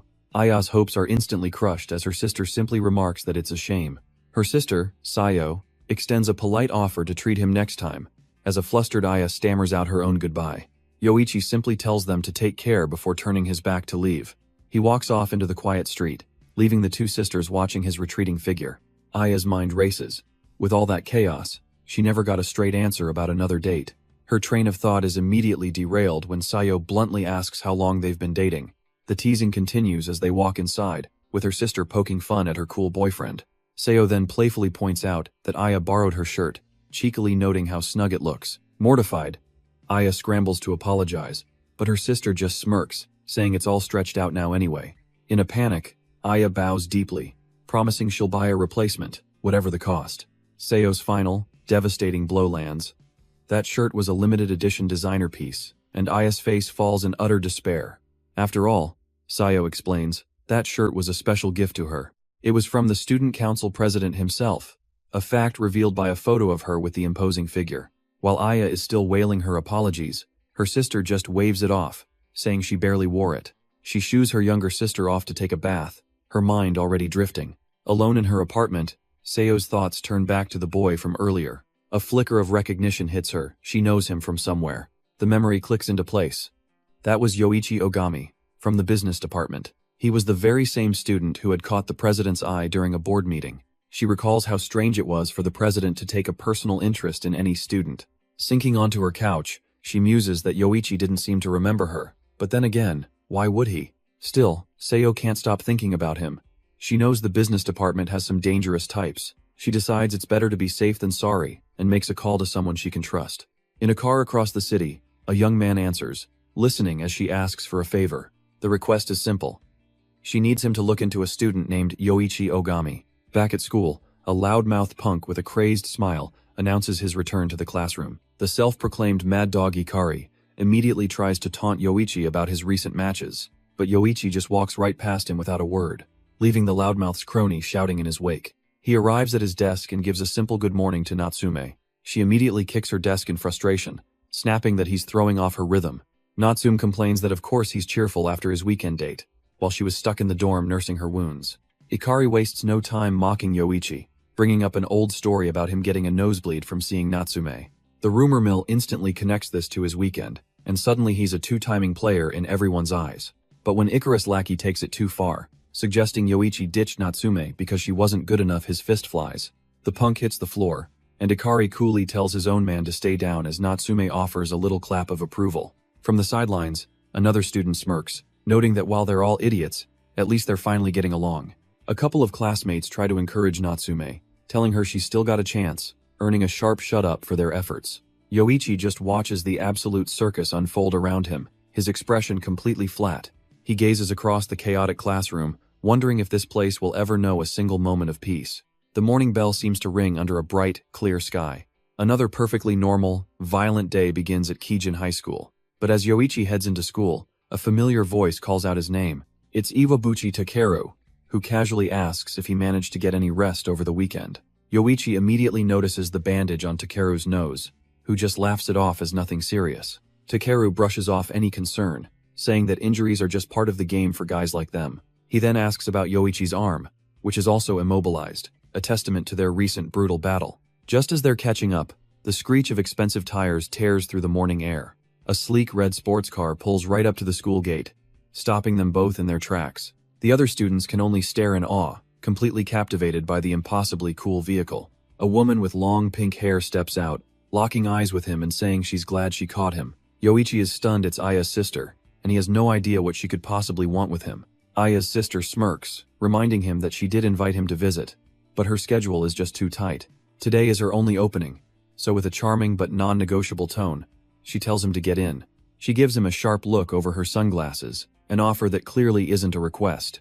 The next thing he knows, Yoichi is strapped into the passenger seat, his mind reeling. The car speeds down the highway as he tries to process just how he got into this situation. He flashes back to trying to escape, even calling for Takeru, but he was bundled in before he could react. She tries to make small talk about the beautiful weather, a stark contrast to his internal panic. He nervously asks if it's okay to just leave her sister, but she dismisses the concern entirely. This, she explains, is her only opportunity to have a proper chat with him.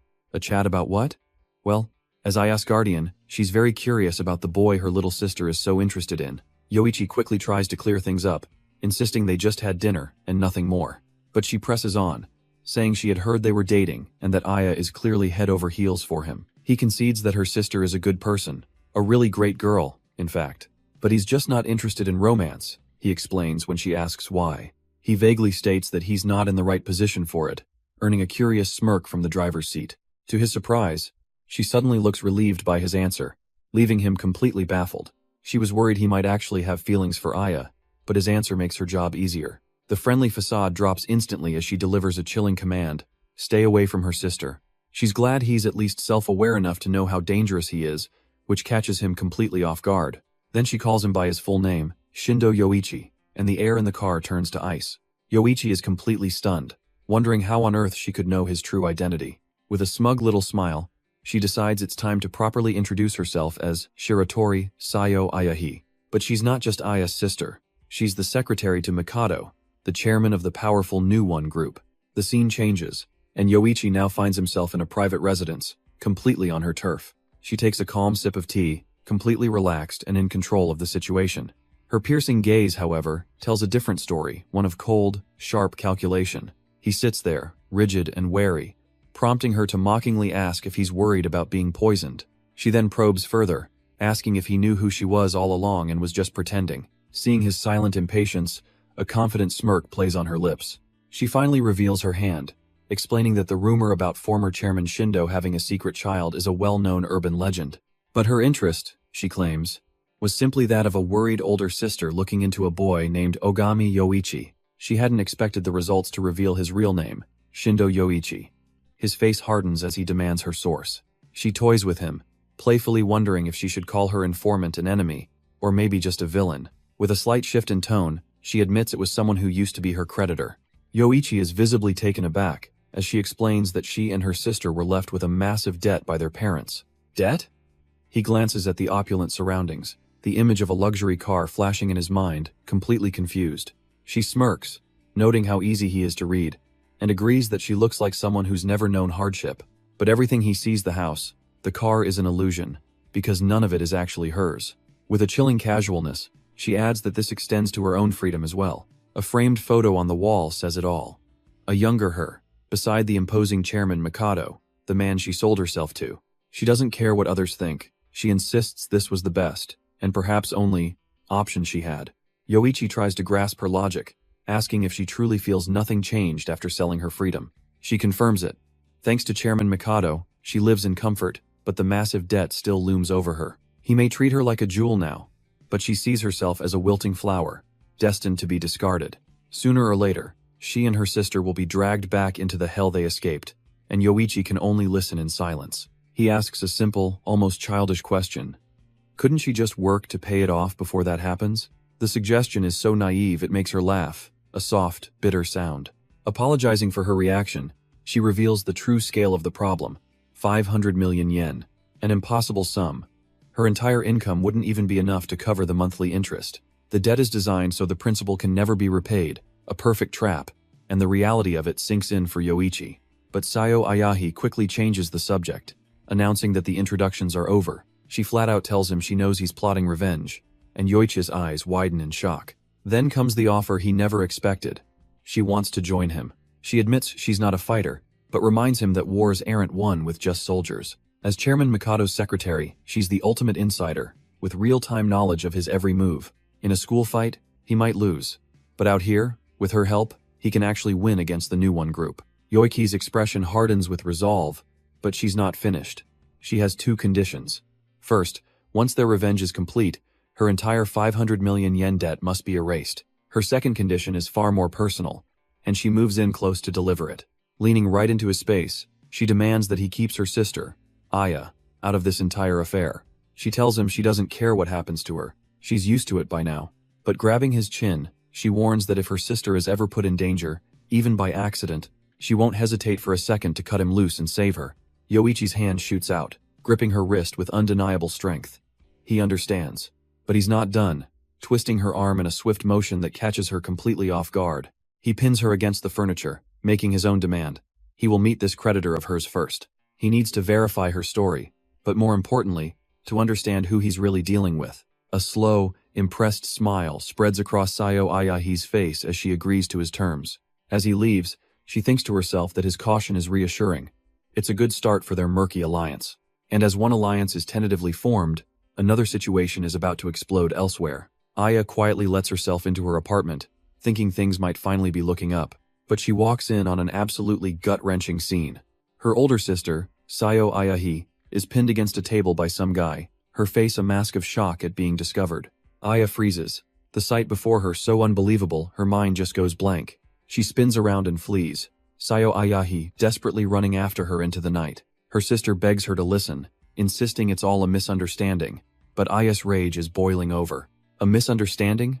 She saw it with her own eyes, and bitterly reminds her sister this isn't the first time. The real issue finally comes out: a lifetime of jealousy over every guy she's ever liked being compared to her sister. Through her tears, Aya asks how her own sister could be so cruel as to steal him away. With one last pained accusation, she turns and bolts into the night, leaving Sayo Ayahi stunned. Her sister whips around, begging Yoichi to say something, anything to fix this. But our boy is completely out of his depth, realizing for the first time that he has no idea what to do. Seeing his useless expression, Sayo Ayahi's panic gives way to a moment of wry resignation. The decision is made, and the two of them take off into the city night after her. Sayo Ayahi sprints down the sidewalk, desperate to catch up to her sister. Yoichi runs interference, casually grabbing some random guy who gets in their path. With the way cleared, Sayo Ayahi continues the chase, not even breaking her stride. Under the cold light of the moon, their frantic search comes to a halt. Sayo Ayahi clutches her head in frustration. Aya isn't picking up, and she knows she's the one to blame. They're completely lost, with no idea where to even look for her in the vast, dark city. The situation feels hopeless.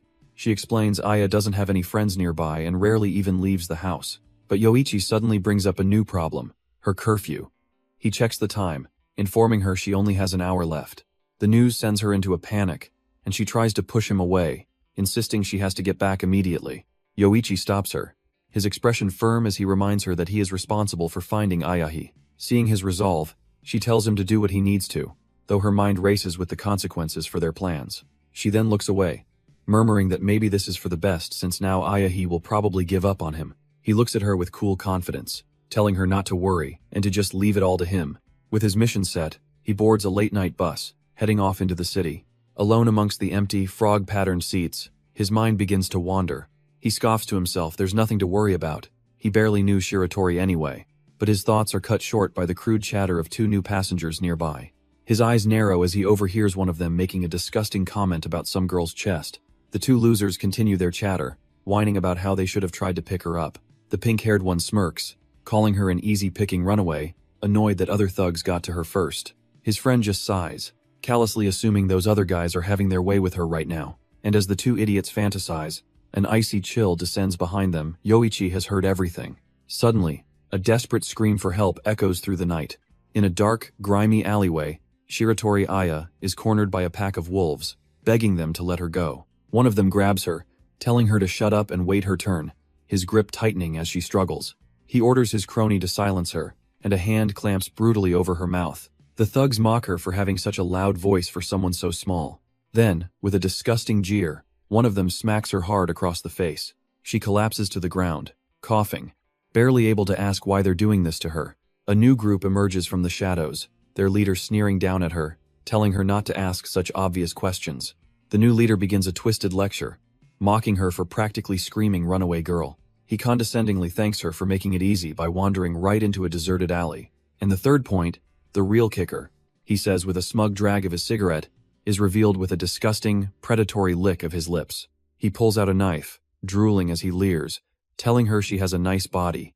The bottom line, he claims, is that this is all her fault as she scrambles backward in pure terror.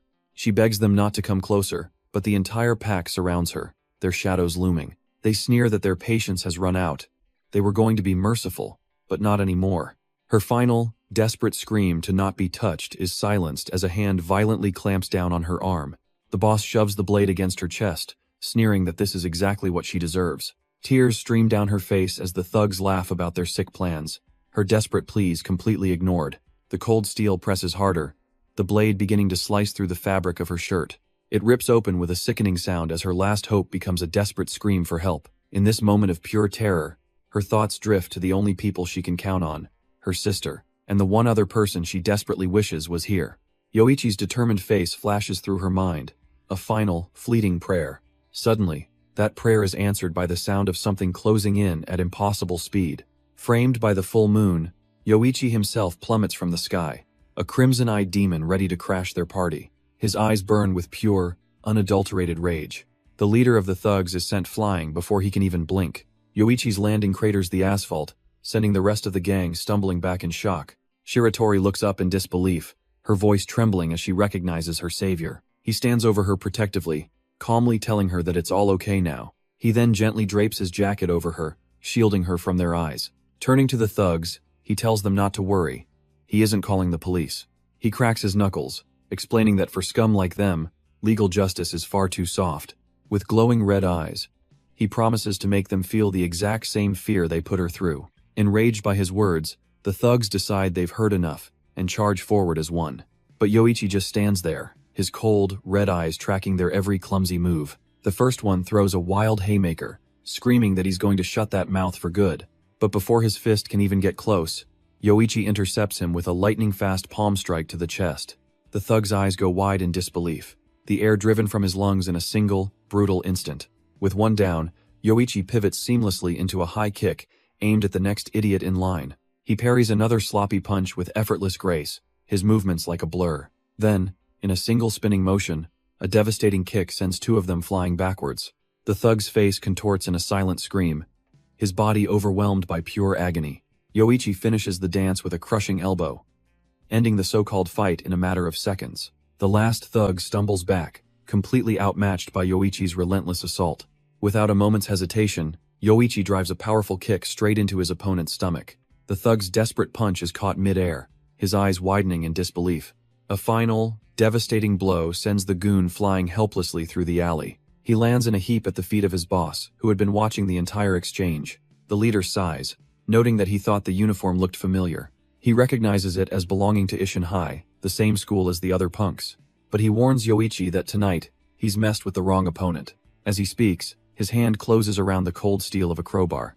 He boasts that he's the real deal, a fighter who even turned down an offer from the new one group.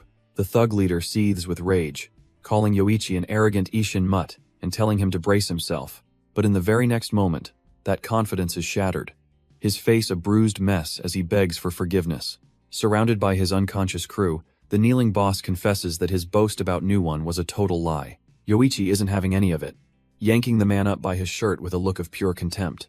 He tells the whimpering thug he's apologizing to the wrong person. He should be begging Shiratori for mercy, not him. Before the man can respond, a fist smashes into his face with brutal, unforgiving force. From the sidelines, Shiratori watches the violent scene unfold, her eyes wide with shock. Yoichi pulls back a bloodied hand, reminding the thug it's too late for apologies, and that he promised to show him true fear. Seeing the rage in his eyes, she clasps her hands together, a silent plea for this to stop. Just as Yoichi winds up again, Shiratori rushes forward, grabbing his arm and desperately screaming for Ogami to stop. Yoichi's patience finally snaps, the fury in his eyes simmering as he looks back. But Shiratori clings to his arm, pleading with him not to dirty his hands on such scum. Her words get through.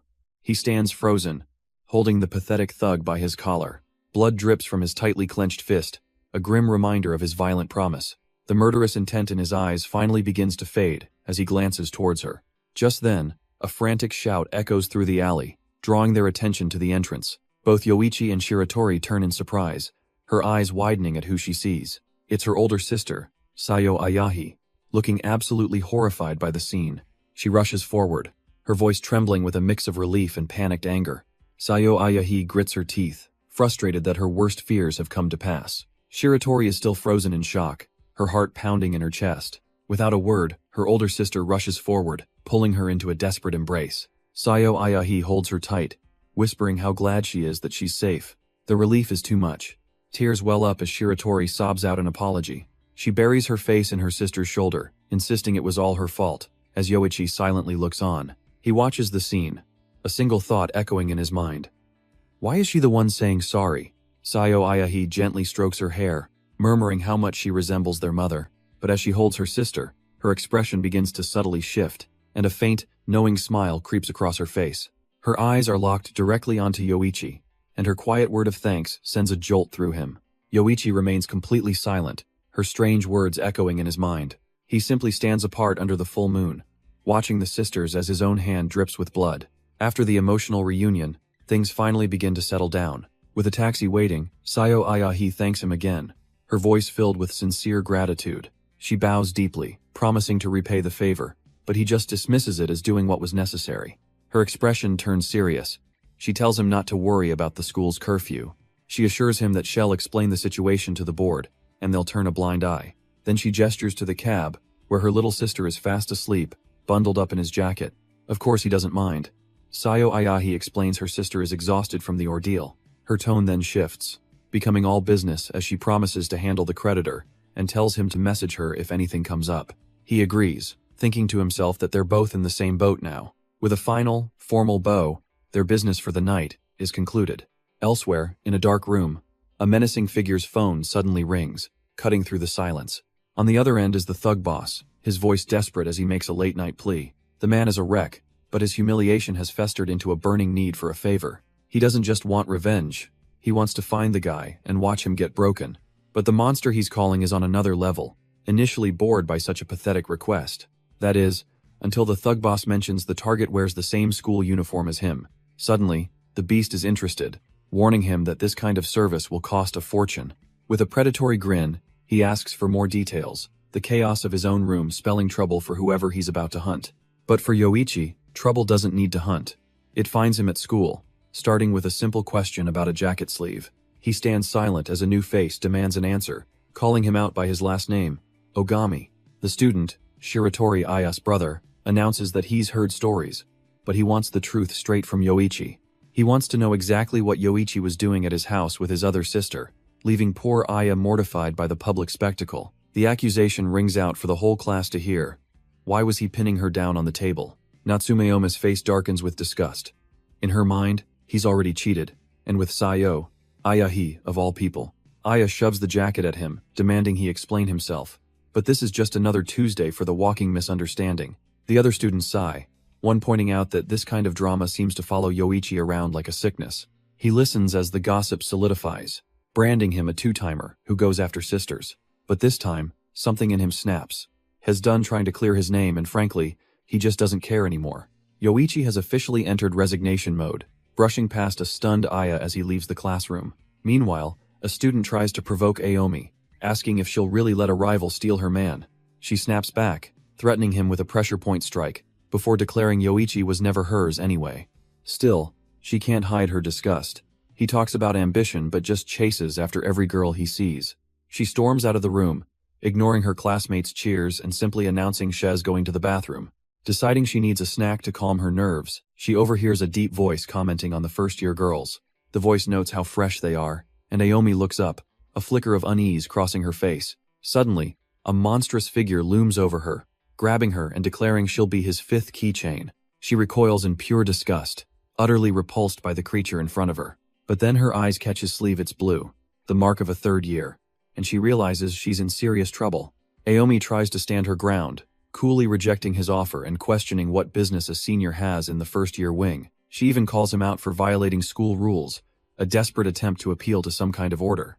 But he simply flashes a wide, predatory grin, utterly amused by her little display of courage. He scoffs at the idea of rules, basically asking her what she's going to do about it. Her confidence finally cracks as he wonders aloud if she's planning on tattling to a teacher. A suffocating pressure fills the hall as he introduces himself, the infamous Akira Ogata. Elsewhere, students who overheard the name gasp in shock, realizing exactly who she's dealing with. This isn't just any thug. He's the top dog of the third years and the student council president of Ishin High, a man better known as the Mad Tyrant, who stands atop a pile of anyone who dared to cross him. The onlookers whisper in terror. He's on a completely different level, unopposed, and even has the new one group's backing. The students are horrified, but the Mad Tyrant couldn't care less, getting straight to the point. Hess looking for a first year who wears a collar, and Aomi's heart sinks as she realizes exactly who he means. Her brief hesitation is all the confirmation he needs, and a vicious grin spreads across his face as he orders her to bring the boy to him. Aomi's mind races in terror, wondering what on earth Yoichi could have done to attract the attention of this monster. The sheer killing intent rolling off of Akira is suffocating. She knows she absolutely cannot let those two meet, so she stands her ground and lies, telling him she doesn't know any student like that and he should look somewhere else. Trying to make a quick exit, her only thought is to find a teacher and warn Yoichi before it's too late. But she doesn't even get a single step away before his immense presence looms over her, blocking her path. He calls out, his voice dripping with menace, asking if she really thought he was done talking. And then comes the final blow. He saw right through her lie, and she is completely, utterly caught. Akira sneers that since she lied and tried to walk away, it seems no one has taught her proper manners yet, and as her senior, he'll be the one to educate her, his fist flying directly toward Aomi's face. But that explosive moment fades away, flashing to a completely different scene under a bright sun. Here, Shiratori Aya is bowing deeply, frantically apologizing for her actions. Her brother tries to explain that his sister was just tired, but Yoichi simply waves it off, accepting the apology. He plays along, but a part of him wonders if this whole charade is really okay, because the real reason for this apology goes back to what happened last night. He recalls being in a car, receiving a phone call from Aya's influential older sister. She carefully laid out a cover story. Yoichi was rude, called Aya a pervert, and she reacted in anger. When he questioned the elaborate lie, she simply reminded him to consider her position, forcing him to play his part. She even jokes that she genuinely thought he was a creep until she learned the truth. The official story would be that she let him in to vet him as a protective older sister. It was all to protect her honor, she claimed, since saving face was better than being known as a homewrecker. And with that, the flashback ends, leaving Yoichi stuck in this ridiculous, pre-scripted drama. In the present, Aya is still bowing deeply, begging for forgiveness for her rudeness. But then she looks up, her face flushed with something other than embarrassment. She sincerely thanks him for saving her, admitting she doesn't know what would have happened otherwise. A bit taken aback, Yoichi helps her to her feet, telling her not to worry about it as they should head to class. Just then, a chilling voice cuts through the air, announcing he's found them. The Mad Tyrant, Akira Ogata, steps into view, cracking his neck with a grin full of teeth, having finally located the collared first year. Yoichi shields a terrified Aya, noting the blue sleeves of a third year, as he demands to know who this monster is. The mad tyrant's eye twitches, the sheer disrespect echoing in his mind. He scoffs that the rumors of this first year's insolence were true, dismissing him as nothing more than a pest. And with a feral roar, he lunges forward, screaming that pests must be crushed. Yoichi's eyes widen in disbelief. The speed is completely overwhelming. He can't even process it. Is that really a human hand coming at him? But just as Akira's attack is about to land, another hand flashes in, intercepting the blow. The devastating strike is stopped dead in its tracks with an explosive clap. A familiar voice casually asks Yoichi why he's getting into trouble again, leaving our boy utterly stunned. Akira's bloodshot eye darts to the side, his rage turning to shock as the newcomer addresses him. And it's a woman, a blonde girl who stands over the fuming Akira, declaring that this fight is hers. She glances back at the man who first intervened, telling him not to do anything unnecessary. Akira trembles with pure, unadulterated rage, disgusted that she dare put her foot on his hand. But she does, grinding her boot into his knuckles with utter contempt. He roars that she must not value her life, but his threat is cut short by a brutal kick to the face. She launches forward, her eyes cold as ice, promising to be the one to end him. It's a one-sided beatdown as she pummels him with a relentless barrage of strikes. She unleashes her technique, Higuma, Ryu's first form, concrete breaker, smashing her fist into his jaw. The blow lands with incredible force, leaving the mad tyrant stunned and completely bewildered. But he's not done yet, he snarls, grabbing her jacket and countering with the second form of his own style. With a vicious grin, he hoists her into the air, twisting his body to counter. He unleashes his second form, the pile driver, slamming her headfirst into the concrete. But as the dust settles, it's the mad tyrant who's sprawled on the ground, completely motionless. Yoichi and Aya stare from a distance, utterly stunned by the incredible display of power. Standing over him is a woman with tanned skin and blonde hair, wearing work boots with designer clothes. Akira finally staggers to his feet, a glimmer of recognition in his eyes as he realizes who she is. He identifies her as Akari Minami, from the infamous Higuma Construction Company. The name clicks for Yoichi, who wonders why an expelled student would suddenly show up here. Akari pays him no mind, coldly dismissing his question as none of his concern. She turns back to Akira, declaring that he is her target, and asks if he finally understands the situation. But Akira's eyes narrow with defiance, a flicker of pride still burning. Akari looms over him, her sheer presence a challenge in itself, asking if he really wants to continue this. A silent, tense standoff forms between the four fighters on the empty school grounds. Yoichi watches, astonished. Even a monster like Akira is being crushed by this woman's pressure. But just as Akari is about to claim her prize, Yoichi steps forward, calmly stating that he has his own score to settle. He declares that Akira laid a hand on his little brother figure, a statement that leaves Aya completely speechless. She recalls the chaos from yesterday, realizing Yoichi is here for retribution. Panicked, she tries to intervene, pleading that they were the real victims in that encounter. Akari isn't interested in excuses. She tells Yoichi plainly, hand him over, or prepare to fight. A smirk plays on Yoichi's lips. So she won't be satisfied until she breaks his arm, huh? Fine by him. Akira glares down at him, unimpressed, and dares him to even try. He then adds a chilling promise. Hell snap Yoichi's neck, and deliver it personally. Akari grins, finding the whole situation hilarious. She scoffs at Yoichi, telling him not to underestimate them. But then she pivots, explaining he only seems tough because he caught Akira off guard before. She casually puts an arm around him, declaring it's now 2 against 1 since she's not handing Akira over either. She taunts the mad tyrant, noting he's come empty-handed today, without his usual weapons. Akira's patience snaps, a low growl escaping his lips as he promises them no mercy. Without another word, he unleashes his rage in a devastating downward strike. His fist craters the concrete, a raw display of power meant to silence the two pests. Akari, completely unfazed, simply tells Yoichi to watch closely, noting that pointless destruction is a waste of energy. Akari just laughs, telling Akira to get lost already if he's so scared. But the mad tyrant simply turns his back, vowing on his life to repay this humiliation. For today, however, hell let it slide, all thanks to Yoichi's first-year classmate. Yoichi freezes, demanding to know what he means by that. With a vicious, shark-like grin, Akira tells him to hurry back to his classroom and see for himself. A horrifying realization dawns on him. Akira is making an example out of someone. He sprints down the hall, Akari following close behind, dread twisting in his gut. Bursting through the door, he finds Natsume, who looks relieved to see him alive. But the rest of the room is a scene of utter carnage. Students are scattered and broken. He asks what happened, but she already knows. He knows it was obviously Akira. Natsume explains that of all people, It was Akari who took the brunt of the assault. She recounts how Akira came for Yoichi, and when she tried to call for a teacher, he lunged at her. But out of nowhere, the mad dog himself intercepted the attack, shielding her from the blow. With that trademark unhinged grin, Ikari dared the student council president to go through him first. A brave, if foolish, declaration that ended with him getting blasted across the classroom in a single strike. And yet, even now, Ikari lies on the floor, beaten to a pulp but smiling, impressed by the president's power. Akari finds the whole situation hilarious, while Natsume deadpans that since he's conscious, hell live.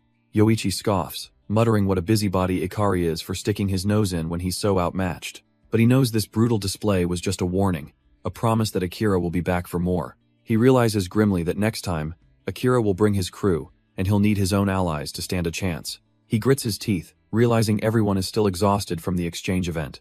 Just then, Minami Akari saunters up, playfully calling him out for his serious expression. She reminds him not to forget about her, and he recalls that she's the one Natsume mentioned. She can tell he's worried about an all-out war with Ogata, but she has a solution. Her proposal? She asks him on a date after school, promising to explain everything then. Sensing his immediate suspicion, she quickly clarifies this isn't a challenge or a duel. She simply has someone that she wants him to meet. Someone waiting for them at a remote construction site, a man built like a tank. They make their way to the towering, unfinished structure just beyond the school grounds. Akari leads a wary Yoichi toward the meeting, and toward her proposed ace in the hole. Yoichi can't help but wonder what purpose a massive skyscraper serves right next to their school. Akari cuts through his thoughts, revealing that this is the first time she's brought someone to her workplace. With a wide, proud grin, she declares that she's the one building this entire structure. He's left speechless by the absurd claim, but she quickly clarifies. She's just helping her dad's company, Higuma Construction, as they stand before a sign bearing its Fierce Bear logo. Suddenly, she tosses him a white hard hat, catching him completely off guard. Safety first, she says with a smirk, telling him to keep it on until she says otherwise. He looks down at the helmet, only to find a beginner's sticker plastered on the front. As they climb the scaffolding, he finally asks if the person she wants him to meet is here, the one who can help against Ogata. She confirms it, but adds that whether they're useful or not is entirely up to him. He cuts to the chase, demanding to know why she's really helping him. After all, he thought she was just waiting for his arm to heal so they could have a proper fight. Ogata is an outsider, so his fight with Yoichi should mean absolutely nothing to her. Wouldn't it be easier, he presses, to just let Ogata crush him? She must see him as an eyesore, especially since she's so much stronger than Ogata and he's the guy who already lost to him. Minami just smirks, finding his logic amusingly sound on the surface. But she tells him he's made 2 mistakes again. Holding up one finger, she begins her first correction. Ogata isn't someone she can just demolish. He's a master of a special technique, the flail. If that monster gets his hands on his weapon, she admits, even she doesn't know what would happen. And for her second point, Minami continues with a confident smirk. She clarifies that her standard for finding someone interesting has nothing to do with their strength. Leaving Yoichi puzzled, he asks what it is then, but she just laughs it off, saying there's no formula for feelings. It's all about intuition, she explains, a vibe she gets just by looking at someone. But then she drops the real bombshell. Besides, it's not even her who wants to help him. Yoichi's eyes widen in absolute shock as the implication sinks in. The person who really wants to lend a hand is her dad. With that, she gestures to the imposing figure, introducing him as her master and the president of their company. The man removes his hard hat, a warm, welcoming smile on his face as he introduces himself as Higuma. He looks Yoichi over, noting with amusement that he's the spitting image of a young Shindo. Yoichi stands in stunned silence, just taking it all in. He finally finds his voice, demanding to know what his father's relationship was with this man. Higuma takes a moment, searching for the right way to describe their deep connection. He was Shindo's master. He begins, his guide, and even his financial backer. The kid flinches, the sheer scale of this relationship dawning on him. Higuma then puts it plainly. He was the man who propelled Shindo and the Ishinkai to the very top of Japan's underworld. A faint, almost predatory gleam appears in his eye as he reveals his title, the Decoy. A grim realization sets in for Yoichi. Deep down, he suspected the truth was something this monumental. But for now, Higuma says, there's something else he needs to see, holding out a folded document. It's a contract, he explains. A binding agreement between himself and Yoichi's father, Shindo. The deal was simple. For his total support in unifying the nation, Higuma was promised everything he needed to establish New One. And in return, he was to receive a staggering 30% of the entire company. Minami can't help but grin. It was a sweet deal, built on trust between two titans. But as Higuma reveals, Shindo never fulfilled that promise, a revelation that leaves Yoichi stunned. He takes a long drag from his cigarette, bitterly adding that the man made all those promises only to die. Yoichi, ever the logical one, asks why he can't just enforce the contract and claim his share.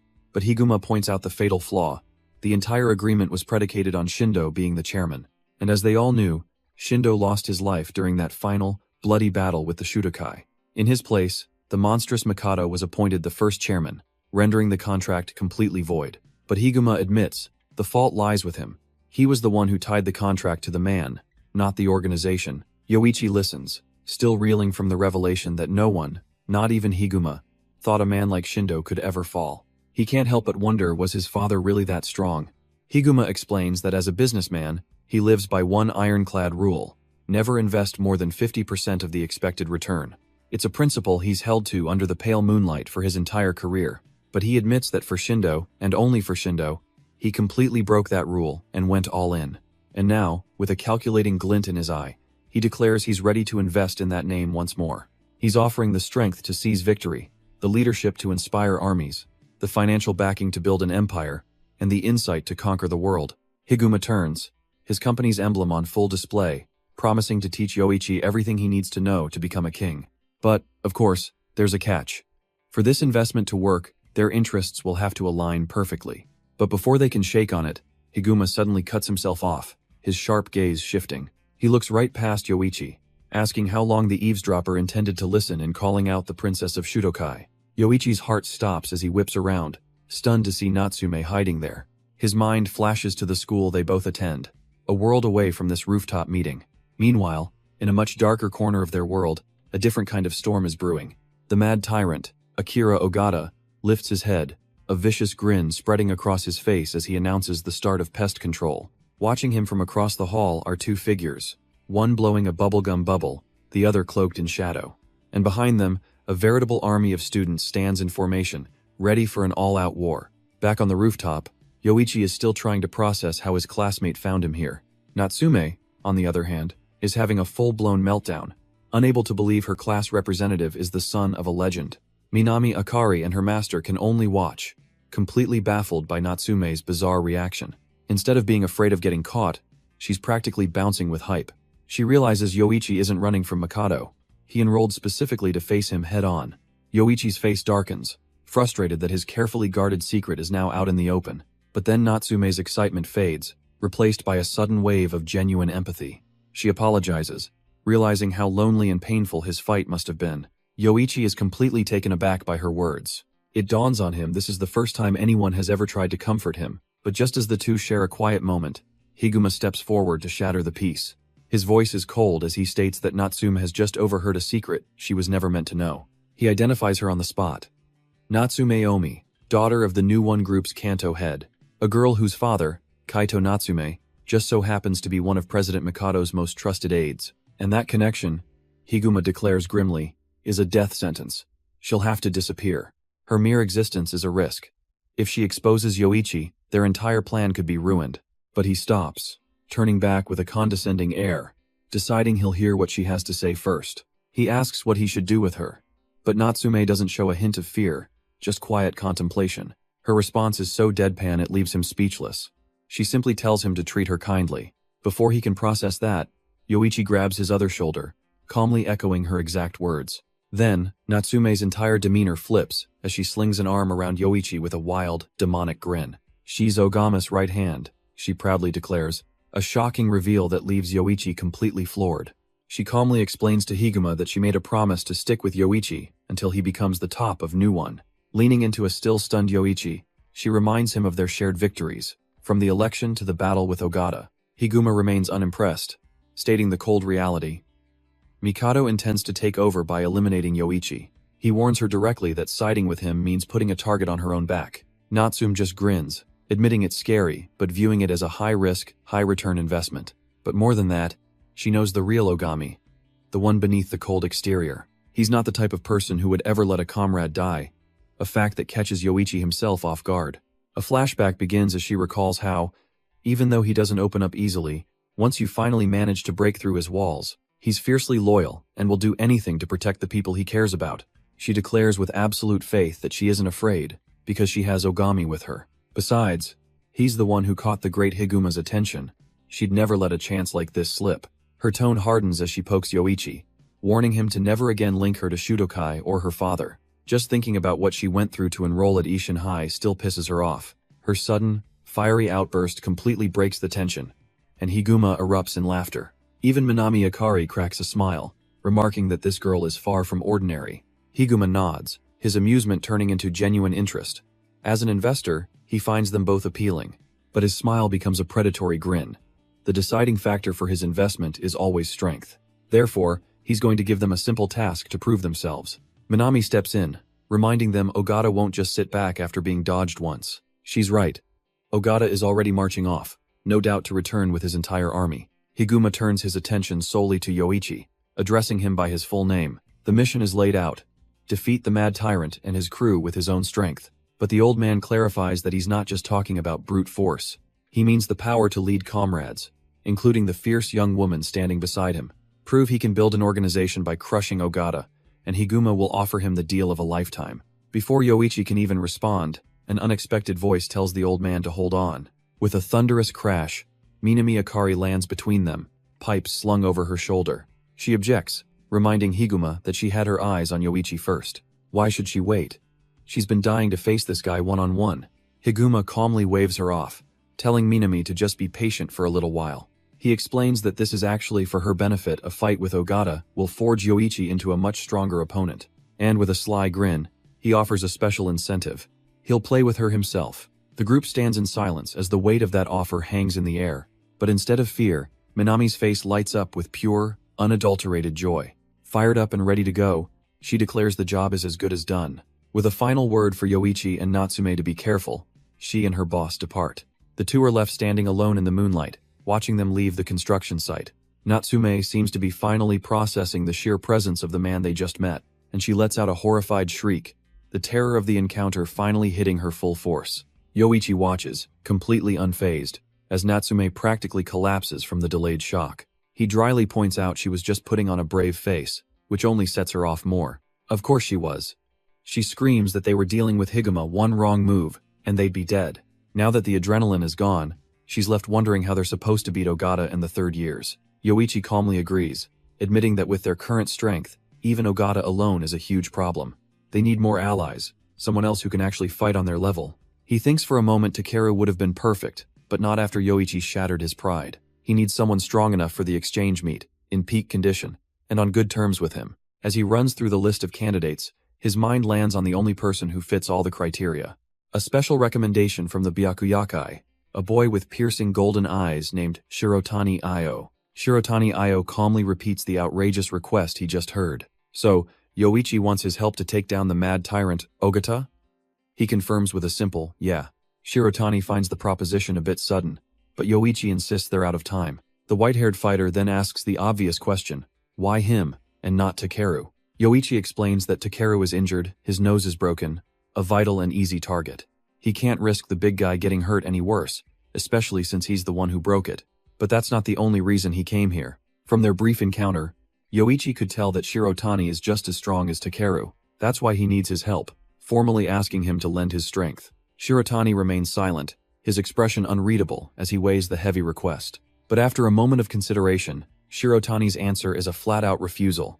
Stunning Yoichi. He explains the core principle of the Byakuyakai: harmony and unity with all things. They avoid unnecessary conflict, and he sees this as Yoichi's fight, not his own. While he appreciates the high praise, he calmly tells Yoichi to just give it up. Yoichi's shoulders slump. If that's his reason, then there's nothing more to be said. He thanks him for hearing him out, turning to leave, defeated for now. But as he walks away, Shirotani asks who else he has besides Natsume, and Yoichi admits it's just them. The white-haired prodigy falls silent, a thoughtful look on his face as he considers their predicament. Just then, another student appears, interrupting their conversation with a simple question. He tells Yoichi to go check the gym, leaving him confused as to what could be happening. The student messenger informs Shirotani that a Mr. Chino is calling for him, leaving Yoichi puzzled. Shirotani pauses, the name clearly ringing a bell for the white-haired prodigy. Elsewhere, in the desolate gym, Aomi's father stares at his phone, his suspicions finally confirmed. He knows exactly who he's dealing with, muttering the boy's full name, Yoichi Shindu. With a glint in his eye, he declares that Yoichi's time hiding his true identity is now over. Meanwhile, having been sent to the gym himself, Yoichi arrives at the building. He pushes open the door, calling out cautiously into the unsettling quiet. The entire gymnasium is pitch black, his shadow stretching long across the floor. Finding no one, he assumes it was a prank and begins to walk further inside. But a voice cuts through the darkness, a man who knows his secrets, a man Yoichi recognizes as Ogami, and the man speaks his full name, Yoichi Shindu, causing our boy to freeze in utter shock. His eyes flash red as he whips around, instinct screaming that the game is up. But there's no time to react. Aomi's father lunges, a brutal punch aimed right at his face. Yoichi blocks, but is immediately overpowered. A cold blade pressed against his neck as he demands to know why. His attacker just smirks, revealing that the fist shot technique gave him away because he's the one who named it. It was a move created by the former chairman Shindu, and at that name, Yoichi's blood runs cold. The man mocks him for having the audacity to use such a signature move and expect to remain anonymous. With a final word of contempt, he calls him careless and sends him flying with a vicious kick. The impact shoves Yoichi back, creating a sudden distance between the two fighters. Aomi's father lands, musing aloud whether it was carelessness or just pure, unadulterated arrogance. With a vicious strike, Aomi's father tells him not to get cocky. He warns that no matter how far above his peers Yoichi stands, he's nothing against a true master, slamming him effortlessly to the ground. With a blade to his throat, he mocks him for being just a high schooler who can't even land a hit. The pressure is immense. Yoichi can't move an inch, his strength completely negated. Just as he thinks this is the end, the man calls him by his full name, Yoichi Shindo. He demands an answer. Why did he show up here, of all places? He presses the blade closer, reminding Yoichi that the new one group is hunting him. Yoichi's eyes widen, the weight of the question hitting him hard. He could have just lived quietly. So why enroll in this one school and throw that quiet life away? Yoichi remains silent for a moment, the cold steel a constant reminder of his powerlessness. But his answer, when it comes, is simple and shakes the man holding him down. Because it's wrong. He explains that Mikado becoming president and him being forced into hiding is an injustice that cannot stand. With a defiant glare, he reveals his sole purpose for returning was to stand and fight. It's his duty, he declares, to crush the new one group and restore things to how they should be. The man listens to this passionate speech, but he's not impressed, coldly telling Yoichi he's far too late. He pushes the blade in, asking if the kid has any idea how many years have passed since that time. Elsewhere, Natsume checks her phone, receiving a direct order from her father that she immediately rejects. She's completely baffled, wondering why he's dumping this embarrassing task on her now of all times. As her lackeys rush past, she wonders how she's even supposed to act around the son of the former chairman. She's completely lost in her own head, stressing over social etiquette and how to act. So distracted, in fact, that she slams right into someone and quickly apologizes for not watching her step. But when she looks up, she realizes it wasn't just one person, she's run into a human wall of delinquents. They recognize her instantly, pointing out the blue ponytail and identifying her as Natsume Aomi from Class A. The leader then reveals he's here on official business from Ogata, the student council president, to round them all up. Aomi freezes, her mind racing. They're making their move already, and she even left her string figures behind.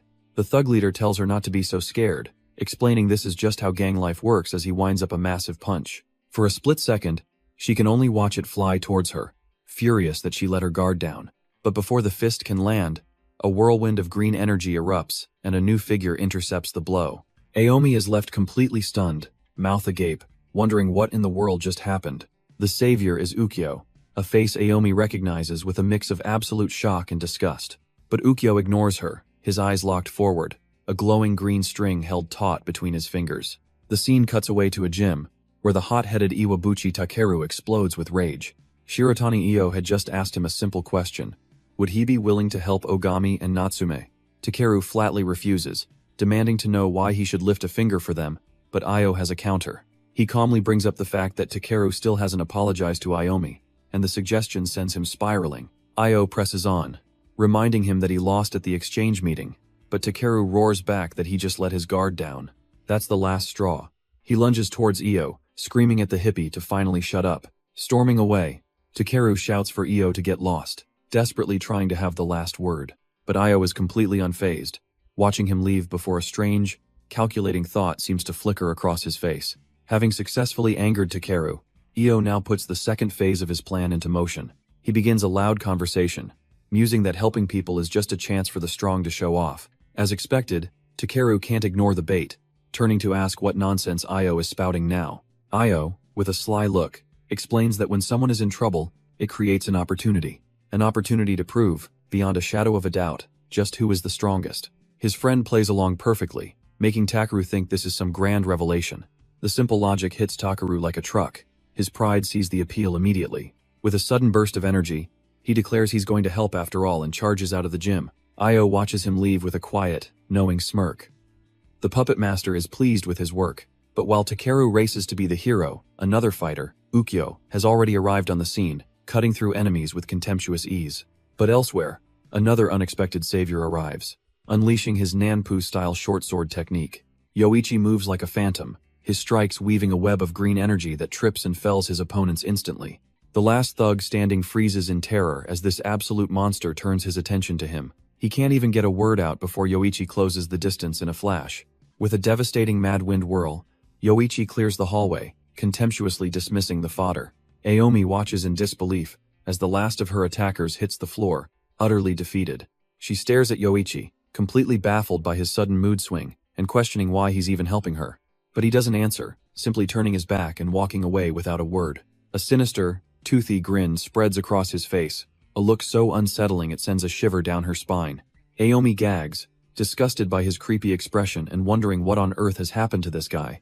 Just as she's processing Yoichi's bizarre exit, a new challenger appears, flashing a coin and a blade. He introduces himself with a smug grin, declaring he's stronger than her and only let his guard down before. Aomi is completely unfazed, thinking he must be delusional as he tells her not to expect an apology. She cuts him off, asking for someone named Ogami, a question that seems to strike a nerve.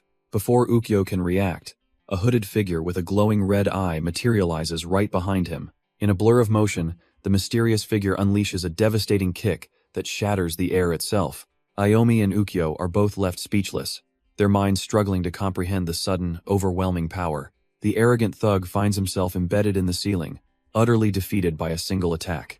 Staring up at his assailant from the wreckage, he can only weakly ask who this monster is. Silence hangs heavy in the hallway of the now quiet school. The hooded figure is gone, and in his place, a man in sunglasses looks down, muttering that he's far too late. A memory flashes of a younger Yoichi on the ground, a knife buried deep in his shoulder. The man's voice is thick with emotion, asking why, if he's truly Chairman Shindo's son, he didn't come sooner. He kneels over the boy, grabbing his own head in despair, admitting he couldn't let him die ignorant of the truth. How could he possibly face the late chairman in the afterlife if he'd failed his son so completely? Yoichi looks up, weakly recognizing his teacher, and admits he can't afford to screw up again. He already has his sister's death weighing on his soul. The teacher's own painful memories flood back a chaotic past where his sworn duty was to protect that very girl. But then, a frantic call came in, screaming that Chairman Shindo was on the verge of death. In a split-second decision that would forever haunt him, he abandoned his post to save his boss, sealing the girl's fate. His voice cracks as he admits it was his own poor judgment that sealed her fate.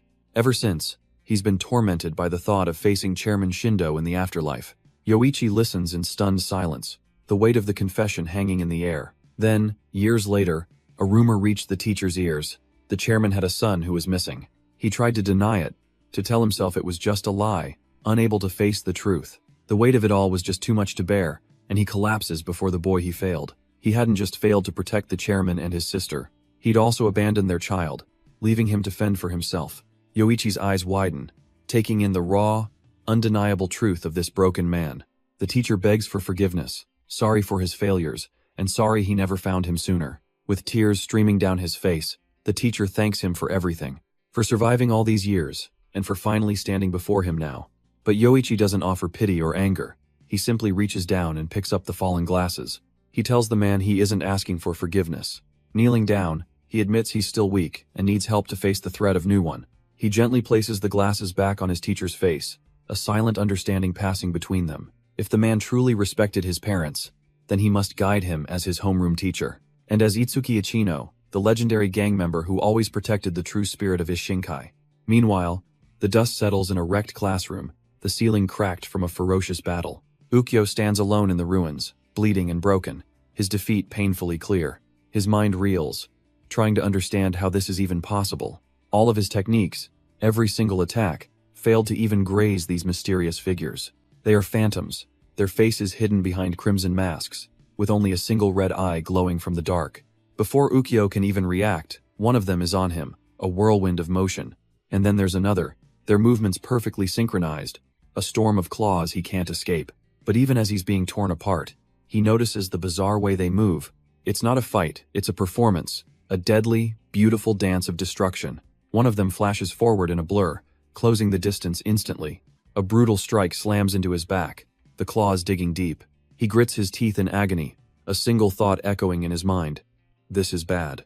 Yukio's desperate plea for reinforcements echoes down the hall, reaching Natsume-ami. Bloodied but not broken, he grips his knife, telling her the plan is simple. She just needs to hold them down. He even has the nerve to call her a defect, asking if she can at least manage that much. Her expression twists from shock into pure, unadulterated annoyance. With a dismissive wave, she turns her back, mocking his arrogant way of begging for help. She tells him to just admit his losing, say please, and with that, she's gone.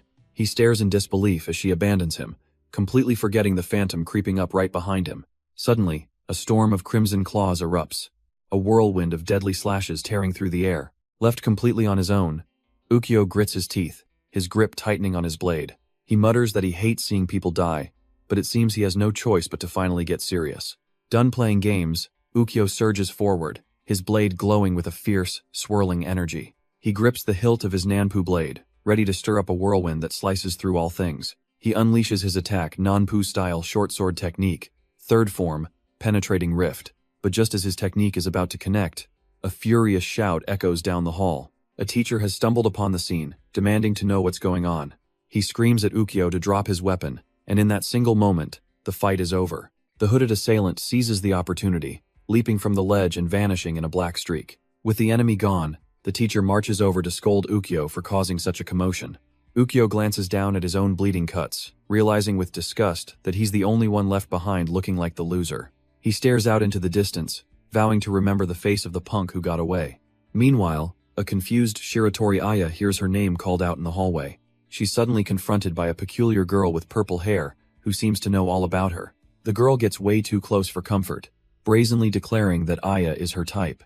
With a playful apology for her lack of introduction, she turns and walks away, leaving Aya bewildered. In another scene, this same girl pops her bubblegum, her demeanor shifting entirely. A wicked glint in her eye, she pulls out a pair of handcuffs, her playful attitude gone. Elsewhere, Yoichi stands with a dark, heavy expression as he listens to someone. It's the teacher, who comments on Yoichi's meeting with Higuma, glad he left a good impression. But Yoichi looks deeply uncomfortable, sweating as he tries to speak to the man.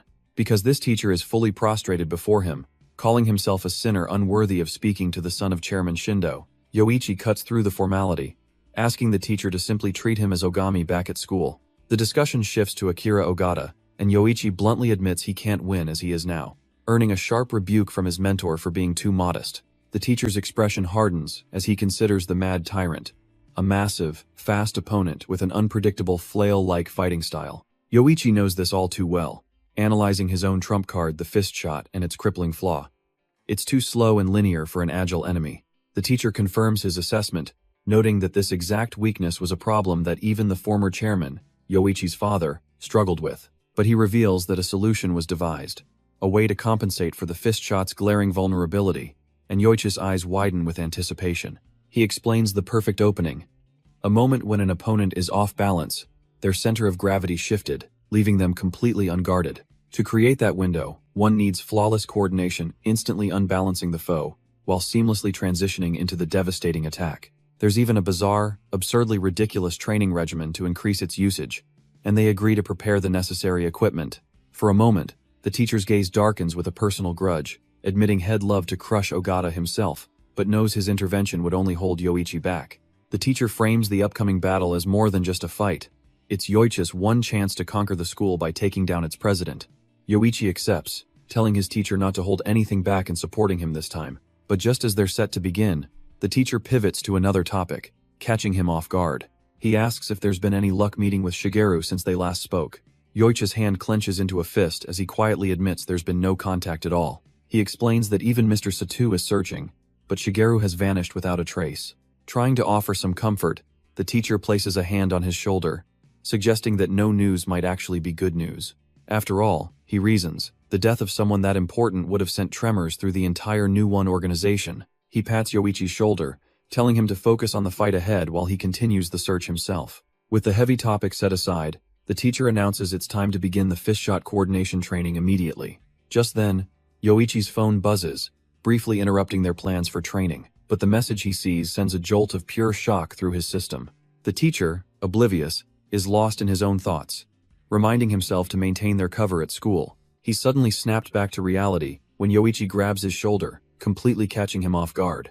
In the next instant, Yoichi is sprinting past him down the hall, leaving his mentor utterly confused. Sheer rage twists Yoichi's face as he realizes he's been lured into a trap. He glares at the screen, a message from an unknown number with a chilling photo. It's Akira Ogata, the mad tyrant, proudly showing off his two new hostages, Aomi and Aya. Inside the student council room, a defiant voice cuts through the tension. It's Aomi, tied but unbroken, screaming at her captor that he will regret this. Aomi's threats echo through the room, but her captors have had enough of her yelling. With a quick slap, one of the goons tapes her mouth shut. Yet even gagged, her defiant struggles only seem to get louder, much to their irritation. Her muffled fury fills the room. But how did they even capture a fighter of her caliber? The memory surfaces Aomi was walking down the hall, still stewing over something Ukyo had said. Her thoughts were shattered by a sudden, chilling clink of metal against her skin. A mysterious girl with purple hair had appeared from nowhere, cuffing her in an instant. Aomi spun around to retaliate, but her reflexes were too slow. Before she could even mount a defense, a vicious strike knocked her completely out of commission. Back in the present, the goons loom over their captured prizes, a smug look on their faces.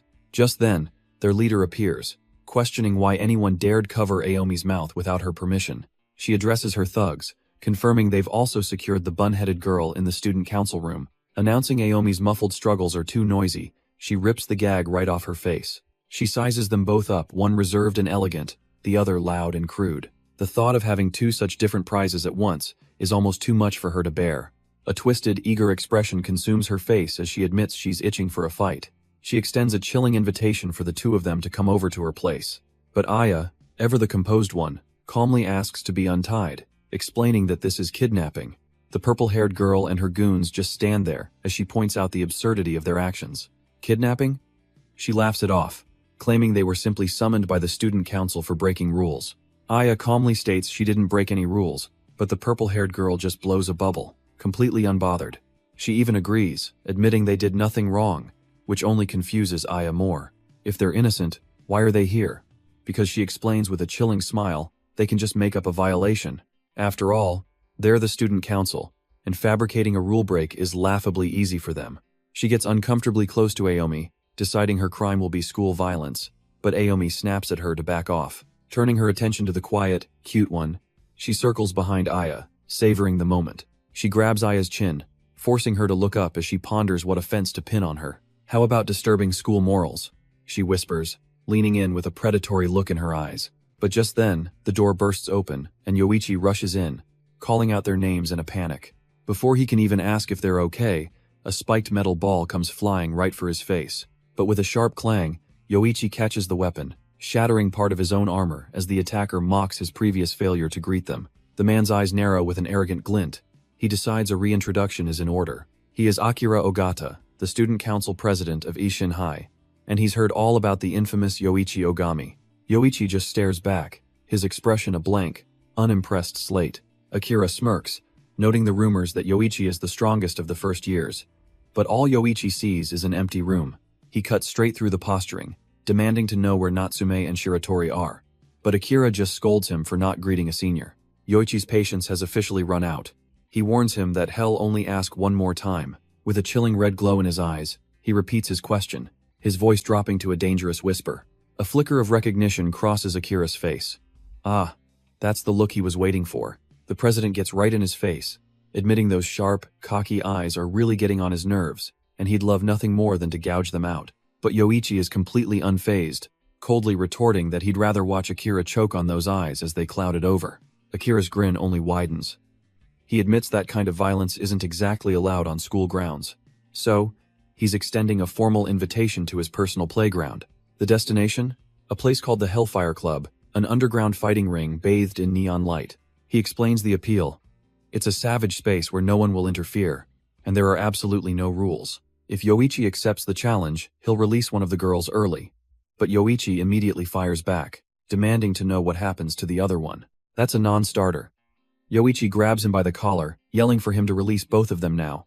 But Akira simply says he can't do that. He claims he can't trust Yoichi not to pull any dirty tricks. A statement so hypocritical it sends Yoichi's rage boiling over. Akira tells him to be grateful, baring his teeth in a predatory grin. He could be using the hostages to hurt him, but instead, he's offering a fair fight. The reflection in a massive, spiked flail shows the two of them as Akira tells him to decide before he changes his mind. Akira twists the knife, asking with a sick grin which girl he'll choose to free first. Yoichi's eyes burn with fury, but Akira cuts him off. He's got 5 seconds to decide. The countdown starts, and Yoichi can only grit his teeth, trapped in an impossible choice. As the final second ticks away, a decision has been forced. And elsewhere, in a cold, hidden room, a footstep signals that the orders have arrived. A hooded figure, one of Akira's enforcers, stands there with a single glowing red eye. Inside, a purple-haired girl seems bored as she torments Shiratori Aya on the floor. Aya begs her to stop, but the girl just seems mildly annoyed by the whole ordeal. After a silent exchange with the hooded figure, she gets up, leaving Aya beside a bound Natsume Ami. Aoma's eyes widen in shock, realizing that Yoichi's choice has just sealed one of their fates. The purple-haired girl lays out the deal for her silent partner. Yoichi agreed to a one-on-one fight, and as the news sinks in for Natsume and Aya, they realize he's already made his choice. Would he save Natsume, the powerful fighter he just met? Or Aya, the girl he's been protecting all this time? With a pop of her bubblegum, the tormentor relishes the drama she's about to unleash. Aya's eyes are wide with a desperate hope, believing he must have chosen her. But we flash back to the countdown, to Yoichi's face twisted in cold fury. With seconds ticking away, he was forced to make an impossible, agonizing decision. Choosing Natsume was the strategic move. Her skills would be invaluable in the fight to come. But his heart overruled his head. Aya was just an innocent bystander caught in his war. So as the final second vanished, Yoichi faced the towering mad tyrant and made his choice. He demanded that Ogata release Aya Shiratori first, silently apologizing to Natsume for the sacrifice. A wicked, shark-like grin spread across Ogata's face as he seemingly agreed to the terms. He turned his back, calling out to his subordinate to release the hostage, but a sudden chill ran down Yoichi's spine as he realized had been played. With sadistic glee, Ogata announced he was releasing Aomi Natsume instead. The declaration sends a shockwave through both girls, their eyes wide with disbelief. Natsume is utterly bewildered. Why save her? She was the fighter, the one who should have stayed behind. Aya can only stare, whispering Yoichi's name in utter disbelief. Enraged by the betrayal, Yoichi grabs the mad tyrant, demanding to know what he's playing at. He roars that Ogata had a deal he promised to release the one Yoichi chose, but Ogata calmly threatens to keep both girls if Yoichi continues to provoke him. A sadistic smile creeps onto his face as he mocks Yoichi's obvious care for Aya. He explains that's precisely why he can't release her first. That's just how hostages work. The tyrant offers a hollow promise that the girls will be fine as long as they cooperate. Then, without warning, he drives a brutal fist straight into Yoichi's stomach. He tells him their club is busy, ordering him to stay put and wait to be called. With a cold glare, Ogata warns him not to try anything stupid. He reminds Yoichi that his crew is everywhere. The walls have ears, and the doors have eyes. As he walks away, the tyrant tosses one last promise over his shoulder. He will crush him. Yoichi can only stand there, teeth gritted in pure, helpless fury. The scene shifts, and suddenly Natsume Aomi is standing before him. She cuts right to the chase, asking why she was freed when he chose the other girl. A dark aura swirls around her. She admits she was a little happy, even if she knew something was wrong. She tells him not to worry, adding that they probably should have released the cute girl anyway. But she can't help feeling sorry for the part of herself that actually got her hopes up. She cuts through the tension, asking what he plans to do now. Just sit and wait? His answer is a simple, defiant no. Yoichi's eyes narrow with conviction. He's going to help her, no matter what happens. He lays out his plan. First, save Shiratori, and only then will he take on Ogata properly. Natsume can't help but crack a smirk, playfully mocking his bold declaration for the next president. He gets serious, asking if she knows where they were held, but she just scoffs. How could she possibly know? She explains their captors were thorough, blindfolding them for both the capture and the release. But she does remember one thing: it felt damp, and they had to walk upstairs, meaning it was likely underground. Still, She warns him the place is probably swarming with surveillance cameras, making it impossible to get close. With no clear path forward, Yoichi's fiery determination cools into silent, frustrated thought. Just then, a calm voice from behind offers to lend a hand, startling both Yoichi and Natsume. Yoichi turns, completely caught off guard by the unexpected interruption. Lounging on a nearby wall is none other than Shirotani Io, the special recommendation student. He questions the offer. Doesn't this go against Shirotani's principle of non-interference? Shirotani admits that it did back then. The Byakuyakai's code was to avoid pointless fights. But before he can finish, another voice cuts in from above, angrily refuting the idea that he was taken out. It's Ukyo, battered and bruised, declaring that the long coat guy is his prey and his alone. Natsume just stares, completely deadpan. Is this guy for real? Shirotani simply states that a classmate was defeated, so he can't just sit back and watch, making Yoichi wonder, was this his plan all along? Shirotani smirks, denying it was all planned, just a perfectly timed coincidence, he claims. Yoichi gives him a skeptical side-eye, thinking to himself what a strange guy this is. Natsume, meanwhile, is having a silent panic attack, praying she didn't just call him a spoiled rich kid out loud. Moving on, Yoichi accepts his help but reminds him that the enemy has hostages, so they can't be reckless. Shirotani already has a solution. He'll go find the Shiratori girl himself. Has figured out the layout, and since the enemy doesn't know his face, he can slip right past their guards. He tells them to act normal until he finds the hostage, promising to call if he needs backup. Yoichi seems hesitant to rely on him so completely, but Shirotani assures him it's the best move. Besides, he adds cryptically, he has his own personal reasons for getting involved. Personal reasons? Yoichi repeats, as Shirotani claims he's just looking for a student council member. So, they're just supposed to leave it to him? Yoichi reluctantly agrees, ready to jump in if things go south. As Shirotani departs, the teacher remarks that he's looking forward to seeing the Prince of Byakuyakai in action. With their temporary ally on the move, Yoichi steals his gaze. It's time to begin, and the stage is set for a massive confrontation, a joint play between classes that will pit everyone against each other. The scene shifts as a heavy footstep lands on the school grounds. The teacher has arrived, complaining under his breath about being dragged all the way out here. But a dark, sinister smile betrays his true feelings. He's enjoying this. His eyes flare with a terrifying golden light as he thinks about the troublesome person he's come to handle. Meanwhile, deep within the school, a hallway stands under heavy guard. The men from the Byakuyakai stand stoic, confident in their numbers. But one of them feels a sudden, chilling presence materialize from the shadows behind him. His partner turns, sensing the disturbance, a flicker of confusion on his face. In a flash of brutal motion, the first guard is sent flying before he can even blink. The others can only stare in shock as their comrade hits the floor, out cold. But there's no time to process it as the white-haired intruder closes the distance instantly. A devastating punch caves in the second guard's jaw, silencing him for good. The last man scrambles for his radio, a desperate call for backup dying in his throat. And just like that, it's over.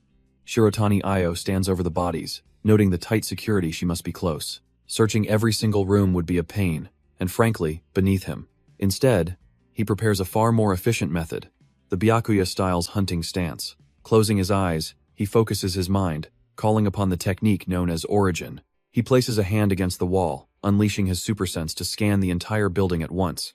His perception ripples through the structure, mapping out every floor and every room. He instantly detects the life signs within, zeroing in on his target surrounded by guards. A faint, predatory glow emanates from his eyes. He's found her. His destination is clear. The archive room. A simple, unassuming door, hiding exactly what he came for. Elsewhere, a pair of high-ranking guards are on patrol, utterly oblivious to the wolf already in their midst. Natsume is absolutely fuming, texting furiously as her two guards shadow her every move. Shirotani, on the other end, tries to keep her calm, telling her to just be patient until he gives the signal. But her patience is gone. They're following her into the bathroom now, and she's had enough of this stalking. Shirotani tells her to endure it, while also texting a certain Ukyo with a clear command. Do not engage. But his message is met with silence. A very worrying, unanswered silence. Natsume's anger turns to anxiety. She starts spamming the chat, worried that idiot Ukyo has already done something stupid. Even Okami grows tense, demanding a response from their silent ally. Suddenly, a message from Ukyo explodes onto their screens, absolutely enraged that they're being so loud. He's trying to study, and he threatens to shred them all before abruptly leaving the group chat.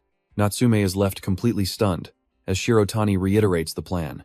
They just have to wait. And while they worry, Shirotani sits alone in a classroom, wondering if this really is the best way forward.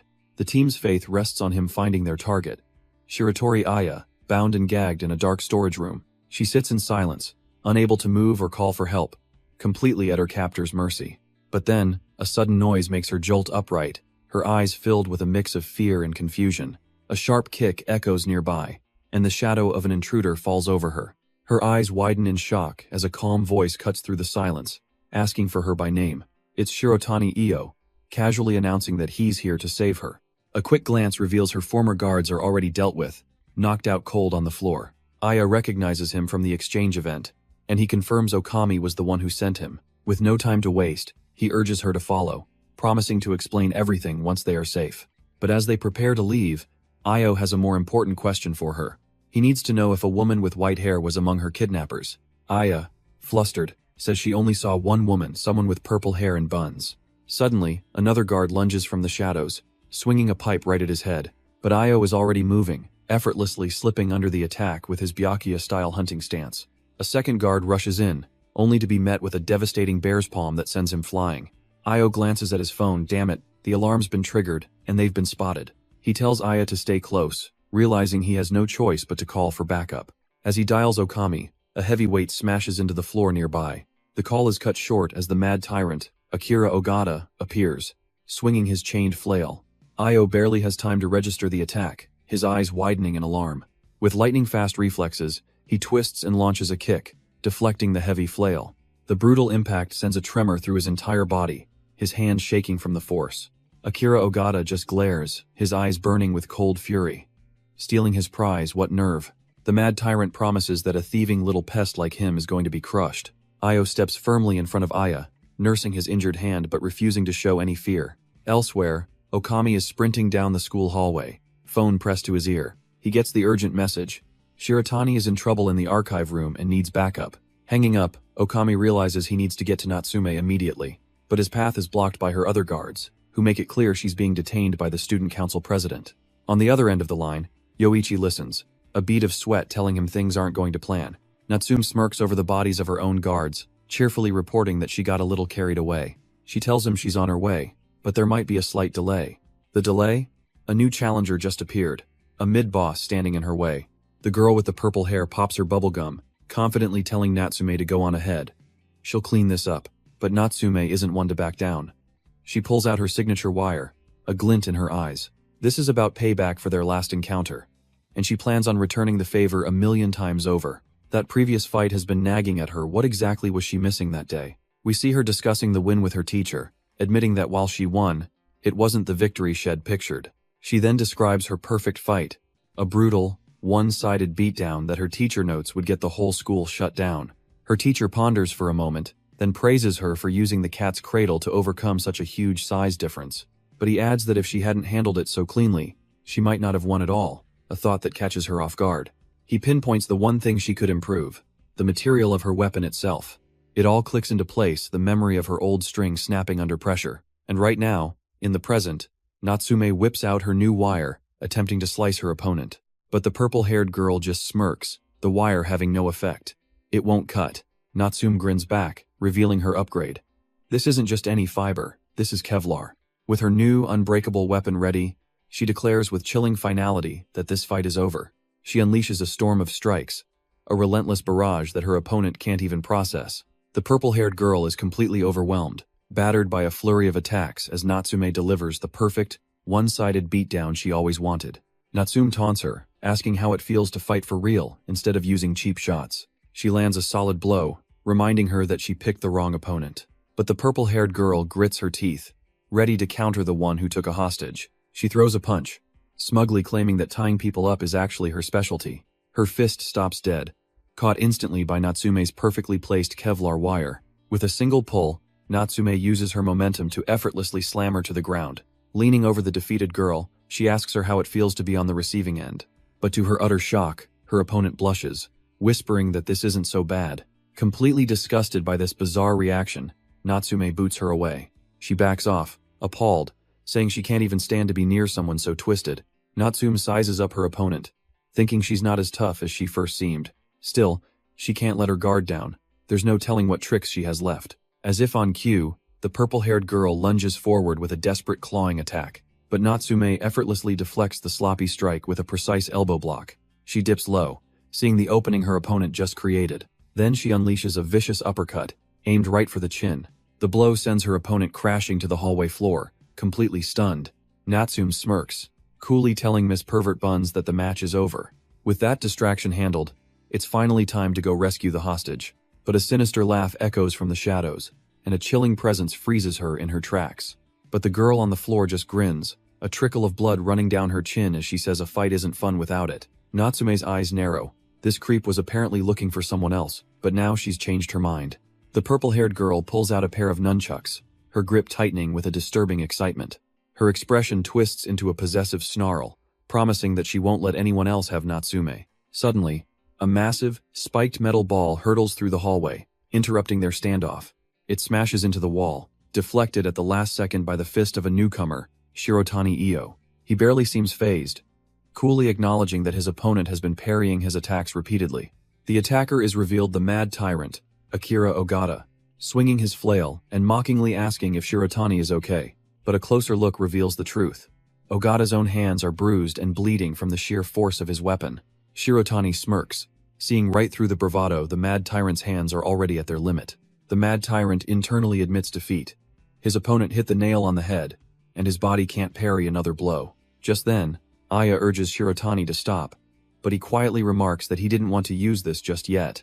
He turns to her with a grim look, telling her to leave him and run to safety. But she refuses, thanking him for risking his life to rescue a stranger he didn't even know. With newfound resolve, she clenches her fists, declaring she'd much rather be the one who gets hurt. She pleads with him one last time to leave her and save himself, but her words only seem to strengthen his will. A faint, knowing smile spreads across Shirotani's face, catching her completely off guard.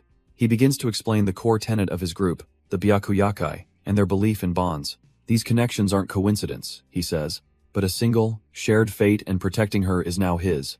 As he speaks, his hand calmly closes around the hilt of a hidden blade, ready to be drawn. He declares he won't defy his fate, because to him, this is simply the way of nature.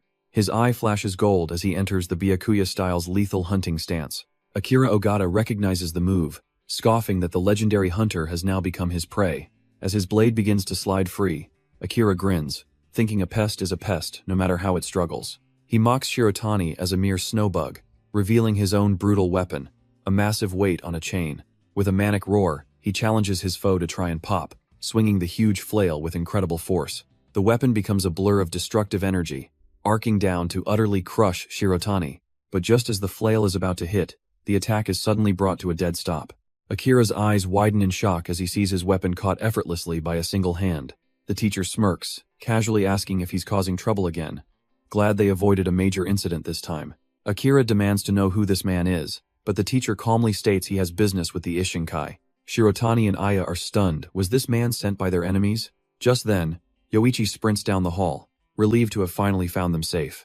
But his relief evaporates in an instant as his eyes lock onto the figure standing with the enemy. He freezes in utter disbelief. No, it can't be standing right there as him. The teacher's eyes, a piercing gold, seem to burn with an unnatural light. He exudes an aura of absolute control, a predator in a room full of children. His gaze is steady, focused, as if he's perceiving more than just the physical world. He quirks an eyebrow, a flicker of curiosity on his face. Turning slightly, he mentions he thought he sensed someone nearby, his eyes aimed right where Yoichi is hiding. Dismissing the feeling, the teacher tells Akira to come along, but the mad tyrant isn't having it. Akira declares that Shirotani is his tool, and he won't leave until he's taken the teacher's head. He grips his flail, warning the man not to try and stop him. Unfazed, the teacher simply repeats his command, insisting this is not the time for a brawl. Then, with a menacing glint in his eye, he leans in and asks about Akira's little club. The question hits its mark, and Akira falls silent, caught completely off guard. He clicks his tongue in frustration, realizing he's been backed into a corner. Relenting, he glares at Shirotani, branding him Snowbug and promising to crush him later.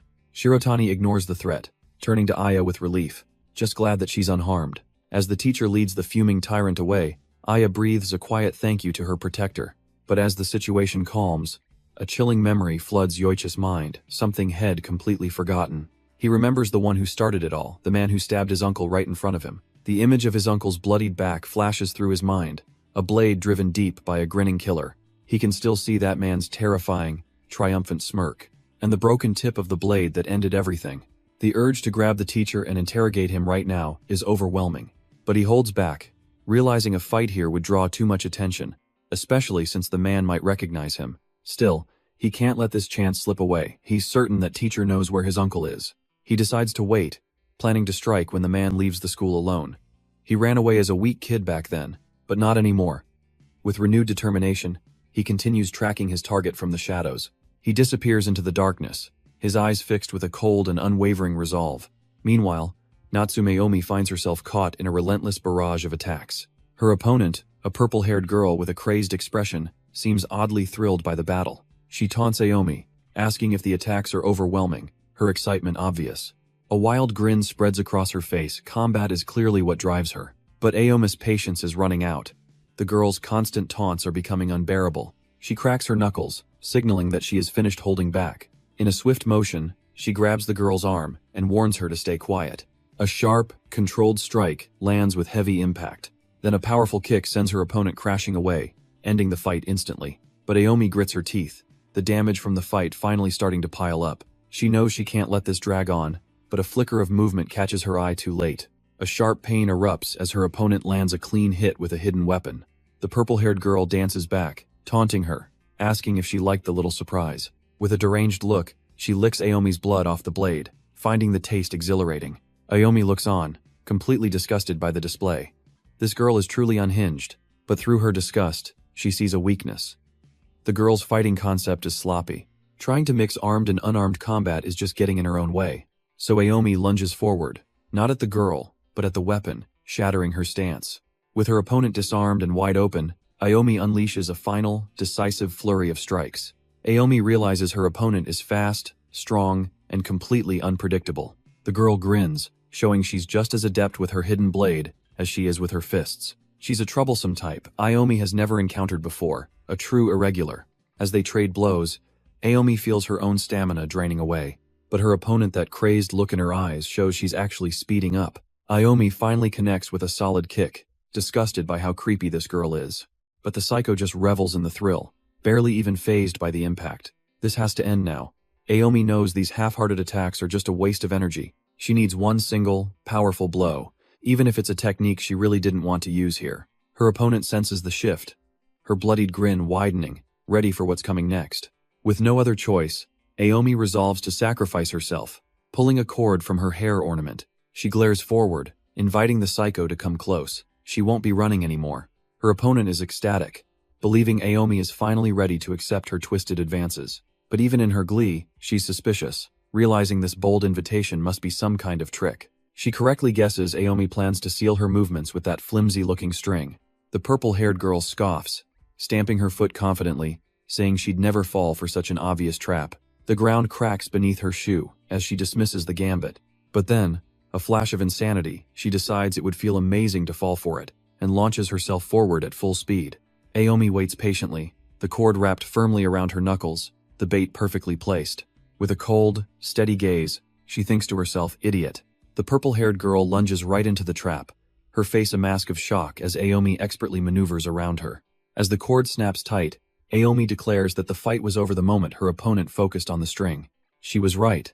The trap works perfectly, binding the girl's arms and sealing her movements completely. Her opponent, however, grins with twisted pleasure, musing that she's the one who got sacrificed. Aomi retorts that she's the real victim here, but her foe just laughs, saying this feeling is exactly what she wanted. She collapses onto Aomi, calling the entire humiliating experience blissful in its own twisted way. Aomi is utterly repulsed, realizing with horror that this creep is enjoying every single second of this. This entire situation is just the absolute worst. And just then, a lone butterfly flutters peacefully against the sky. As the mad tyrant, Akira Ogata, looks up, ready to make his presence known. A corporate enforcer calmly takes a drag from his cigarette, telling Akira his little Hellfire Club needs to go. He informs the mad tyrant that this isn't a request, it's an order from the top. Akira whips around, absolutely livid. After all the dirty work he did for them, they want to cast him aside?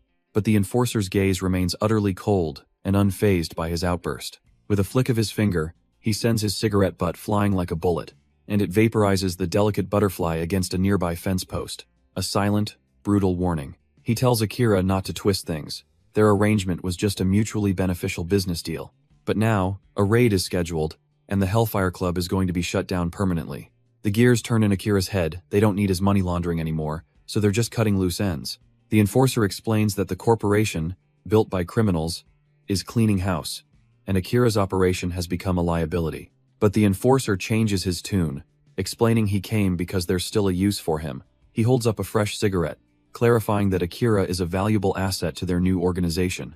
Akira isn't swayed, demanding to know what will happen to his crew, the Hellfire Club affiliates. The enforcer's answer is chillingly simple. They will be disposed of, right along with the club. Akira can't believe his ears, thinking this has to be some kind of sick joke as the man calmly lights his smoke. But he's dead serious, explaining that unlike Akira, his men were never part of their organization, they're just disposable tools. He asks if there's really a problem with using something, and then simply throwing it away. But just as Akira is about to snap, a new voice cuts through the tension, remarking on the smell of smoke. A figure emerges from the background, his eyes burning with disgust as he calls the enforcer a sewer rat.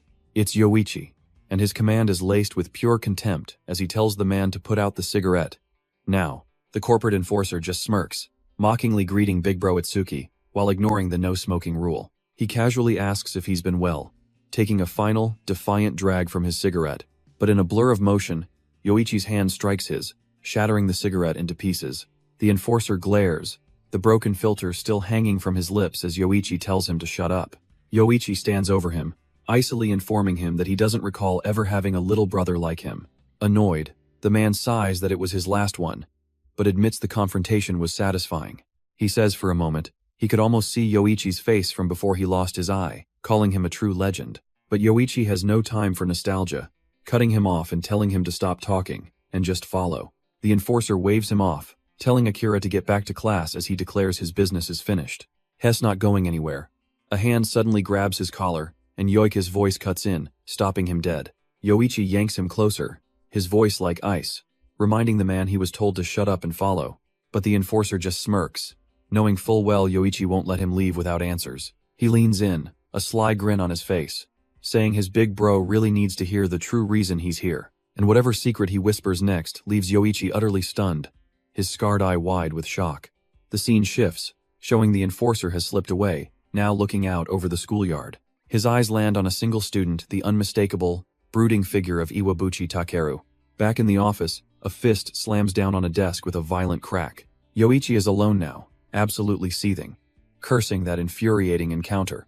To run into that bastard here of all places, he fumes, wishing he'd carved a new scar across his face. The rage is so intense he grabs his neck, gritting his teeth about his damn blood pressure. But it's what the man said earlier that truly burrows into his mind. The memory of the confrontation flashes back, the enforcer's words cutting through his rage. He'd been told that Senior Managing Director Yamada had been spotted in this very area. Yoichi couldn't believe it, stammering the name Shigeru only for the man to confirm his mission. But the enforcer had a sly question, a little taunt. Why would someone so important be hiding at a school? His eyes seemed to glow with malice as he offered a suggestion. Maybe to see his beloved little brother. The accusation hits Yoichi hard, but the enforcer just laughs it off, claiming it was only a joke. With a curt bow, he announces he's off to resume his mission, leaving a shell-shocked Yoichi behind. The words just echo in his mind as the man walks away. Shigeru is here. And with a final, chilling smile, the enforcer warns him that the chairman has permitted him to eliminate anyone who gets in the way. But Yoichi isn't the only one with family on the line. Elsewhere, a man named Chiba recalls a chilling threat about brotherhood. The news about Shigeru's return sets his teeth on edge, his expression hardening. He puts the pieces together instantly. Shigeru must have come back to see Yoichi. And now, Chiba has to find him first, before the company's hunters do. He decides to start searching the school perimeter immediately, preparing to rush out. But as he moves, a colleague distractedly asks if anyone's seen his missing jacket and helmet. Out in the quiet hills overlooking the academy, the pieces are already in motion. The man himself, Shigeru Yamada, walks calmly down a lonely path. He stops, sensing a presence, his scarred eye narrowing slightly as he looks up. A figure in a red helmet is waiting for him, and Shigeru cuts right to the chase, asking what they want. Shigeru notes the ambush, but his tone is dismissive, telling his opponent to ready a weapon. The rider clenches his fists, declaring that he won't hold back. He's been waiting for this reunion. Through the helmet's visor, His eyes glow with rage as he vows to kill Shigeru right here and now. Shigeru finds the situation strange, almost amusing. He reaches into his jacket, his hand closing around a concealed weapon as he calmly speaks. A chilling smile spreads across his face. He muses that very few have seen him use this and survived. With a sudden, maniacal grin, Shigeru lunges forward, his blade a blur of motion. The rider reacts instantly, blocking the deadly thrust with a hardened fist. Their clash erupts into a furious exchange of high-speed blows, sparks flying between them. But the rider is ready, unleashing his own style, the Shindo Ryu combat technique, first form. The rider's fist shot explodes forward, a powerful opening move meant to end things quickly. But when the dust settles, Shigeru is standing several feet away, completely unscathed. The deadly assassin simply readjusts his grip, looking more bored than threatened. The rider curses inwardly. He missed. The move isn't perfected, and he can't use it again so soon. A smirk plays on Shigeru's lips. To think he pulled out his weapon for such a small fry. He genuinely wonders why he even bothered, certain he could have ended this fight barehanded. How terrible of him, he thinks with chilling amusement, to bare his fangs for no reason at all. But since the blade is already out, he figures it would just be awkward to put it away now. So instead, he unleashes his killing intent, promising to tear his opponent to shreds. The rider's confidence shatters, his body frozen by a pressure he can't even comprehend. But even backed into a corner, the rider grits his teeth, deciding to go down fighting. Shigeru just smirks, bidding him farewell with a single word before vanishing in a blur. The rider barely gets his arms up in time to block, or so he thinks. But the assassin's blade easily slices through his guard, followed by a devastating palm strike to the chest. A brutal kick sends him flying, planting him face first into the dirt. He's left gasping on the ground, completely and utterly broken from the exchange. But then, a flicker of memory returns to him, something he had long forgotten. He remembers this exact feeling of overwhelming helplessness, of being completely outmatched. The face of a terrifying young man from his past overlays the assassin's smug expression, and that familiar terror ignites something within him as he pulls out his own hidden blade. But the assassin is far too fast, smashing a vicious punch right into the rider's helmet. He follows up with a lightning-quick stab, the blade cracking the visor just inches from his eye. A sharp kick sends the rider's own weapon flying, disarming him in an instant. The rider stumbles back, clutching his cracked helmet, thinking he somehow survived a killing blow. But that was just a feint. The real attack sinks deep into his shoulder before he can even react. The blade pierces through flesh and bone, completely immobilizing his arm. With the weapon still embedded, the assassin leans in, genuinely confused about the rider using a weapon at all. The rider can only grit his teeth, the question making no sense through the searing pain. He stares back, trapped and helpless. The cold steel, a brutal reminder of his powerlessness. Then, with a vicious twist of the blade, the assassin coldly tells him it's time to apologize. But the assassin isn't done, his forearm pressing into the rider's throat, cutting off his air. He scoffs at his own surprise, landing a solid punch for being startled by a mere scarecrow. With a mocking sneer, he asks if it isn't humiliating, following up with a brutal kick to the chest. The rider gasps, the impacts rattling him inside his helmet. He can't breathe, choked and kicked at the same time. His vision blurs, the world fading as he's about to black out. But Yamada yanks him back from the brink, insisting they're not done yet. With a sickening crunch, he drives the blade deep into the rider's other shoulder. Leaning close, a strange curiosity replaces his contempt. He wonders why he ever let someone so weak live. His own past actions now a puzzle. And that vivid killing intent, he muses, is starting to genuinely provoke him. He raises a hand, deciding it's time to see what's really behind that glare. Leaning in close, he challenges the rider to show him the true nature of that hatred. The rider answers with a sudden, brutal headbutt that cracks against Yamada's skull. He follows up with a desperate kick, trying to unbalance the master assassin. Then, a savage, beast-like flurry of attacks rakes across Yamada's chest. The assault throws Yamada back, but the rider is left gasping for air, his energy spent. His vision blurs, his hearing fades, his body has reached its absolute limit. But Yamada gets back to his feet, dusting himself off with a condescending sigh. He scoffs at those who can't accept defeat, comparing the rider's rage to that of a mindless monkey. With a final, contemptuous swing, Yamada shatters the rider's helmet, calling him pathetic. The assassin wipes his chin, deciding it's about time to finish this once and for all. But the sight triggers something, a memory of another time, another dark place. A jolt of panic he realizes with dawning horror who this man is. He remembers being on the ground, knowing that if Yamada attacked his face, there'd be no way to counter. The cold steel of the blade descended, aiming straight for his eye. In that split second, a single thought consumed him. This is how I die. But then, a blur of motion exploded from the side, intercepting the fatal blow. A figure landed between them, a sudden and unexpected savior. After the overwhelming helplessness came a new feeling, an immense and unforgettable terror. A massive figure stood over him, and a single, impossible thought echoed in his mind. It was a familiar back, one he had desperately been waiting to see again. Young Yoichi could only stare up in utter disbelief. With a flash of movement, his uncle had arrived, deflecting the killer's blade.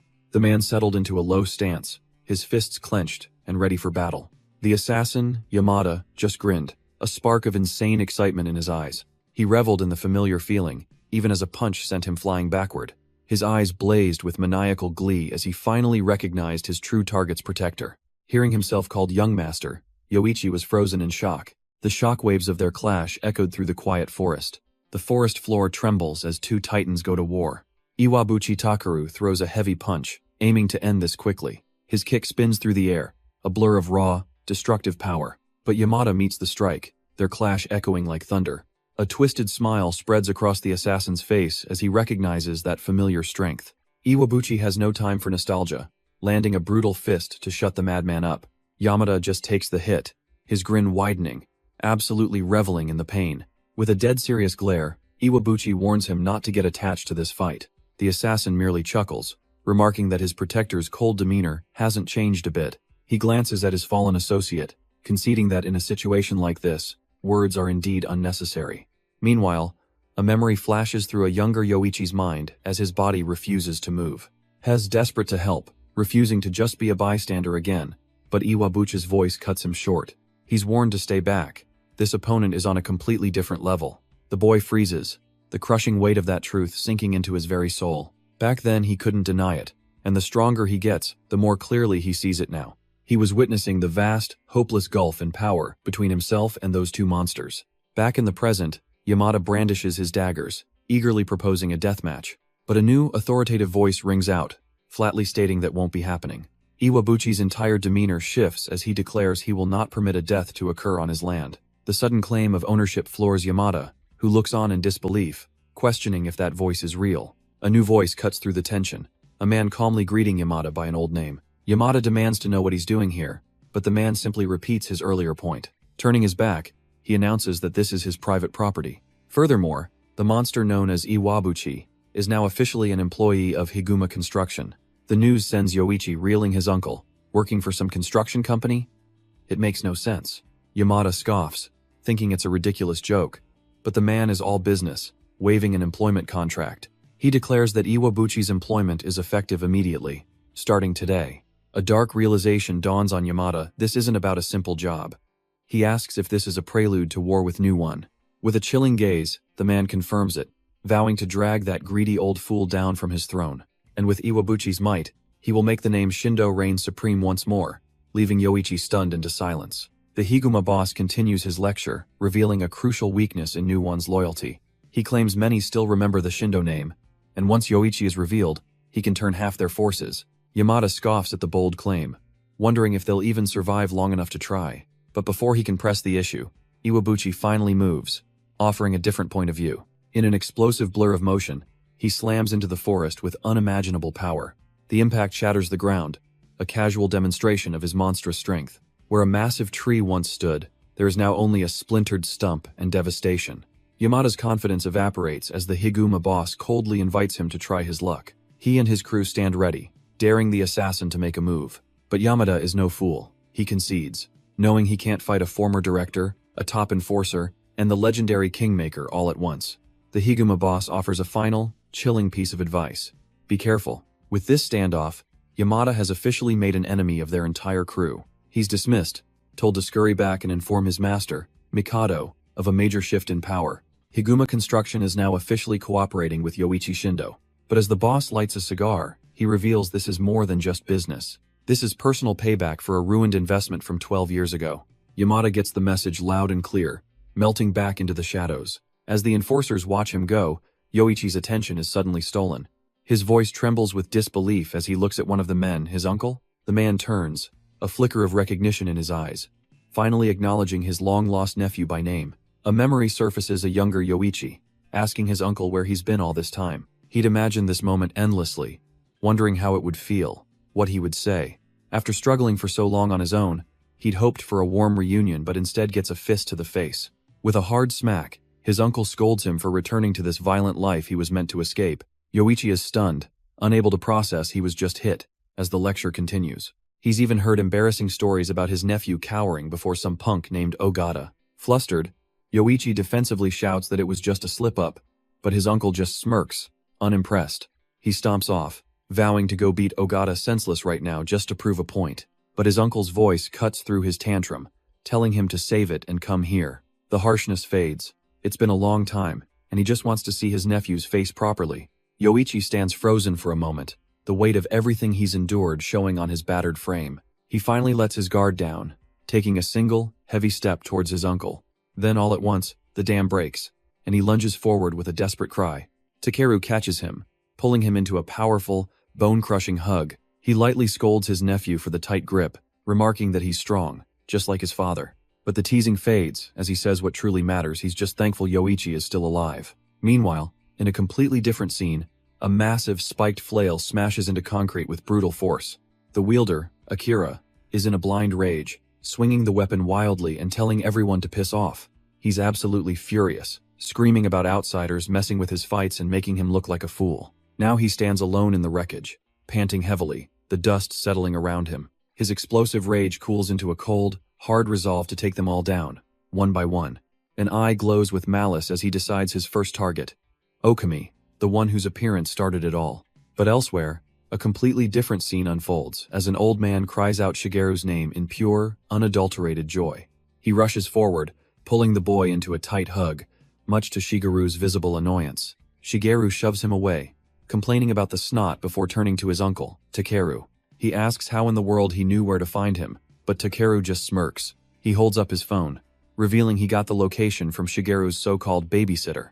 On the other end of the line, a man in a sharp suit greets Shigeru, respectfully calling him Young Master Okami. Yoichi listens as the man, Sato, explains he was trying to deliver good news but Takeru was difficult to track down. Takeru scoffs at that, smugly correcting him he wasn't found.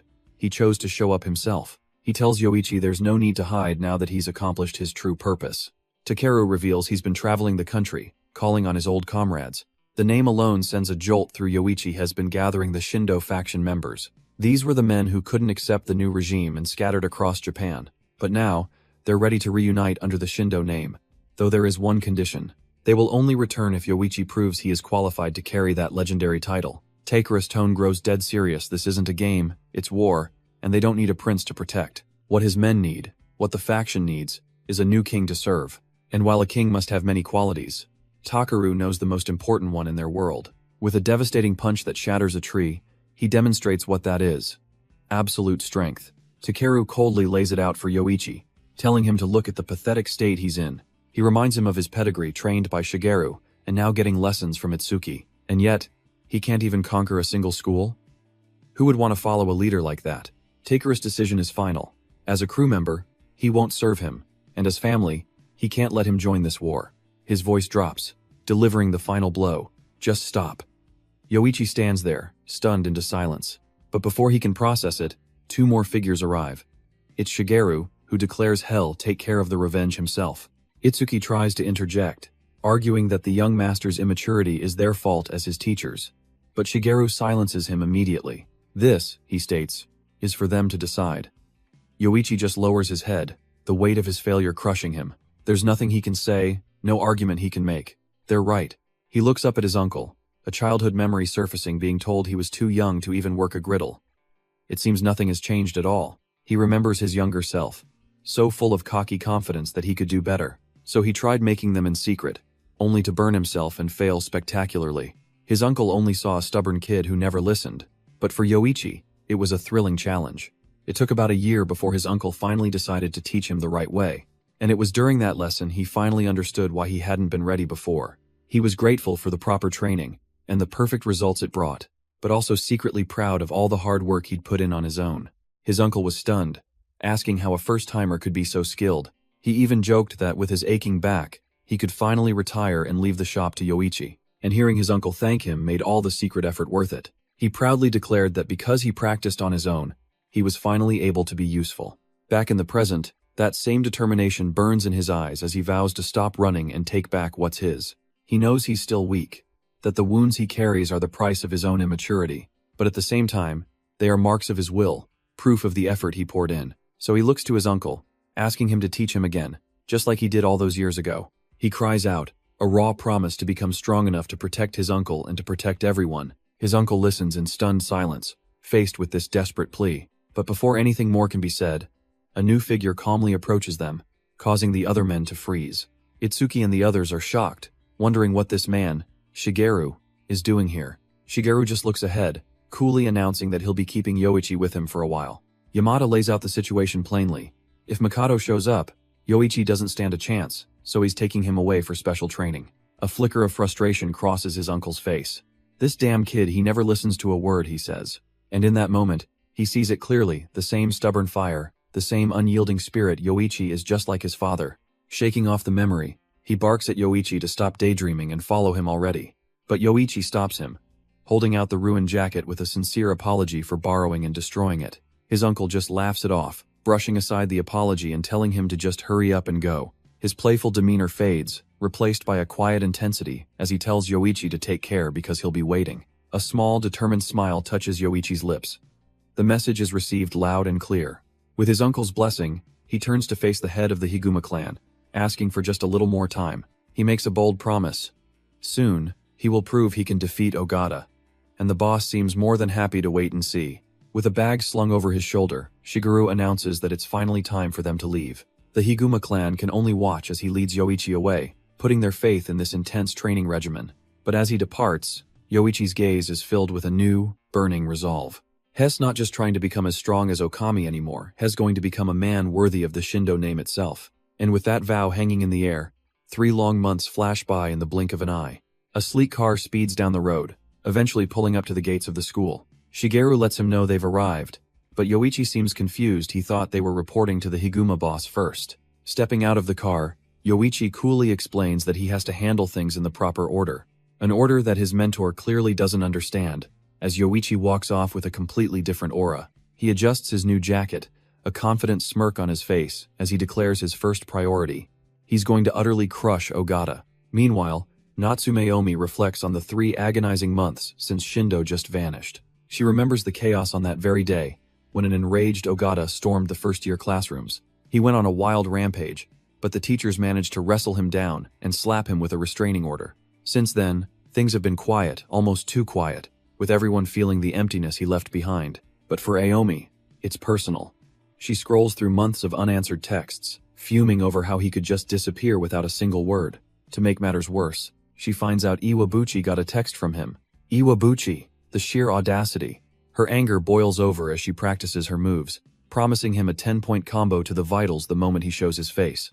But just as she's fantasizing about his demise, a classmate sprints in, shouting that Okami is back. Aomi can barely process it as the student yells that he's currently in the 3rd-year classroom, declaring war on Ogata. And indeed, the two now stand face to face, a storm of violence brewing in the sudden, deafening silence. With a cold glimmer in his eyes, Yoichi calmly greets Ogata, mentioning he heard he'd been looking for him.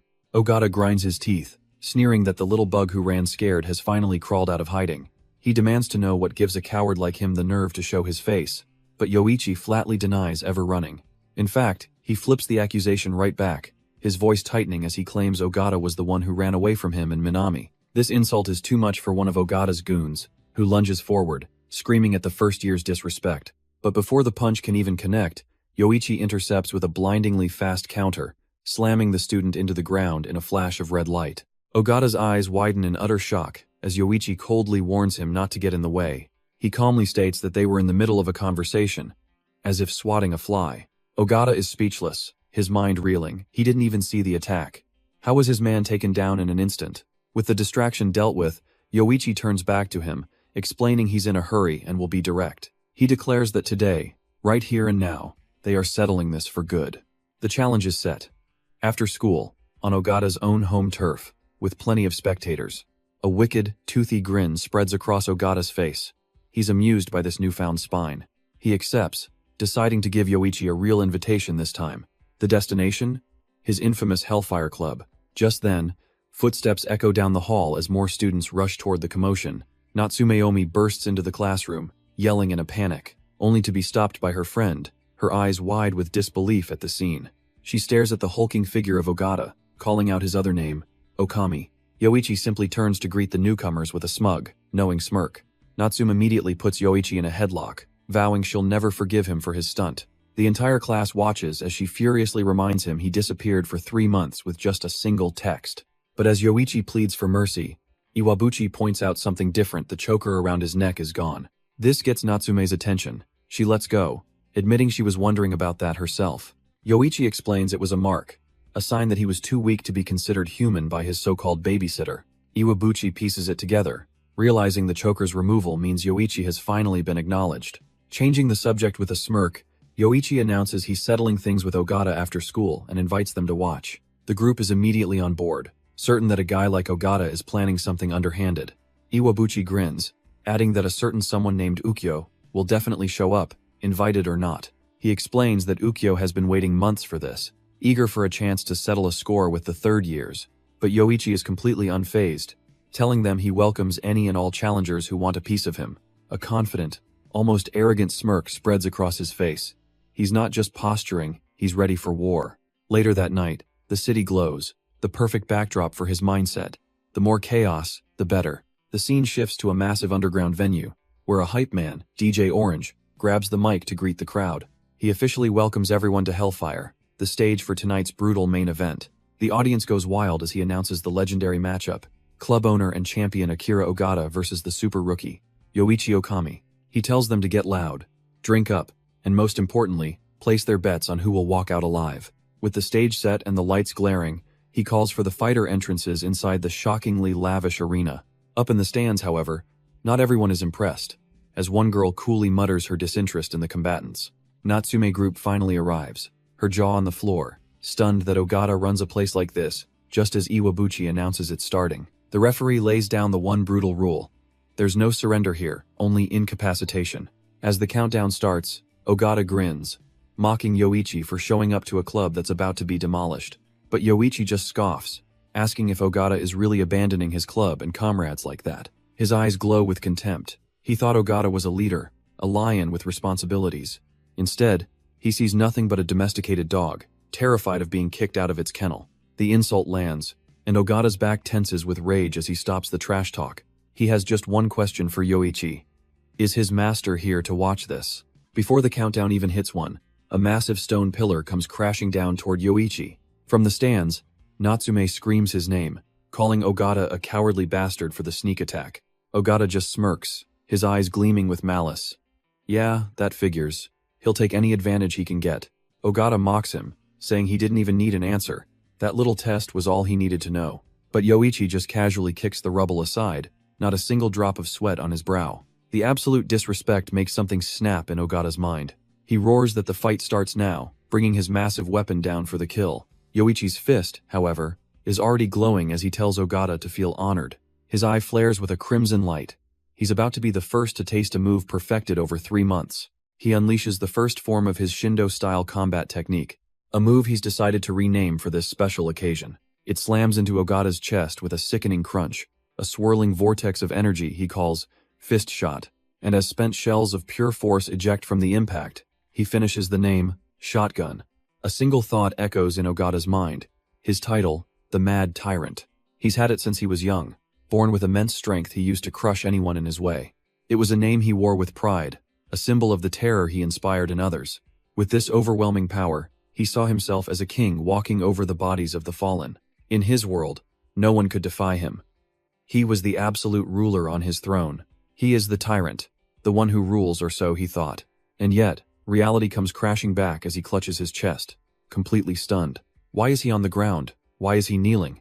He looks up to see Yoichi looming over him, casually asking if the fight is already over. A wave of pure humiliation and rage washes over Ogata.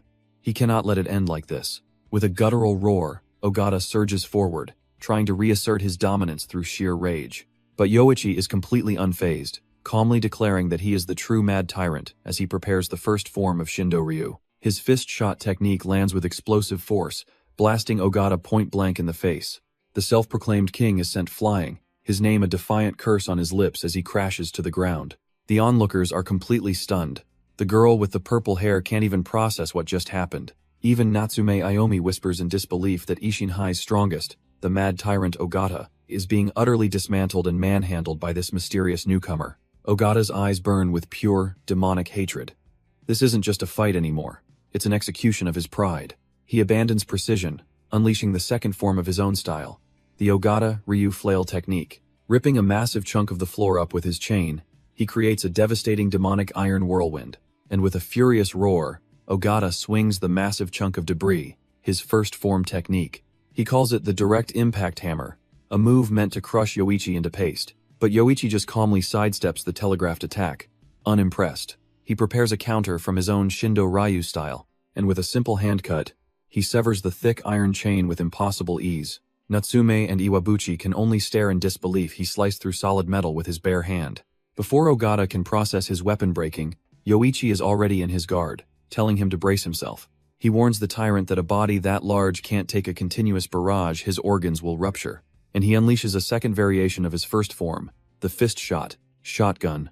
A rapid-fire series of blows slams into Ogata's torso, leaving him stunned and defenseless. The entire student body is frozen in sheer disbelief. Natsume absolutely loses it, screaming that he actually managed to pull it off. Yoichi stands over Ogata's defeated form, the undisputed victor. He looks on, completely unfazed, wondering just how much stronger he's become. Then, he turns to address the crowd, announcing he has something to say to all of Ishinhai. Natsume's eyes widen as he begins to reveal his true name. He declares it for all to hear. He is Yoichi Shindo. But he doesn't stop there. He's the son of Tomoya Shindo, the first chairman of Ishinkai. Whispers turn to shouts as the students struggle to process the bombshell he just dropped. All eyes turn to Natsume, demanding to know if it's true and why she hid such a secret.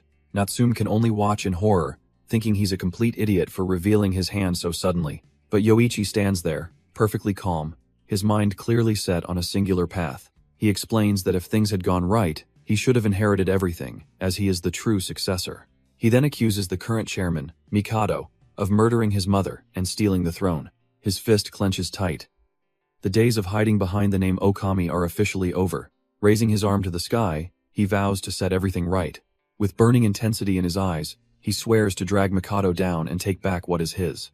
But he can't do it alone, and he knows it, looking out at the stunned student body. He announces his grand plan, to form his very own school organization right here at Ishinhai. Standing before them all, he makes his offer, stating he won't force anyone to join his crusade. He promises to take them all to heights they've never seen before. After all, they came to Ishin to be the best, so why not stand with the future chairman? Looking down at the defeated Ogata, he offers a personal guarantee. Follow him, and he'll be taken care of. He swears this on the name Shindo, the very name that gave birth to the spirit of this school. His expression is one of absolute, unshakable confidence. With his offer laid bare, he asks the silent crowd who will come with him, but the students are paralyzed, the sheer scale of his declaration finally sinking in. Natsume watches, sensing the hesitation. They're talking about picking a fight with the entire establishment. She realizes the risk is too high at this rate. No one will dare to follow him. But then, through the silence, two voices cry out, pledging their loyalty. It's Minami Akari of Higuma Construction, and she's pledging to stand with Yoichi Shindo. With a crazed grin, she declares she'll face him head-on, but only if he's skilled enough to entertain her. The crowd erupts in disbelief. Higuma Construction's ace is making her move. Yoichi looks on, his expression unreadable, as he finally gets the fight he wanted. He takes a single, deliberate step forward, revealing he's been waiting for this exact moment. Akari doesn't wait for an invitation, leaping from the balcony to meet him on the floor. She immediately unleashes the first form of her Higuma Ryu sight combat technique. But Yoichi is already moving, countering with the first form of his own Shindo Ryu martial arts. Their techniques collide in a massive explosion of force. Concrete split versus fist, shotgun. They lock eyes, inches apart. Akari thrilled to finally see just how interesting he truly is. The scene shifts, flashing back to Yoichi in the middle of some grueling training, addressing a massive man as uncle. The man, confirming he works for Higuma Construction, wonders why Yoichi is suddenly asking about Akari Minami. Yoichi looks down, the memory of his recent fight still fresh and stinging. He admits that for the first time, he felt a completely overwhelming gap in power, an absolute domination. Even his defeated Ogata's hands didn't fill him with this kind of pressure, and he knows they'll meet again. But his trainer interrupts, asking if Yoichi even understands what Higuma construction or his own family truly is. Yoichi's naive answer about his dad being a simple investor only confirms his ignorance. The trainer sighs, deciding a lesson is in order, and begins to flex with terrifying force. The very ground beneath him cracks and shatters from the sheer power he's gathering. Then, with a deafening roar, he shatters the massive log on his shoulders, a raw display of Higuma's true strength. With the demonstration over, the trainer wades into the water, beginning a history lesson for the stunned Yoichi. He tells him that he's too young to have known his own uncle in his prime. Before the Ishinkai unified the country, Japan was a patchwork of territories controlled by rival groups. Yet, one organization, Higuma Construction, managed to dominate the industry nationwide. The trainer explains their success was due to maintaining a strict neutrality, taking no one's side. In an era where survival meant choosing an ally and crushing your enemies, this was unheard of. Higuma operated freely everywhere, which meant no one dared to make an enemy of them. Or, more accurately, no one could afford to make an enemy of them. Yoichi cuts him off, impatient. He gets that they're impressive, but is Minami strong or not? The trainer looks him dead in the eye and drops the truth. Minami is the disciple of that legendary founder. The wild Higuma never took a disciple until he accepted his first and his last. The news hits Yoichi like a physical blow, stopping him dead in his tracks. He remembers their fight, a brutal clash of raw, unyielding force. That was Akari Minami, a fighter with a wild, almost unhinged look in his eyes. But even then, Yoichi's gaze burned with an unshakable fighting spirit. Minami is the one who inherited the so-called power of neutrality. His mission was simple: secure Yoichi as an ally, no matter the cost.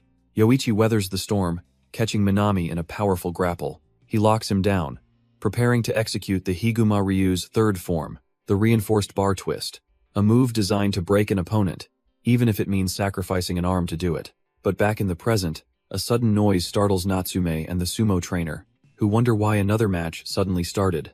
The memory continues, with Minami screaming a name Okami as is trapped in Yoichi's hold.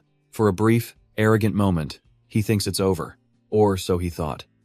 A sly grin spreads across his face as he realizes Yoichi already knew the answer. He knew exactly how to counter the bar twist, relax just before it locks, create a tiny gap, and slide the arm to diffuse the force. Breaking free, Minami asks if a man named Shigeru taught him that, challenging Yoichi to show him what else he's learned. Yoichi responds not with words, but with a brutal, lightning-fast kick that sends Minami flying. He unleashes his own technique, the second form of his combat style.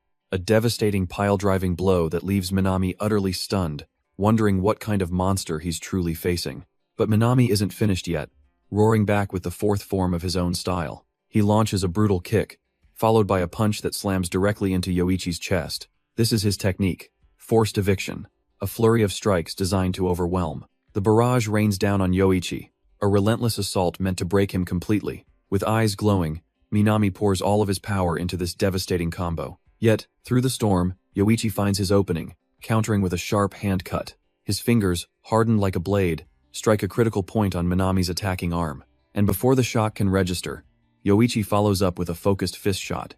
Watching this exchange, Ogata Akira is floored, wondering what kind of monsters these two are. Ogata can only watch in awe, realizing this is far beyond any high school squabble. He sees it in Minami's eyes, the quiet, firm resolve of a man who has accepted his fate. A man who not only accepts his destiny but has the raw talent to meet it head-on. Yoichi simply observes, a flicker of something unreadable in his gaze. But defeat isn't on Minami's mind as he suddenly throws his head back, laughing like a madman. He staggers to his feet with a terrifying grin, telling Yoichi this is exactly what he's been waiting for. With a surge of adrenaline, he violently yanks at his red hoodie. He tears it off to reveal the roaring bear emblem underneath, declaring that the test is now complete. But for Minami, the real fight is just getting started. Her eyes glow with a feral light as she demands Yoichi show her everything, to let her drown in his power. But elsewhere, Natsume Ami faces a different kind of weirdo, a man hanging upside down with a creepy, familiar grin. Startled, her immediate reaction is to plant a fist square in the psycho's face. She then proceeds to stomp him into the floor as her ally begs her to stop, reminding her they're in public. Meanwhile, across the city, a darker shadow begins to fall under the neon-lit night sky. Civilians on the street freeze in terror, a man warning his family not to even look. The reason for their fear becomes clear. The infamous Ishinkai are on the move, a tide of tailored suits and cold intent. Their leader lights a cigarette, his golden eyes glinting with amusement as he prepares to crash the party. Before the glowing sign of the Hellfire Club, His men draw their blades, ordered to make it quick and clean.